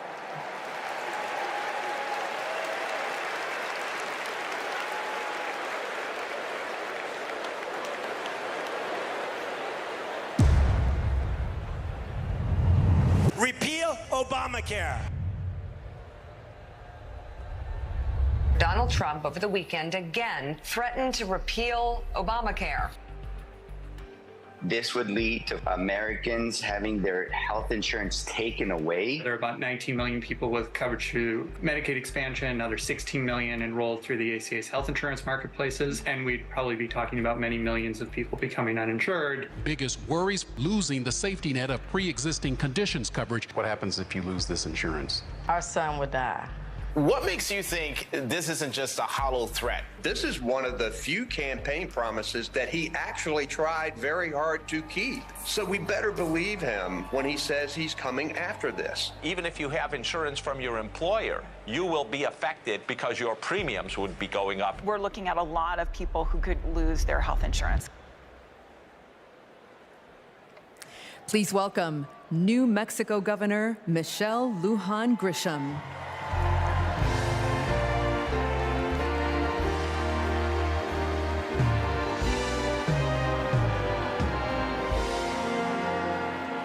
Good evening, America.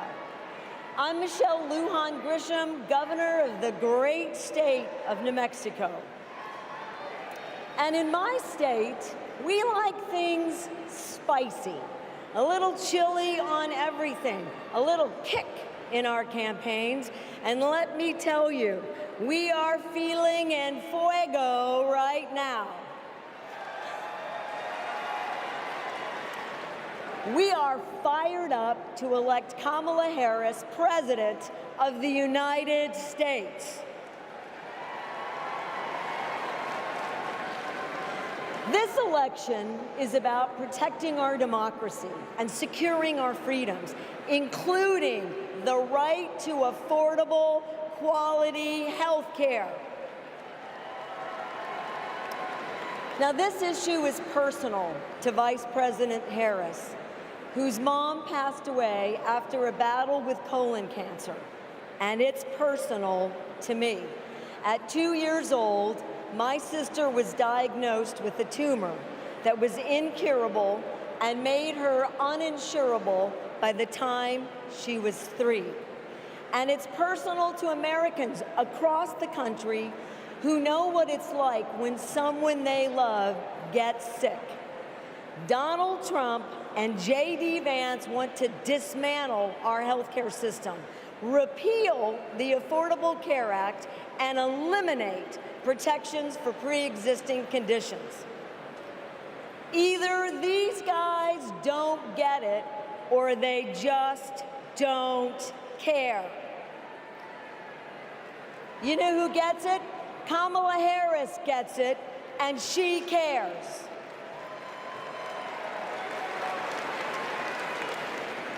As Attorney General, she took on drug companies that jacked up prices and hospitals that overcharged patients. And when Republicans tried to kill the Affordable Care Act, she stood up in the Senate, voting not just no, but hell no.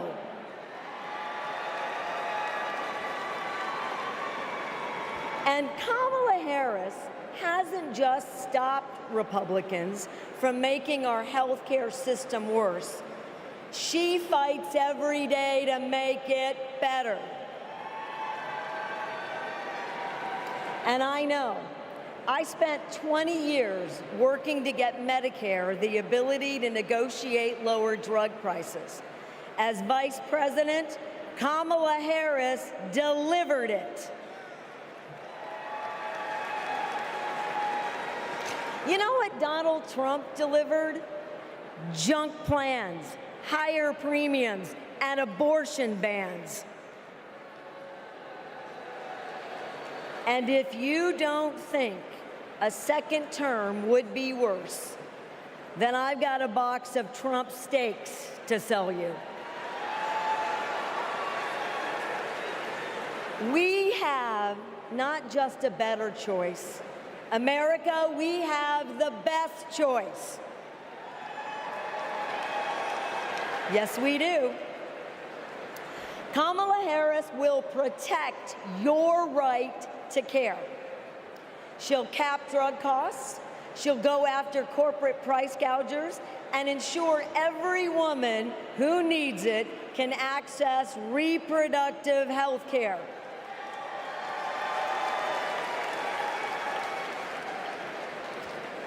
That's the president I want. And that's the president America needs. And with your help, that's the next president of the United States. President Kamala Harris.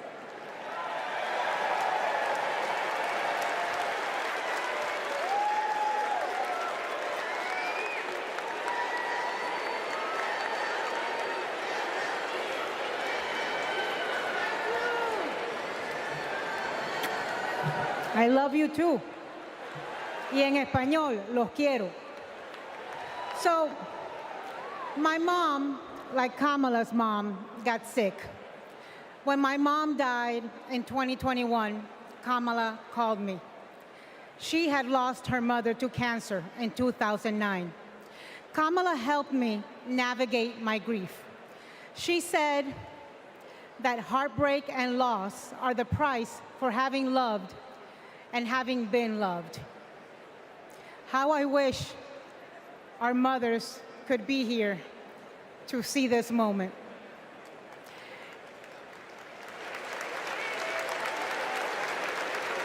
In the next 4 years, America will invariably have moments of great sadness and pain in our country.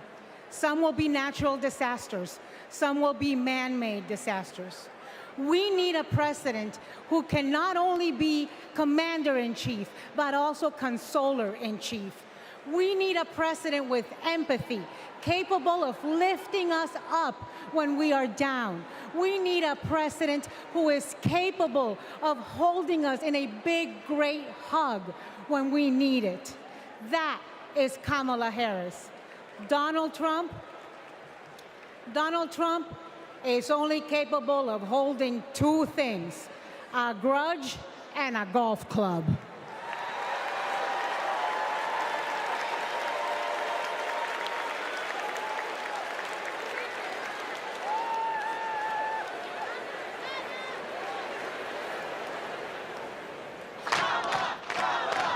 I remember when Kamala was first running for district attorney and people were like, oh, I don't know if she's tough enough. And I just had to laugh because I'm like, you don't know my sister.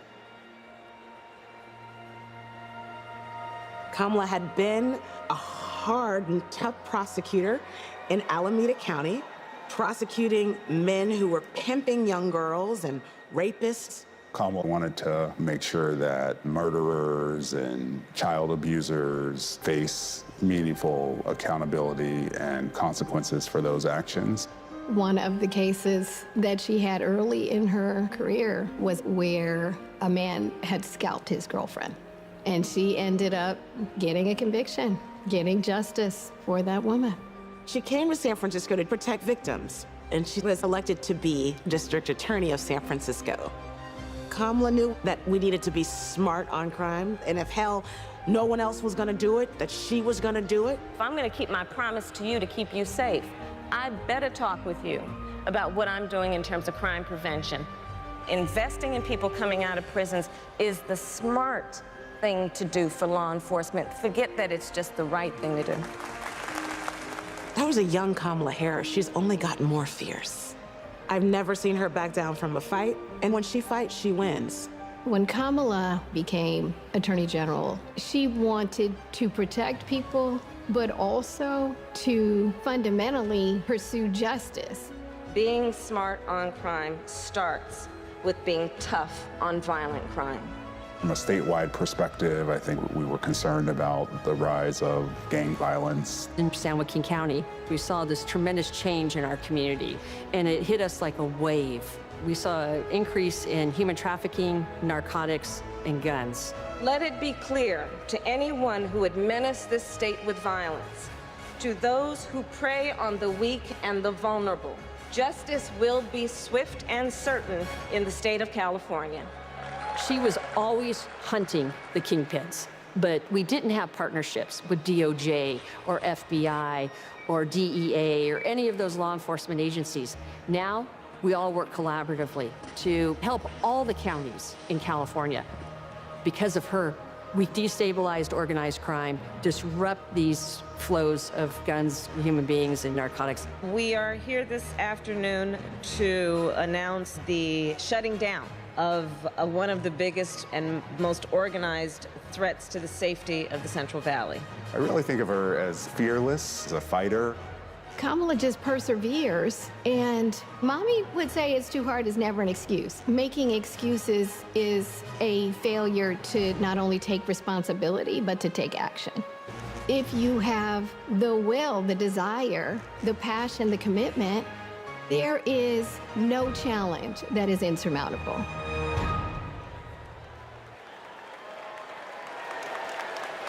Please welcome the Democratic nominee for Senate in Maryland, Angela Alsobrooks.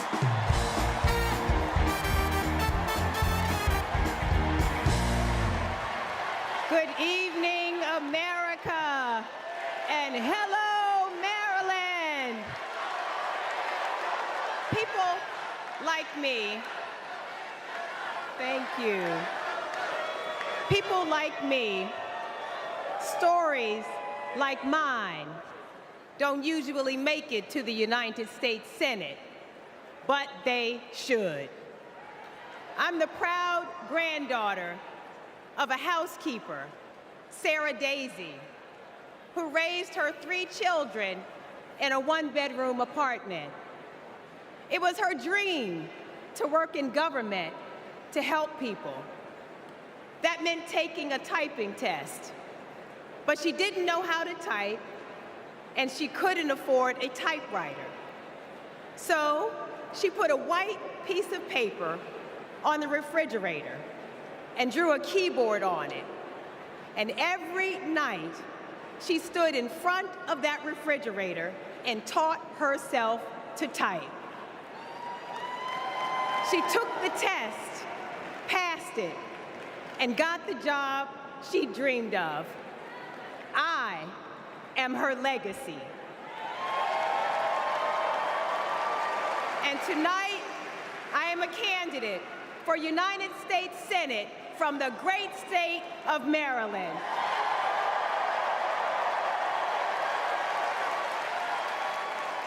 I've always been inspired by women like my grandmother, women who imagine a better future and then have the grit to make it a reality.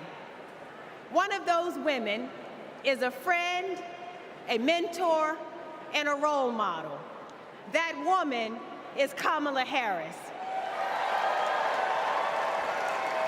Let me tell you about the Kamala I've known for 14 years. I first heard about her in 2009 when I was running for state's attorney in Prince George's County, Maryland. I read a story in Essence magazine about a district attorney in San Francisco using new ideas to keep her community safe. Few had a better record prosecuting violent crime. She put rapists, child molesters, and murderers behind bars. But what she knew was that violent crime accounts for about 30% of all crimes. For the 70% that are nonviolent, she created a first-of-its-kind program called Back on Track. After serving time and pleading guilty, these low-level offenders would get the job training, GED help, and apprenticeships they needed to find a job. The result? The recidivism rate plummeted. Now, after reading about this super bad district attorney, I talked nonstop about her on the campaign trail. 2 days after I won the election, my phone rings. It's Kamala Harris calling to congratulate me and ask how she could help. She helped me bring Back on Track to Maryland. And wouldn't you know it, crime went down and economic growth went up. Back on Track is now a national model. Now Donald Trump says if Kamala Harris is elected, tough guys will treat her like a play toy. Do you know who else thought that? The drug cartels she busted, the big oil companies she made pay for polluting, the big banks that she made pay $20 billion to homeowners they ripped off. Getting justice for others isn't a power trip for her. It's a sacred calling. And hear me, Kamala Harris knows how to keep criminals off the streets.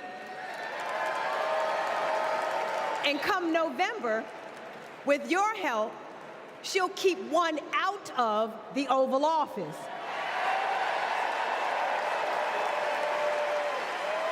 Ever since Donald Trump rode down that ridiculous escalator, we as a nation have felt trapped.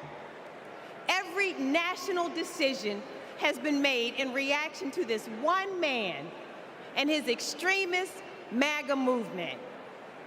We are still frozen by the fear that Donald Trump might once again come to power. And it's not just our politics that have been trapped, it's our imagination. And then Kamala came along. Kamala has reminded us that we don't need to fear anything, not the future, and certainly not that man. This is our moment to leave Donald Trump where he belongs, in America's past. We stand with Kamala Harris because we as a country are not going back. For the ancestors who sat at lunch counters and made sure that we all had the right to vote, we are not going back. For the mamas and grandmamas who marched to make sure that women could control our own bodies, we are not going back. For the parents who work from can't see in the morning until can't see at night, not so that they will have a better future, but so that their children will have a better life. We are not going back. When facing an obstacle, my father has often said to me, your faith is stronger than your fears. Tonight, our faith is stronger than our fears. Faith in the promise of America. Faith in the American idea, in the American values that we share. Faith that we, the people, can choose a new leader, a better future for the people. Faith that as dark as our days and challenges have sometimes felt, it's always darkest before the dawn. We know that we can endure for a night because joy cometh in the morning. Morning is coming. Morning is coming. And that joy will be led by Kamala Harris. Thank you so much.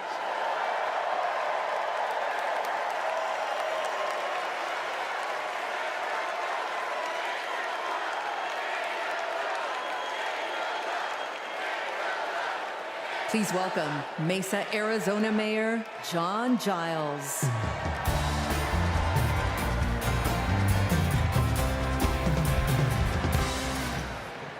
Good evening. I have a confession to make. I'm a lifelong Republican. So I feel a little out of place tonight, but I feel more at home here than in today's Republican Party. The grand old party has been kidnapped by extremists and devolved into a cult, the cult of Donald Trump. Trump doesn't know the first thing about public service. Like a child, he acts purely out of self-interest. We all need an adult in the White House, and we've seen what happens when we don't have one. Trump made a lot of lofty promises: unlimited economic growth, American manufacturing reborn, a secure border. Turns out Donald Trump was all talk. He wanted our votes, but he couldn't deliver a thing. But these days, my city of Mesa, Arizona is on the move. I'm going to ribbon cuttings every single week, all because Joe Biden and Kamala Harris reached across the aisle and they delivered for my conservative community and countless more across the country. My hero, John McCain, taught us to put country over party. And that's how Vice President Harris and Governor Walz will lead too. I have an urgent message for the majority of Americans who, like me, are in the political middle. John McCain's Republican Party is gone, and we don't owe a damn thing to what's been left behind. So let's turn the page. Let's put country first. Let's put adults in the room where our country deserves. Thank you.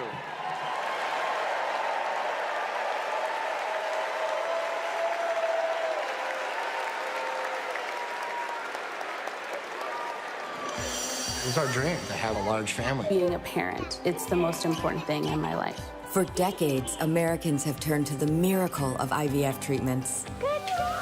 She felt like a dream come true. The fact that she was able to build a family, that's why I do what I do. Without IVF, I don't know how this would have been possible. IVF treatment gives many patients an opportunity to have a family. I love that I get to help people every day become parents. But a party that pretends to be pro-family wants to put a stop to this. They are attacking the right to expand and start a family. It's unthinkable. They may never have the family that they've dreamt of. In the U.S. Senate, Republicans blocked a Democratic bill that would have established protections for in vitro fertilization. Mr. Vance, no. If Republicans actually cared as much about protecting IVF, this would have been a simple yes vote. Family means support. To me, family is your whole world. It's the life that you build. IVF made my family. It made my heart whole. It made my life full. It made my life full. And it made my life full. And we will always fight for you, for your family, for your freedoms, and for your future. Kamala Harris and Tim Walz honor the freedoms of all families to make decisions about what is right for them, for this generation and generations to come.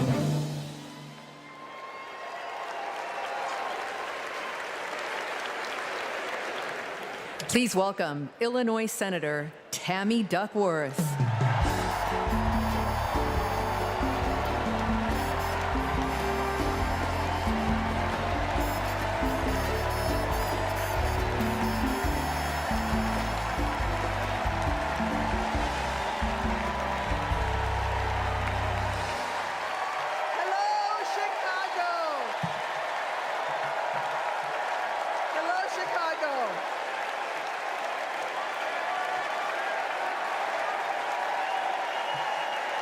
You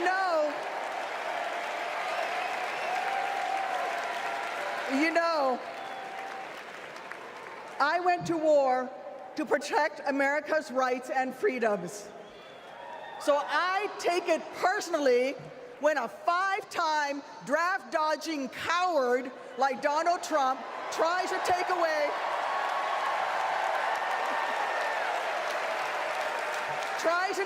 my rights and freedoms in return, especially when it concerns my daughters. My girls, gamer girl Abigail and queen of the monkey bars, Miley, are everything to me. But they would never have been born without access to reproductive care.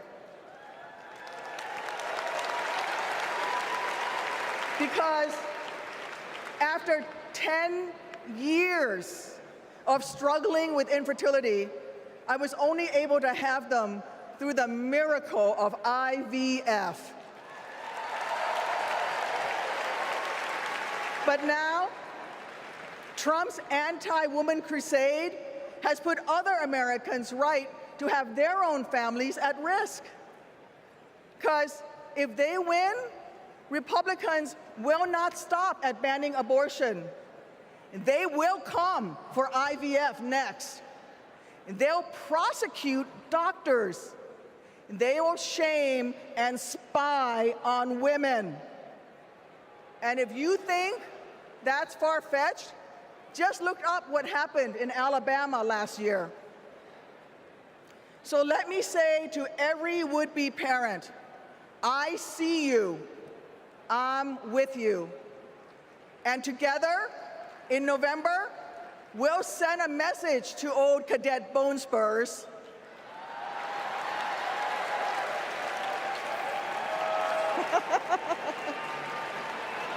Stay out of our doctors' offices, and where you're at it, out of the Oval Office too.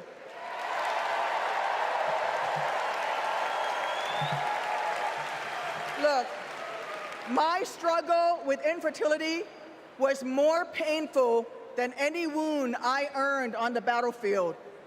So how dare a convicted felon like Donald Trump treat women seeking health care like they're the ones breaking the law? How dare J.D. Vance criticize childless women on cable news, then vote against legislation that would have actually helped Americans to start families?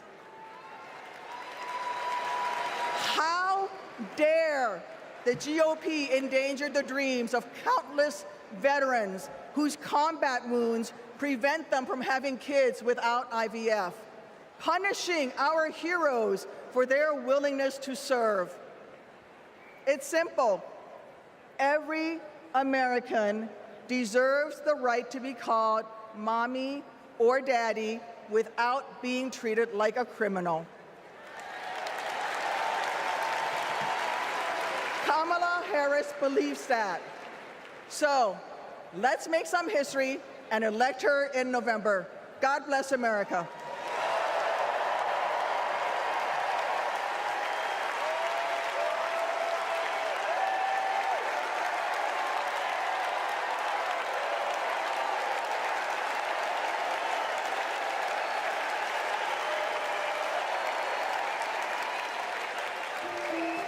This is my dad, Doug.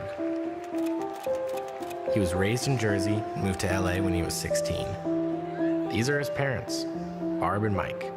They think he walks on water. This is what he wore to his bar mitzvah. And here's him at summer camp. They voted him most athletic, so he says. This is a photo McDonald's used when he was Employee of the Month. It hung on our wall for years.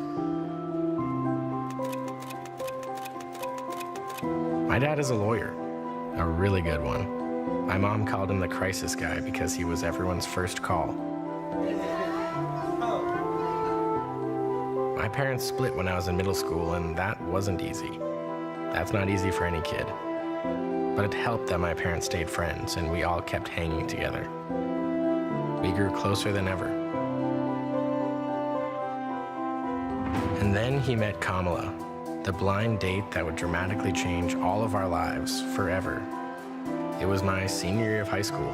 Ella and I would laugh watching them fall in love, acting like teenagers. In 2014, Kamala became Mamala. She took over Sunday night dinners and taught Doug how to actually cook. Our blended family wasn't used to politics or the spotlight, but when Kamala became senator, we were all excited to step up, especially my dad. Then Kamala became vice president. It felt like Doug was a bit out of place on Capitol Hill. I thought, what is my goofy dad doing here? But he embraced it. He left his practice after being a lawyer for 30 years. That was tough. I was so proud to watch him do it, to stand by her side, an example of true partnership. I just got married myself, and he's inspired me as a new husband. Anyone who really gets close to him knows he's kind, loving, and fiercely protective. I mean, just look at this face. This is my dad, the first second gentleman in the history of this nation. He's found his voice around the issues that matter to him. You have no choice but to speak up and speak out. There is an epidemic of hate, including a crisis of anti-Semitism in our country and around the world. What they are doing on reproductive freedom and freedom in general is just outrageous. And next, he's gonna make history again as the first gentleman. I can't wait for everyone to get to know why we all love him. He's the glue that keeps this family together.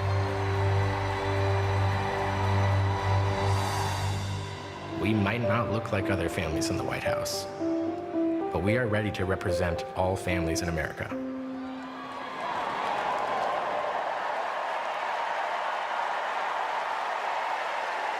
Please welcome my dad, the second gentleman of the United States, Doug Emhoff.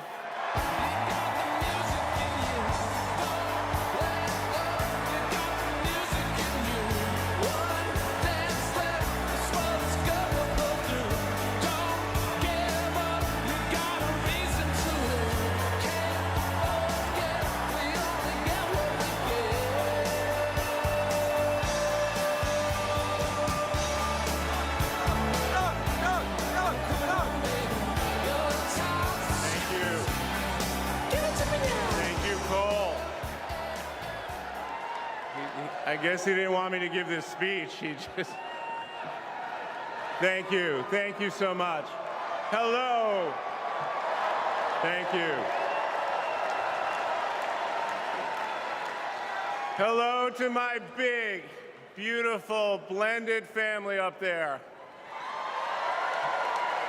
I love you so much. Aren't you proud of Cole? Wow. And a special shout out to my mother. I see you.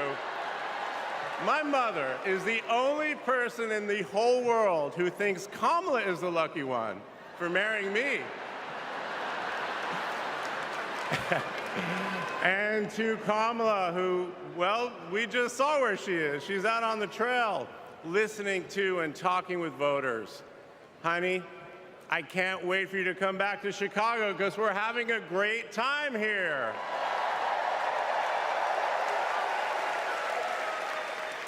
I love you so much. I'm so proud of how you're stepping up for all of us. But that's who she is. Wherever she's needed, however she's needed, Kamala rises to the occasion. And she did it for me and our family. And now that the country needs her, she's showing you what we already know. She's ready to lead. She brings both joy and toughness to this task, and she will be a great president we will all be proud of. Now, I'm the son of two Brooklynites, Mike and Barb. They've been together almost 70 years. My dad worked in the shoe business in Manhattan. And he moved our family out to New Jersey. Where's New Jersey? I see you out there. When I was a little kid. And in a lot of ways, I had a typical Jersey suburban childhood. I biked around the neighborhood. I took the bus to Hebrew school. And I rode to Little League practice in the way back of my coach's wood-paneled station wagon. And if we did well, we got to have a Slurpee after. In my neighborhood, everyone left their garage door open. Wherever you ended up at dinner time, that's the family that fed you. Everyone took care of everyone else. And the guys I grew up with are still my best friends. The group chat is active every day, and it's probably blowing up right now, guys. When my dad had to get a new job, we moved across the country to LA. Money was tight. Hey, California.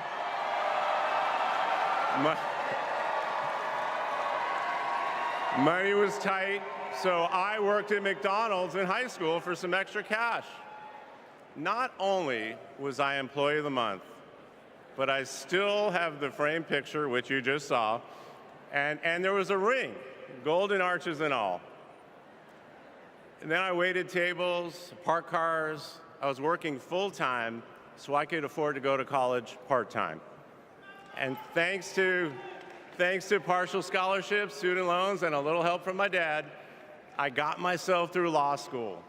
And I got my first job as a lawyer, which is also where I met the guys in my fantasy football league. And a lot has changed in our lives since the early 90s, but my team name is still Nirvana. Yes, after the band. I worked hard, and I love being a lawyer. And by the way, I still get to be part of the profession by teaching students at Georgetown Law School. I got married, became a dad to Cole and Ella. Unfortunately, I went through a divorce, but eventually started worrying about how I would make it all work. And that's when something unexpected happened. In 2013, I walked into a contentious client meeting.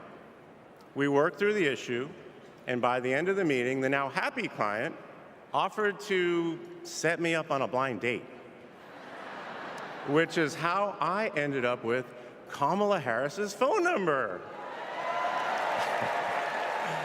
Now, for generations, people have debated when to call the person you're being set up with.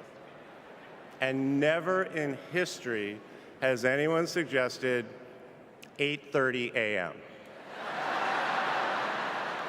And yet, that's when I dialed. I got Kamala's voicemail, and I just started rambling. Hey, it's Doug.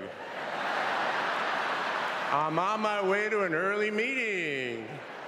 Again, it's Doug. I remember I was trying to grab the words out of the air and just put them back in my mouth. And for what seemed like far too many minutes, I hung up. By the way, Kamala saved that voicemail, and she makes me listen to it on every anniversary. But that message wasn't the only unusual thing about that day. Now, Kamala, who normally would have been working hard at her office, just happened to be waiting at her apartment for a contractor to do some work on her kitchen. I was eating at my desk, which was not a regular occurrence for a busy lawyer like me who appreciated a good business lunch. But that's when she called me back. And we talked for an hour, and we laughed. Well, you know that laugh. I love that laugh.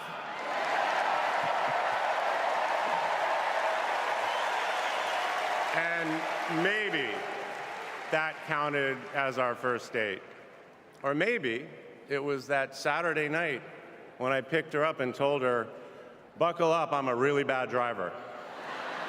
Because you can't hide anything from Kamala Harris, so you might as well own it. And as I got to know her better and just fell in love fast, I learned what drives Kamala. And it's what you've seen over these past 4 years, and especially these past 4 weeks. She finds joy in pursuing justice. She stands up to bullies just like my parents taught me to. And she likes to see people do well, but hates when they're treated unfairly. She believes this work requires a basic curiosity in just how people are doing. Her empathy is her strength.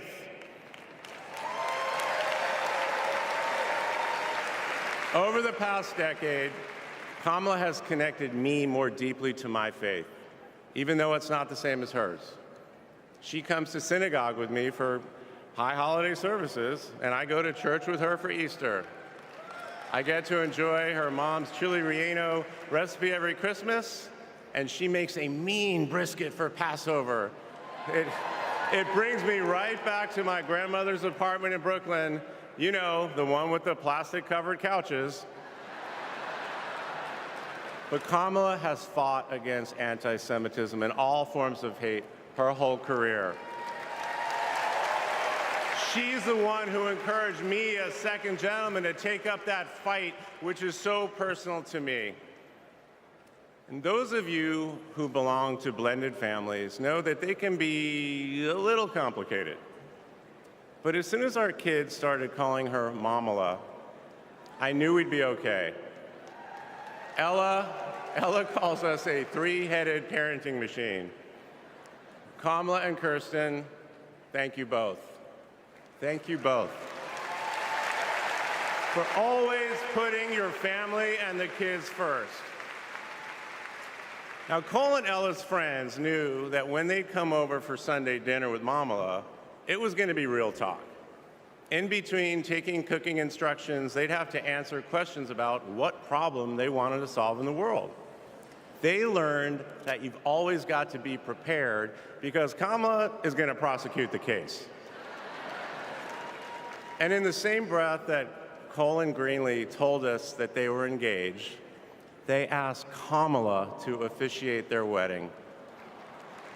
And in the same way that she always steps up when it matters, Kamala put so much time into those remarks, and she bound them in a book that matched her dark red dress, and then turned that into a gift for the happy couple. A few days ago, during this incredible time we're going through, there was a brief window when Kamala was back at home. And I saw her sitting on her favorite chair, and in the middle of a wild month, I just hoped that she was having a quiet moment to herself. But then I realized she was on the phone. And of course, my mind went to all the potential crises that the vice president could be dealing with. Was it domestic? Was it foreign? Was it campaign? I could see she was focused, and all I knew was that it must be something important. And it turns out it was. Ella had called her. That's Kamala. That's Kamala. Those kids are her priorities, and that scene was a perfect map of her heart. She's always been there for our children, and I know she'll always be there for yours too. Kamala is a joyful warrior. It's doing for her country what she has always done for the people that she loves. Her passion will benefit all of us when she's our president. And here's the thing about joyful warriors. They're still warriors. And Kamala is as tough as it comes. Just ask the criminals, the global gangsters, and the witnesses before the Senate Judiciary Committee. She never runs from a fight. And she knows the best way to deal with a coward is to take him head on. Because we all know cowards are weak, and Kamala Harris can smell weakness. She doesn't tolerate any BS. You've all seen that look, and you know that look I'm talking about. That look is not just a meme. It reflects her true belief in honest and direct leadership. And it's also why she will not be distracted by nonsense. Kamala knows that in order to win, we cannot lose focus. America, in this election, you have to decide who to trust with your family's future. I trusted Kamala with our family's future. It was the best decision I ever made. This Thursday will be our 10th wedding anniversary, which I know it means I'm about to hear that embarrassing voicemail again. However, that's not all I'll be hearing. That same night, I'll be hearing my wife, Kamala Harris, accept your nomination for President of the United States. And with your help, she will lead with joy and toughness, with that laugh and that look, with compassion and conviction. She'll lead from the belief that wherever we come from, whatever we look like, we're strongest when we fight for what we believe in, not just against what we fear. Kamala Harris was exactly the right person for me at an important moment in my life. And at this moment in our nation's history, she is exactly the right president. Thank you so much.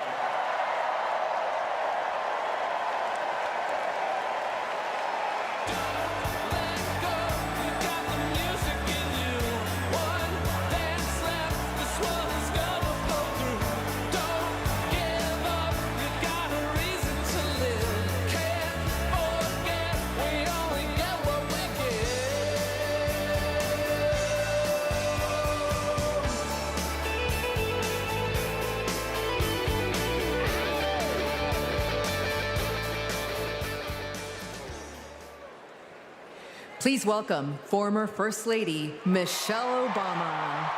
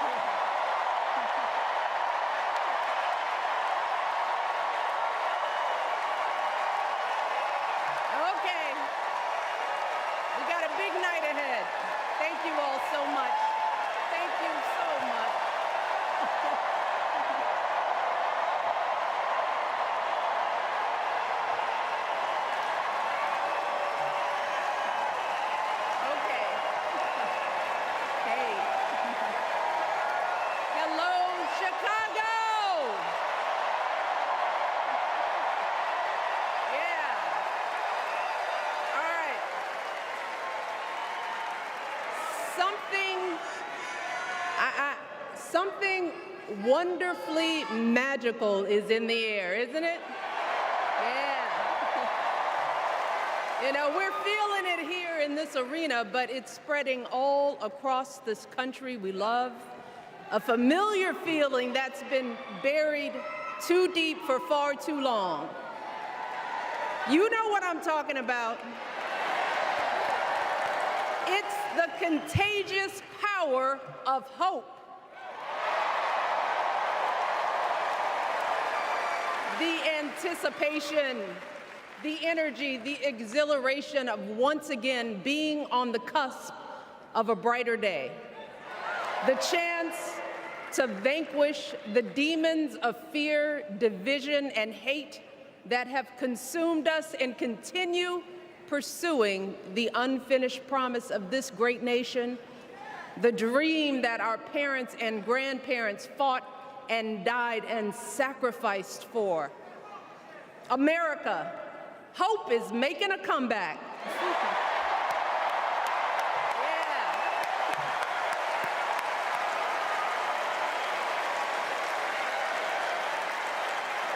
But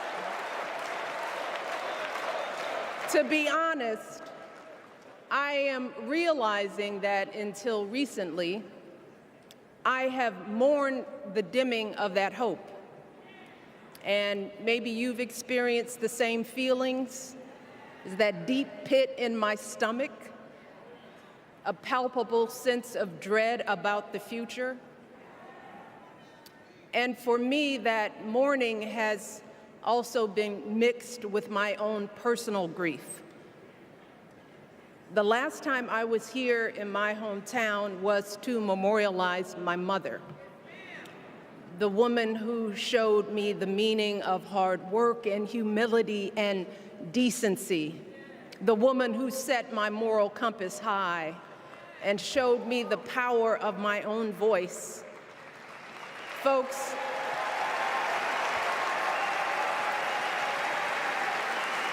I still feel her loss so profoundly.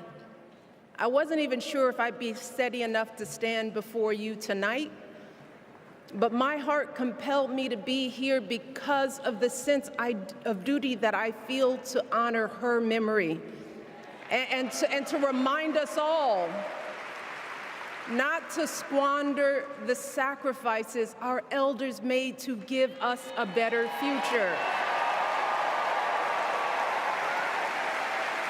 You see, my mom, in her steady, quiet way, lived out that striving sense of hope every single day of her life.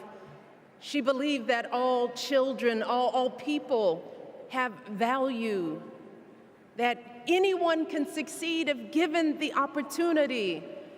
She and my father didn't aspire to be wealthy. In fact, they were suspicious of folks who took more than they needed.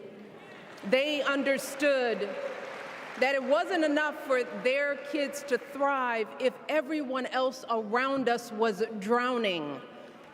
So my mother volunteered at the local school. She always looked out for the other kids on the block. She was glad to do the thankless, unglamorous work that for generations has strengthened the fabric of this nation. The belief that if you do unto others, if you love thy neighbor, if you work and scrape and sacrifice, it will pay off. If not for you, then maybe for your children or your grandchildren. You see, those values have been passed on through family farms and factory towns, through tree-lined streets and crowded tenements, through prayer groups and National Guard units and social studies classrooms. Those were the values my mother poured into me until her very last breath. Kamala Harris and I built our lives on those same foundational values. Even though our mothers grew up an ocean apart, they shared the same belief in the promise of this country. That's why her mother moved here from India at 19. It's why she taught Kamala about justice, about the obligation to lift others up, about our responsibility to give more than we take. She'd often tell her daughter, "Don't sit around and complain about things. Do something." So, with that voice in her head, Kamala went out and she worked hard in school, graduating from an HBCU, earning her law degree at a state school. And then she went on to work for the people, fighting to hold lawbreakers accountable, strengthening the rule of law, fighting to get folks better wages, cheaper prescription drugs, a good education, decent health care, child care, elder care. From a middle-class household, Kamala worked her way up to become Vice President of the United States of America. My girl, Kamala Harris, is more than ready for this moment. She is one of the most qualified people ever to seek the office of the presidency. And she is one of the most dignified. A tribute to her mother, to my mother, and to your mother too. The embodiment of the stories we tell ourselves about this country. Her story is your story. It's my story. It's the story of the vast majority of Americans trying to build a better life. Look, Kamala knows, like we do, that regardless of where you come from, what you look like, who you love, how you worship, or what's in your bank account, we all deserve the opportunity to build a decent life. All of our contributions deserve to be accepted and valued. Because no one has a monopoly on what it means to be an American. No one.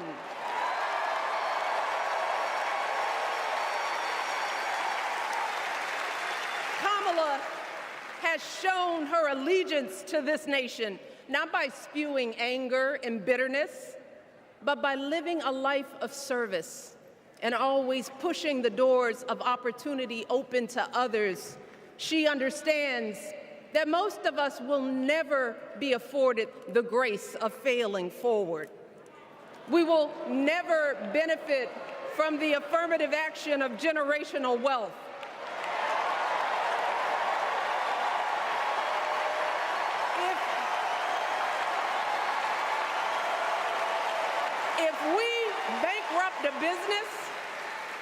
If we bankrupt a business or choke in a crisis, we don't get a second, third, or fourth chance.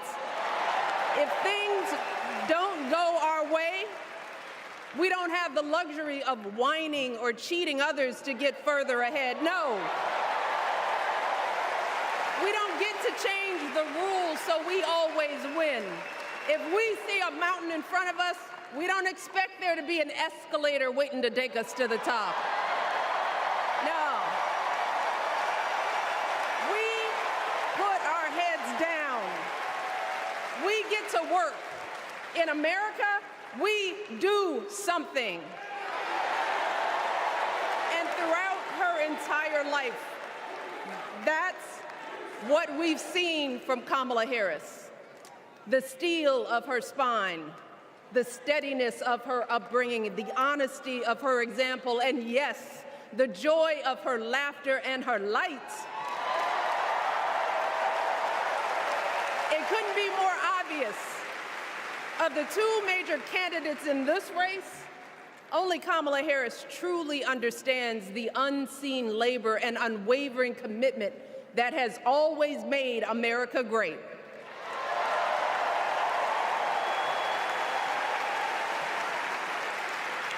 Now, unfortunately, we know what comes next. We know folks are going to do everything they can to distort her truth. My husband and I sadly know a little something about this. For years, Donald Trump did everything in his power to try to make people fear us. See, his limited, narrow view of the world made him feel threatened by the existence of two hardworking, highly educated, successful people who happen to be black.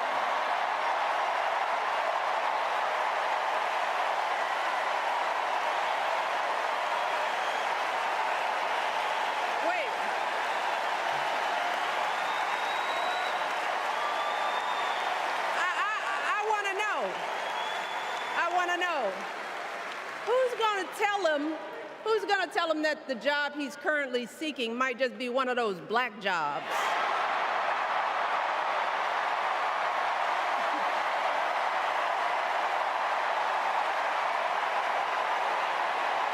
Look,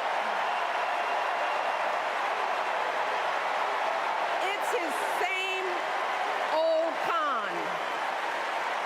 His same old con, doubling down on ugly, misogynistic, racist lies as a substitute for real ideas and solutions that will actually make people's lives better. Look, because cutting our health care, taking away our freedom to control our bodies, the freedom to become a mother through IVF like I did, Those things are not going to improve the health outcomes of our wives, mothers, and daughters. Shutting down the Department of Education, banning our books, none of that will prepare our kids for the future. Demonizing our children for being who they are and loving who they love, look, that doesn't make anybody's life better.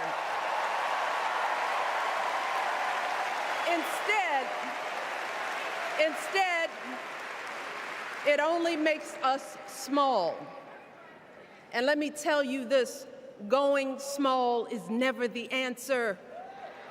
Going small is the opposite of what we teach our kids. Going small is petty, it's unhealthy, and quite frankly, it's unpresidential.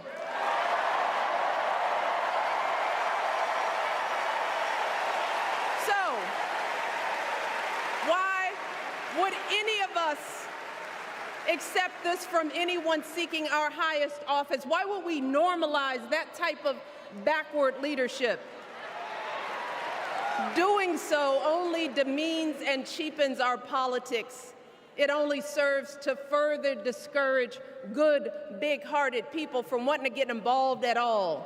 America, our parents taught us better than that, and we deserve so much better than that. That's why we must do everything in our power to elect two of those good, big-hearted people. There is no other choice than Kamala Harris and Tim Walz. No other choice.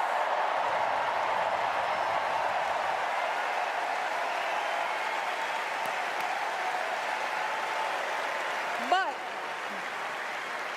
as we embrace this renewed sense of hope, let us not forget the despair we have felt. Let us not forget what we are up against. Yes, Kamala and Tim are doing great now. We're loving it. They're packing arenas across the country. Folks are energized. We are feeling good. But remember, there are still so many people who are desperate for a different outcome, who are ready to question and criticize every move Kamala makes, who are eager to spread those lies, who don't want to vote for a woman, who will continue to prioritize building their wealth over ensuring that everyone has enough. So no matter how good we feel tonight or tomorrow or the next day, this is going to be an uphill battle. So folks, we cannot be our own worst enemies. No. See, because the minute something goes wrong, the minute a lie takes hold, folks, we cannot start wringing our hands. We cannot get a Goldilocks complex about whether everything is just right. And we cannot indulge our anxieties about whether this country will elect someone like Kamala instead of doing everything we can to get someone like Kamala elected.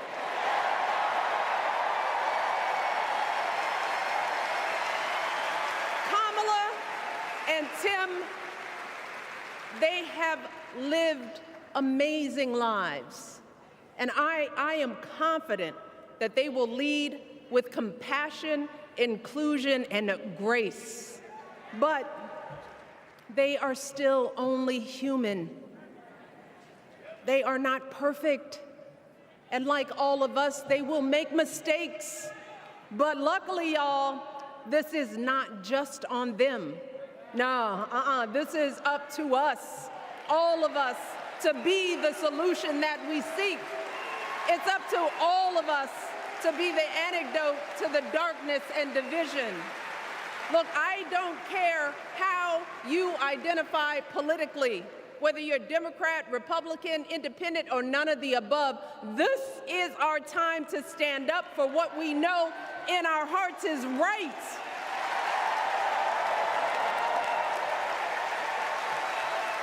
To stand up, not just for our basic freedoms, but for decency and humanity, for basic respect, dignity, and empathy, for the values at the very foundation of this democracy.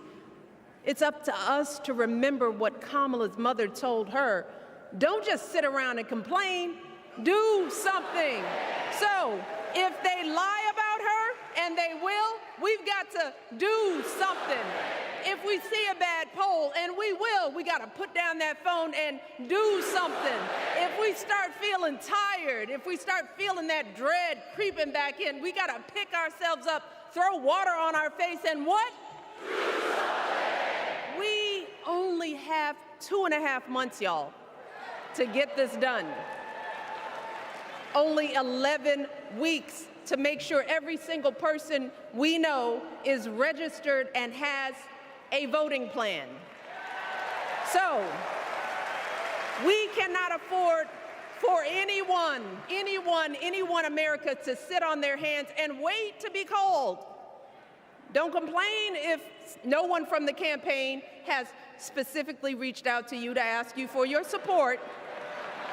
There is simply no time for that kind of foolishness. You know what you need to do. So, consider this to be your official ask. Michelle Obama is asking you, no, I'm telling y'all to do something.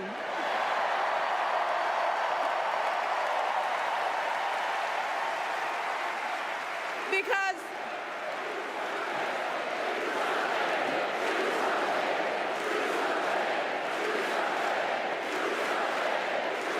you all,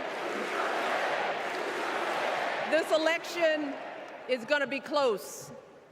In some states, just a handful, listen to me, a handful of votes in every precinct could decide the winner. So we need to vote in numbers that erase any doubt. We need to overwhelm any effort to suppress us. Our fate is in our hands. In 77 days, we have the power to turn our country away from the fear, division, and smallness of the past. We have the power to marry our hope with our action. We have the power to pay forward the love, sweat, and sacrifice of our mothers and fathers and all those who came before us. We did it before, y'all, and we sure can do it again. Let us work like our lives depend on it. And let us keep moving our country forward and go higher, yes, always higher than we've ever gone before as we elect the next president and vice president of the United States, Kamala Harris and Tim Walz. Thank you all. God bless.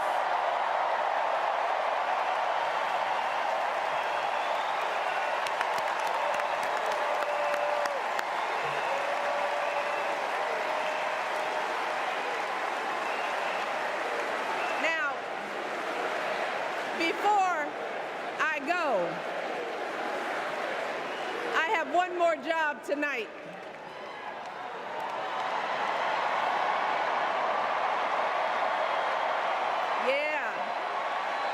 One more job. You all, thank you for all the love, but it is now my honor to introduce somebody who knows a whole lot about hope. Someone who has spent his life strengthening our democracy, and let me tell you, as someone who lives with him, he wakes up every day, and thinks about what's best for this country. Please welcome America's 44th president and the love of my life, Barack Obama.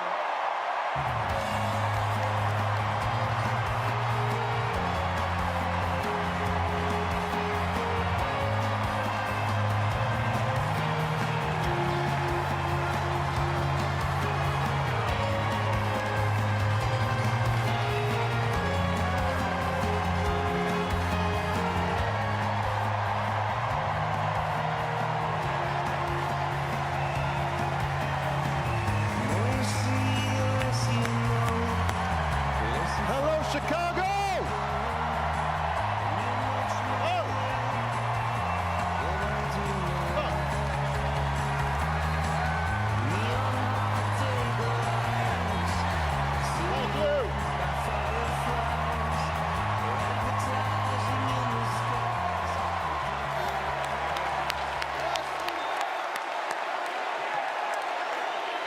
Thank you, thank you.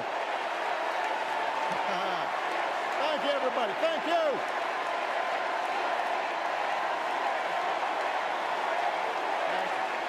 Thank you. All right. That's enough. Thank you, thank you. Chicago, it's good to be home. It is good to be home, and I don't know about you, but I'm feeling fired up.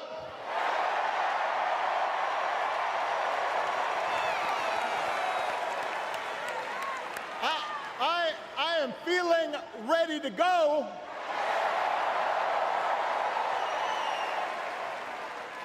Even if I am the only person stupid enough to speak after Michelle Obama.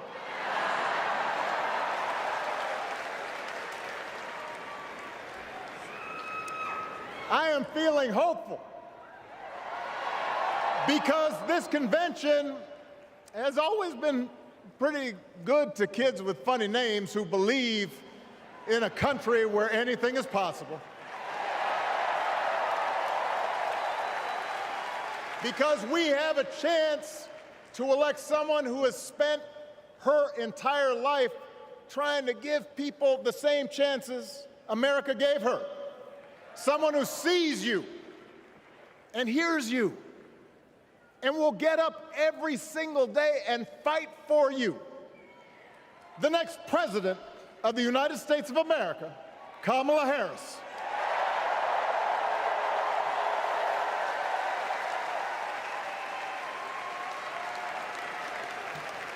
It's been 16 years since I had the honor of accepting this party's nomination for president. And I know that's hard to believe because I have not aged a bit. But it's true. And looking back, I can say without question that my first big decision as your nominee turned out to be one of my best. And that was asking Joe Biden to serve by my side as vice president.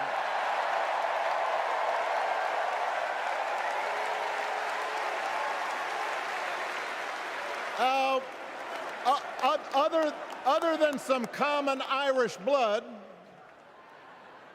Joe and I come from different backgrounds, but we became brothers. And as we worked together for 8, sometimes pretty tough years, what I came to admire most about Joe wasn't just his smarts, his experience. It was his empathy and his decency and his hard-earned resilience, his unshakable belief that everyone in this country deserves a fair shot.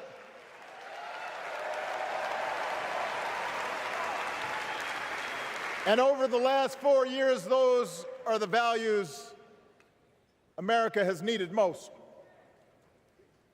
At a time when millions of our fellow citizens were sick and dying, we needed a leader with the character to put politics aside and do what was right. At a time when our economy was reeling, we needed a leader with the determination to drive what would become the world's strongest recovery. 15 million jobs, higher wages, lower health care costs. At a time when the other party had turned into a cult of personality, we needed a leader who was steady and brought people together and was selfless enough to do the rarest thing there is in politics, putting his own ambition aside for the sake of the country.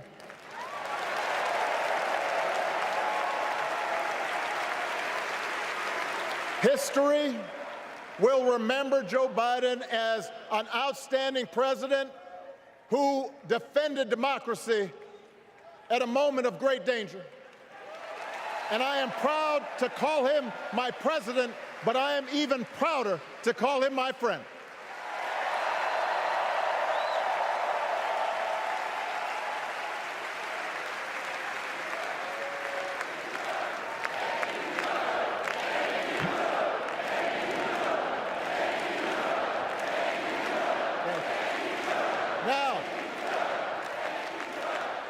The torch has been passed. Now it is up to all of us to fight for the America we believe in. And make no mistake, it will be a fight. For all the incredible energy we've been able to generate over the last few weeks, for all the rallies and the memes, this will still be a tight race in a closely divided country. A country where too many Americans are still struggling, where a lot of Americans don't believe government can help. And as we gather here tonight, the people who will decide this election are asking a very simple question. Who will fight for me? Who's thinking about my future, about my children's future, about our future together? One thing is for certain, Donald Trump is not losing sleep over that question.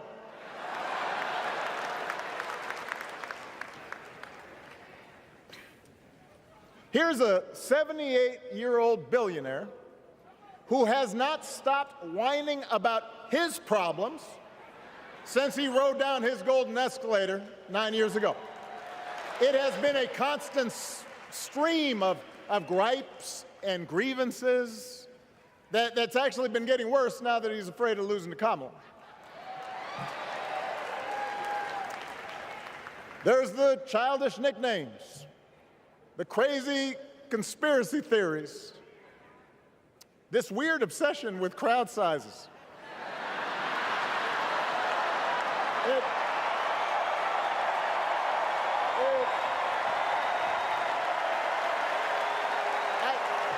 It just goes on and on and on.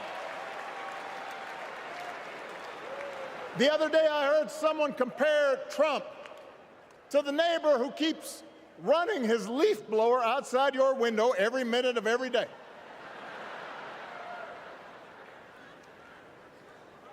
Now, from a neighbor, that's exhausting.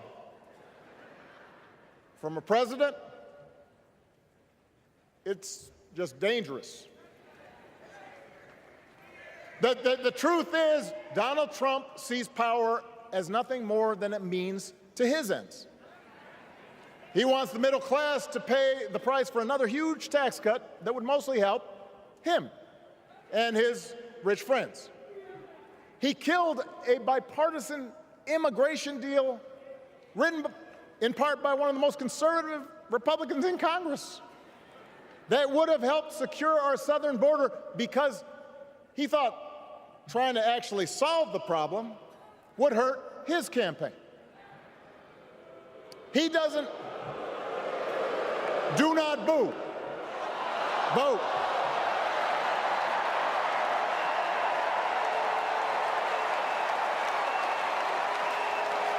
He doesn't seem to care if more women lose their reproductive freedom since it won't affect his life. And most of all, Donald Trump wants us to think that this country is hopelessly divided between us and them, between the real Americans, who of course support him, and the outsiders who don't. And he wants you to think that you'll be richer and safer if you will just give him the power to put those other people back in their place. It is one of the oldest tricks in politics from a guy whose act has, let's face it, gotten pretty stale. We do not need 4 more years of bluster and bumbling and chaos. We have seen that movie before, and we all know that the sequel is usually worse.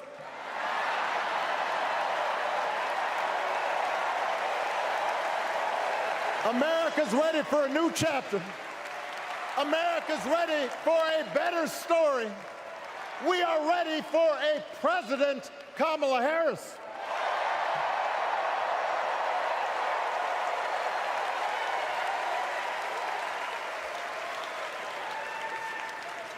And Kamala Harris is ready for the job. This is a person who has spent her life fighting on behalf of people who need a voice and a champion. As you heard from Michelle, Kamala was not born into privilege. She had to work for what she's got. And she actually cares about what other people are going through. She's not the neighbor running the leaf blower. She's the neighbor rushing over to help when you need a hand. As a prosecutor, Kamala stood up for children who had been victims of sexual abuse. As an attorney general of the most populous state in the country, she fought big banks and for-profit colleges, securing billions of dollars for the people they had scammed. After the home mortgage crisis, she pushed me and my administration hard to make sure homeowners got a fair settlement. Didn't matter that I was a Democrat. Didn't matter that she had knocked on doors for my campaign in Iowa. She was going to fight to get as much relief as possible for the families who deserved it.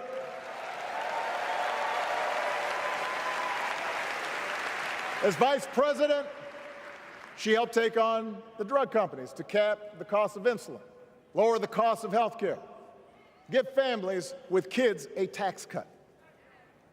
And she is running for president with real plans to lower costs even more and protect Medicare and Medicaid, and sign a law to guarantee every woman's right to make her own health care decisions.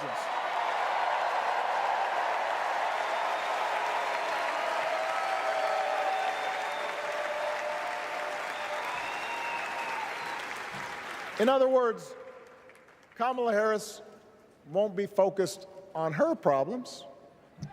She'll be focused on yours.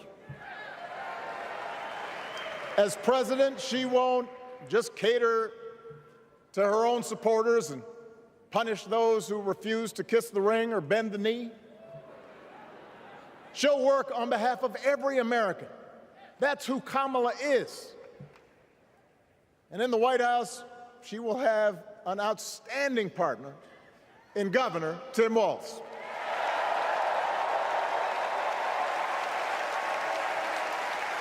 Let me tell you something.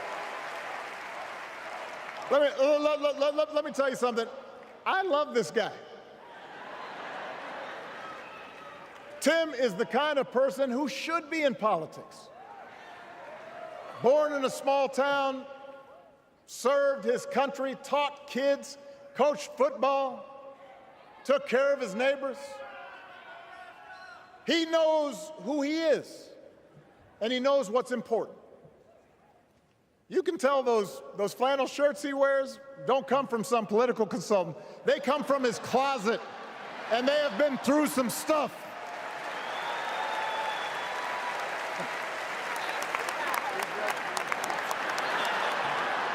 They have been through some stuff. That's right.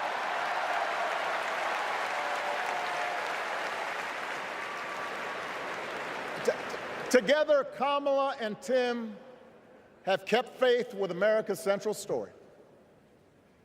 A story that says we are all created equal.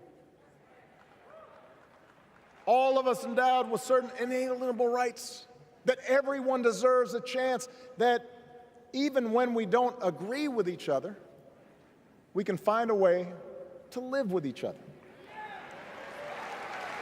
That's Kamala's vision. That's Tim's vision. That's the Democratic Party's vision. And our job over the next 11 weeks is to convince as many people as possible to vote for that vision. Now, it won't be easy. The other side knows it's easier to play on people's fears and cynicism, always has been. They will tell you that government is inherently corrupt, that sacrifice and generosity are for suckers. And since the game is rigged, it's okay to take what you want and just look after your own. That's the easy path. We have a different task. Our job is to convince people that democracy can actually deliver.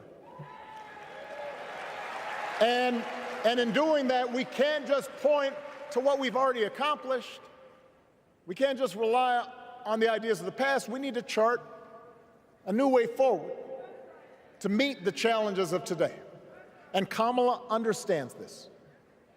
She knows, for example, that if we want to make it easier for more young people to buy a home, we need to build more units and clear away some of the outdated laws and regulations that made it harder to build homes for working people in this country. That is a priority, and she's put out a bold new plan to do just that.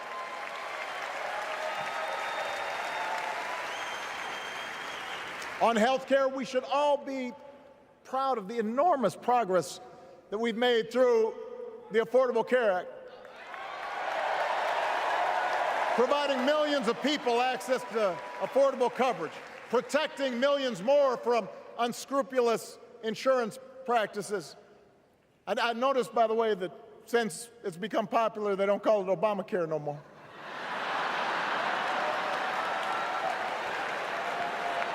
But Kamala knows we can't stop there, which is why she'll keep working to limit out-of-pocket costs. Kamala knows that if we want to help people get ahead, we need to put a college degree within reach of more Americans. But she also knows college shouldn't be the only ticket to the middle class. We need to follow the lead of governors like Tim Walz, who said, if you've got the skills and the drive, you shouldn't need a degree to work for state government. And in this new economy, we need a president who actually cares about the millions of people all across this country who wake up every single day to do the essential, often thankless work, to care for our sick, to clean our streets, to deliver our packages. We need a president who will stand up for their right to bargain for better wages and working conditions. And Kamala will be that president.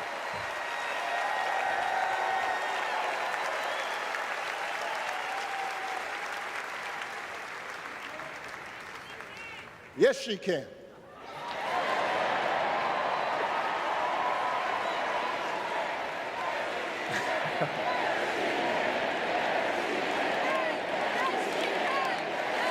Yes, she can. A Harris-Walz administration can help us move past some of the tired old debates that keep stifling progress. Because at their core, Kamala and Tim understand that when everybody gets a fair shot, we are all better off. They understand that when every child gets a good education, the whole economy gets stronger.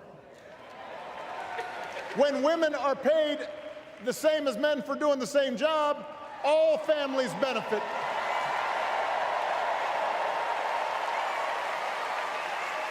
They understand that we can secure our borders without tearing kids away from their parents, just like we can keep our streets safe while also building trust between law enforcement and the communities they serve and eliminating bias. That will make it better for everybody.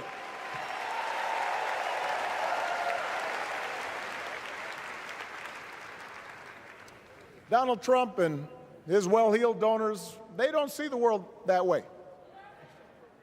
For them, one group's gains is necessarily another group's loss. For them, freedom means that the powerful can do pretty much what they please, whether it's fire workers trying to organize a union or put poison in our rivers or avoid paying taxes like everybody else has to do. Well, we have a broader idea of freedom. We believe in the freedom to provide for your family if you're willing to work hard.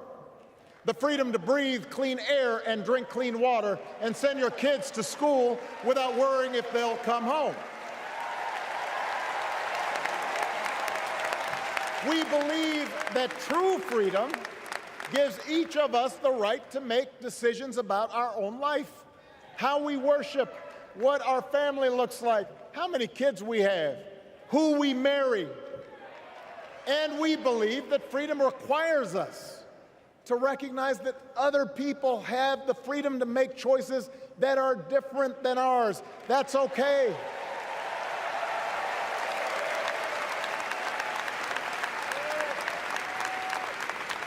That's the America Kamala Harris and Tim Walz believe in.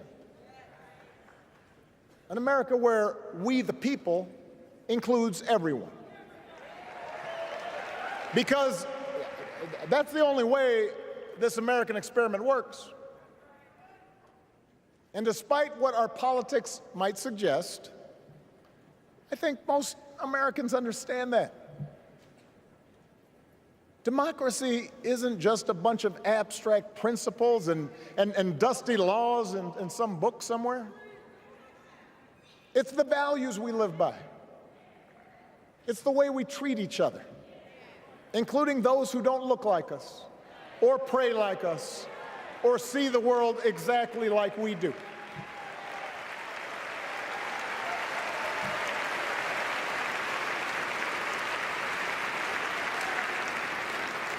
That sense of mutual respect has to be part of our message. Our politics have become so polarized these days that all of us across the political spectrum seem so quick to assume the worst in others, unless they agree with us on every single issue. We start thinking that the only way to win is to scold and shame and out-yell the other side. And after a while, regular folks just tune out, or they don't bother to vote. Now, that approach may work for the politicians who just want attention and thrive on division, but it won't work for us. To make progress on the things we care about, the things that really affect people's lives, we need to remember that we've all got our blind spots and contradictions and prejudices, and that if we want to win over those who aren't yet ready to support our candidates, we need to listen to their concerns and maybe learn something in the process. After all, if a parent or grandparent occasionally says something that makes us cringe, we don't automatically assume they're bad people. We recognize that the world is moving fast, that they need time and maybe a little encouragement to catch up. Our fellow citizens deserve the same grace we hope they'll extend to us.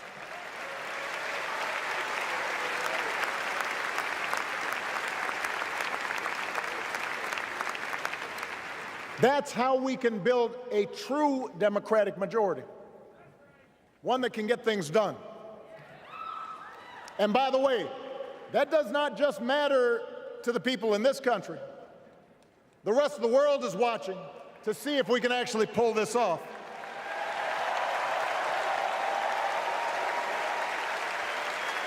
No nation, no society has ever tried to build a democracy as big and as diverse as ours before. One that includes people that over decades have come from every corner of the globe.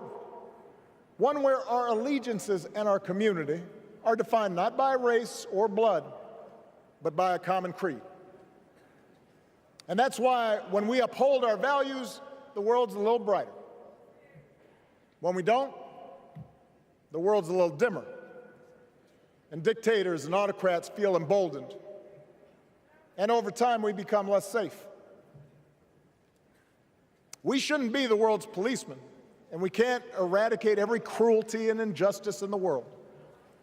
But America can be and must be a force for good, discouraging conflict, fighting disease, promoting human rights, protecting the planet from climate change, defending freedom, brokering peace.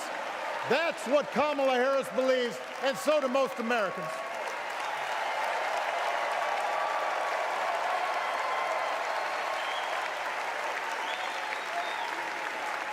Now,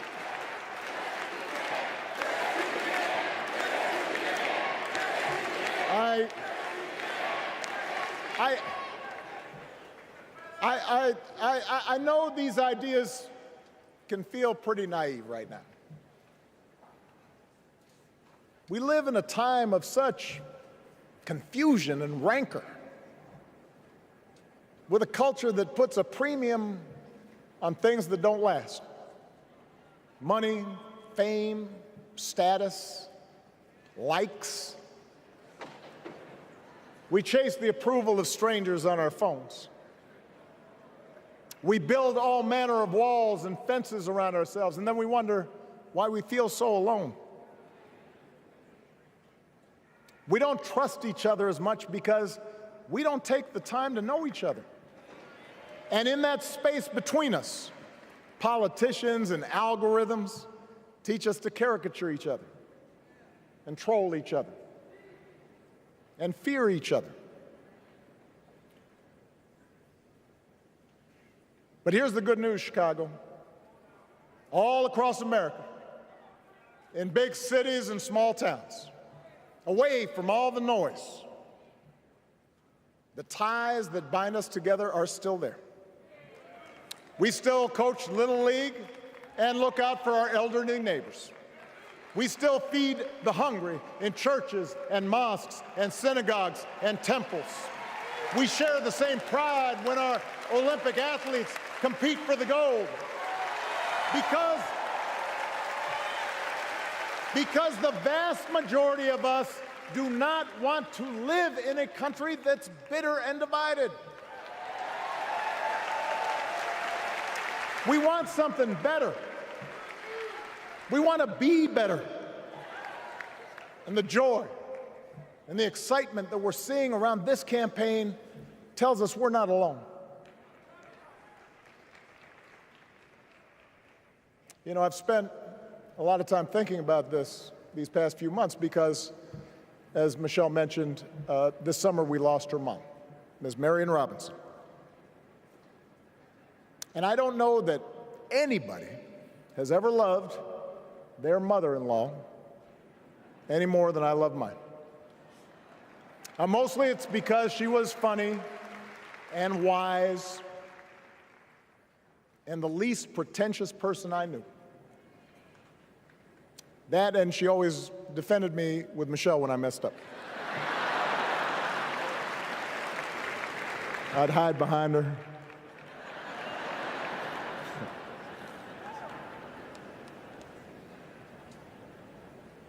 But I also think one of the reasons Mary and I became so close was she reminded me of my grandmother, the woman who helped raise me as a child. And on the surface, the two of them did not have a lot in common. One was a black woman from right here, south side of Chicago, right down the way. Went to Englewood High School. The other was a little old white lady born in a tiny town called Peru, Kansas.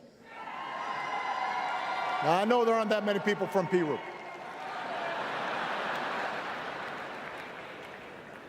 And yet they shared a basic outlook on life. They were strong, smart, resourceful women, full of common sense, who, regardless of the barriers they encountered, and women growing up in the 40s and 50s and 60s, they encountered barriers. They still went about their business without fuss or complaint and provided an unshakable foundation of love for their children and their grandchildren. In that sense, they both represented an entire generation of working people who, through war and depression, discrimination and limited opportunity, helped build this country. A lot of them toiled every day at jobs that were often too small for them and didn't pay a lot. They willingly went without just to keep a roof over their families' heads, just to give their children something better.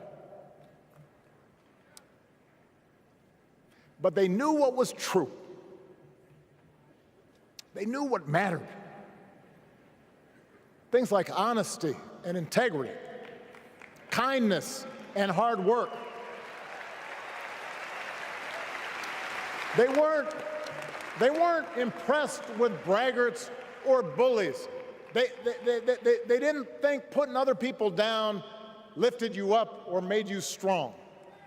They didn't spend a lot of time obsessing about what they didn't have. Instead, they appreciated what they did. They found pleasure in simple things: a card game with friends, a good meal, and laughter around the kitchen table, helping others, and most of all, seeing their children do things and go places that they would have never imagined for themselves.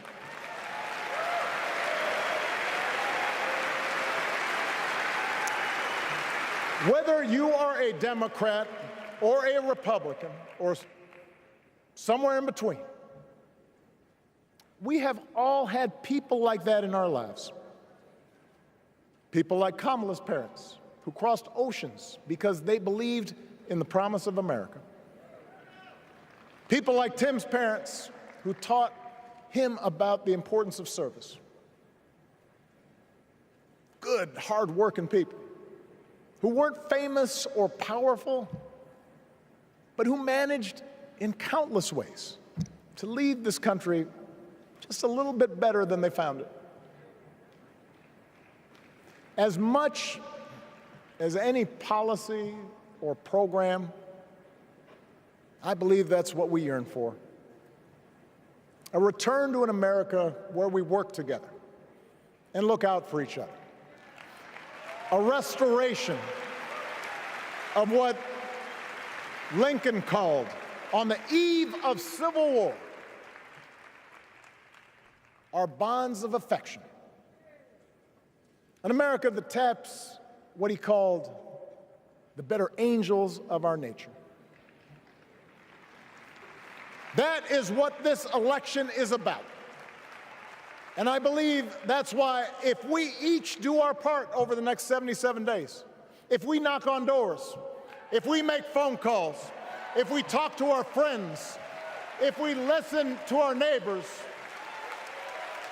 if we work like we've never worked before, if we hold firm to our convictions, we will elect Kamala Harris as the next President of the United States, and Tim Walz as the next Vice President of the United States. We will elect leaders up and down the ballot who will fight for the hopeful, forward-looking America we all believe in, and together we too will build a country that is more secure and more just, more equal, and more free. So let's get to work. God bless you, and God bless the United States of America.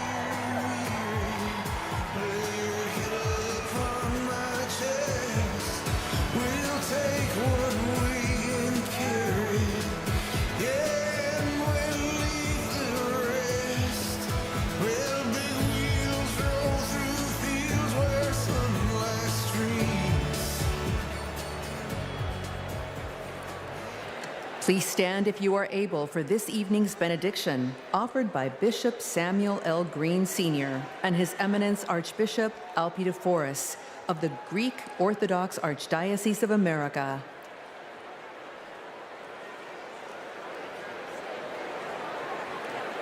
God of our weary years, God of our silent tears, Thou who has brought us thus far along the way, You are the one who broods over the days of our lives, and without You, we would be nothing. So we lift our hopes and hearts to Thee, and we pause tonight to say thank You. Thank You for loving us. Thank You for not giving up on us. Thank You for giving this nation the benefits of Your mercy, because all of us can feel that something enthusiastic is rising in the soul of America. And all of us can tell that the tyranny of resentment has finally met its match. The candidacy of Kamala Harris has ignited an era of joy across America. Tonight, we thank You that even in the darkest of our pessimistic nights, love has not failed us, and hope has stood its ground. We who gather do so with audacity to believe that there will be compassion in America. So God, deliver us from racism. Deliver us from sexism. Deliver us from evil, and keep us forever in the path we pray. Amen.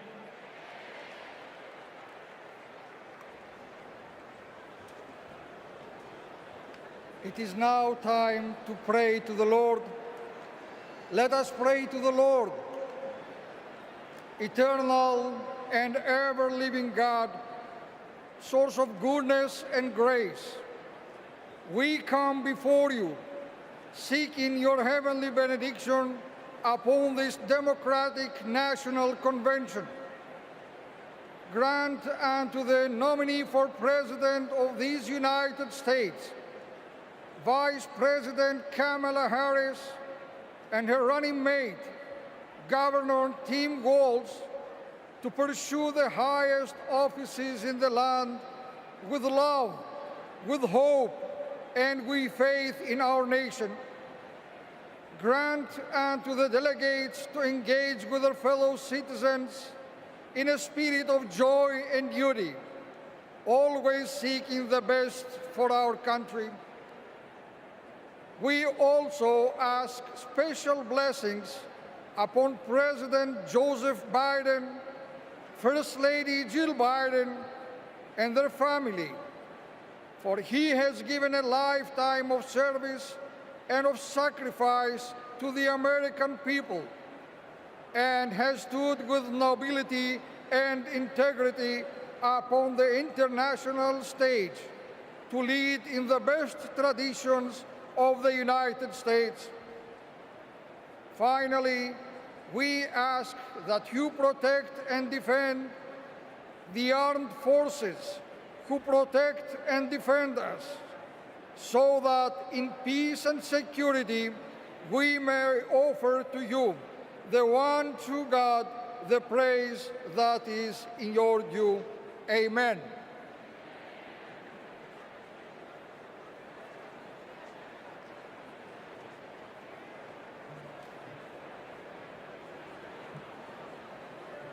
Friends, do I hear a motion to recess until 5:30 tomorrow? Do I hear a second? All those in favor, please say aye. All those opposed, say nay. That was one hell of a night. I'm bringing this thing to a close.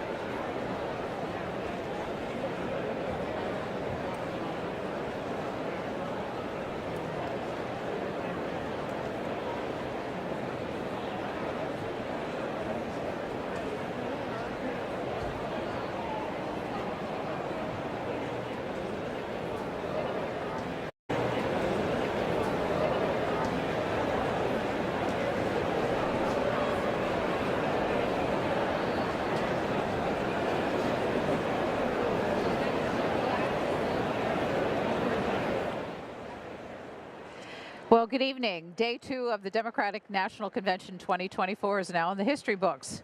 Big events tonight, including the speech by Second Gentleman Doug Emhoff, Michelle and Barack Obama, and the roll call of states. In just a few minutes, we're going to take your phone call reactions to what you heard tonight. And I'd like to give you the phone number so you can get involved in the conversation. We'll be here for the next 45 minutes with interviews from the floor and your calls and comments. 202-748-8920 for Democrats, 202-748-8921 for Republicans, 202-748-8922 for independents. And we can also take texts at 202-748-8903. So number of ways to get involved, and we look forward to hearing what you had to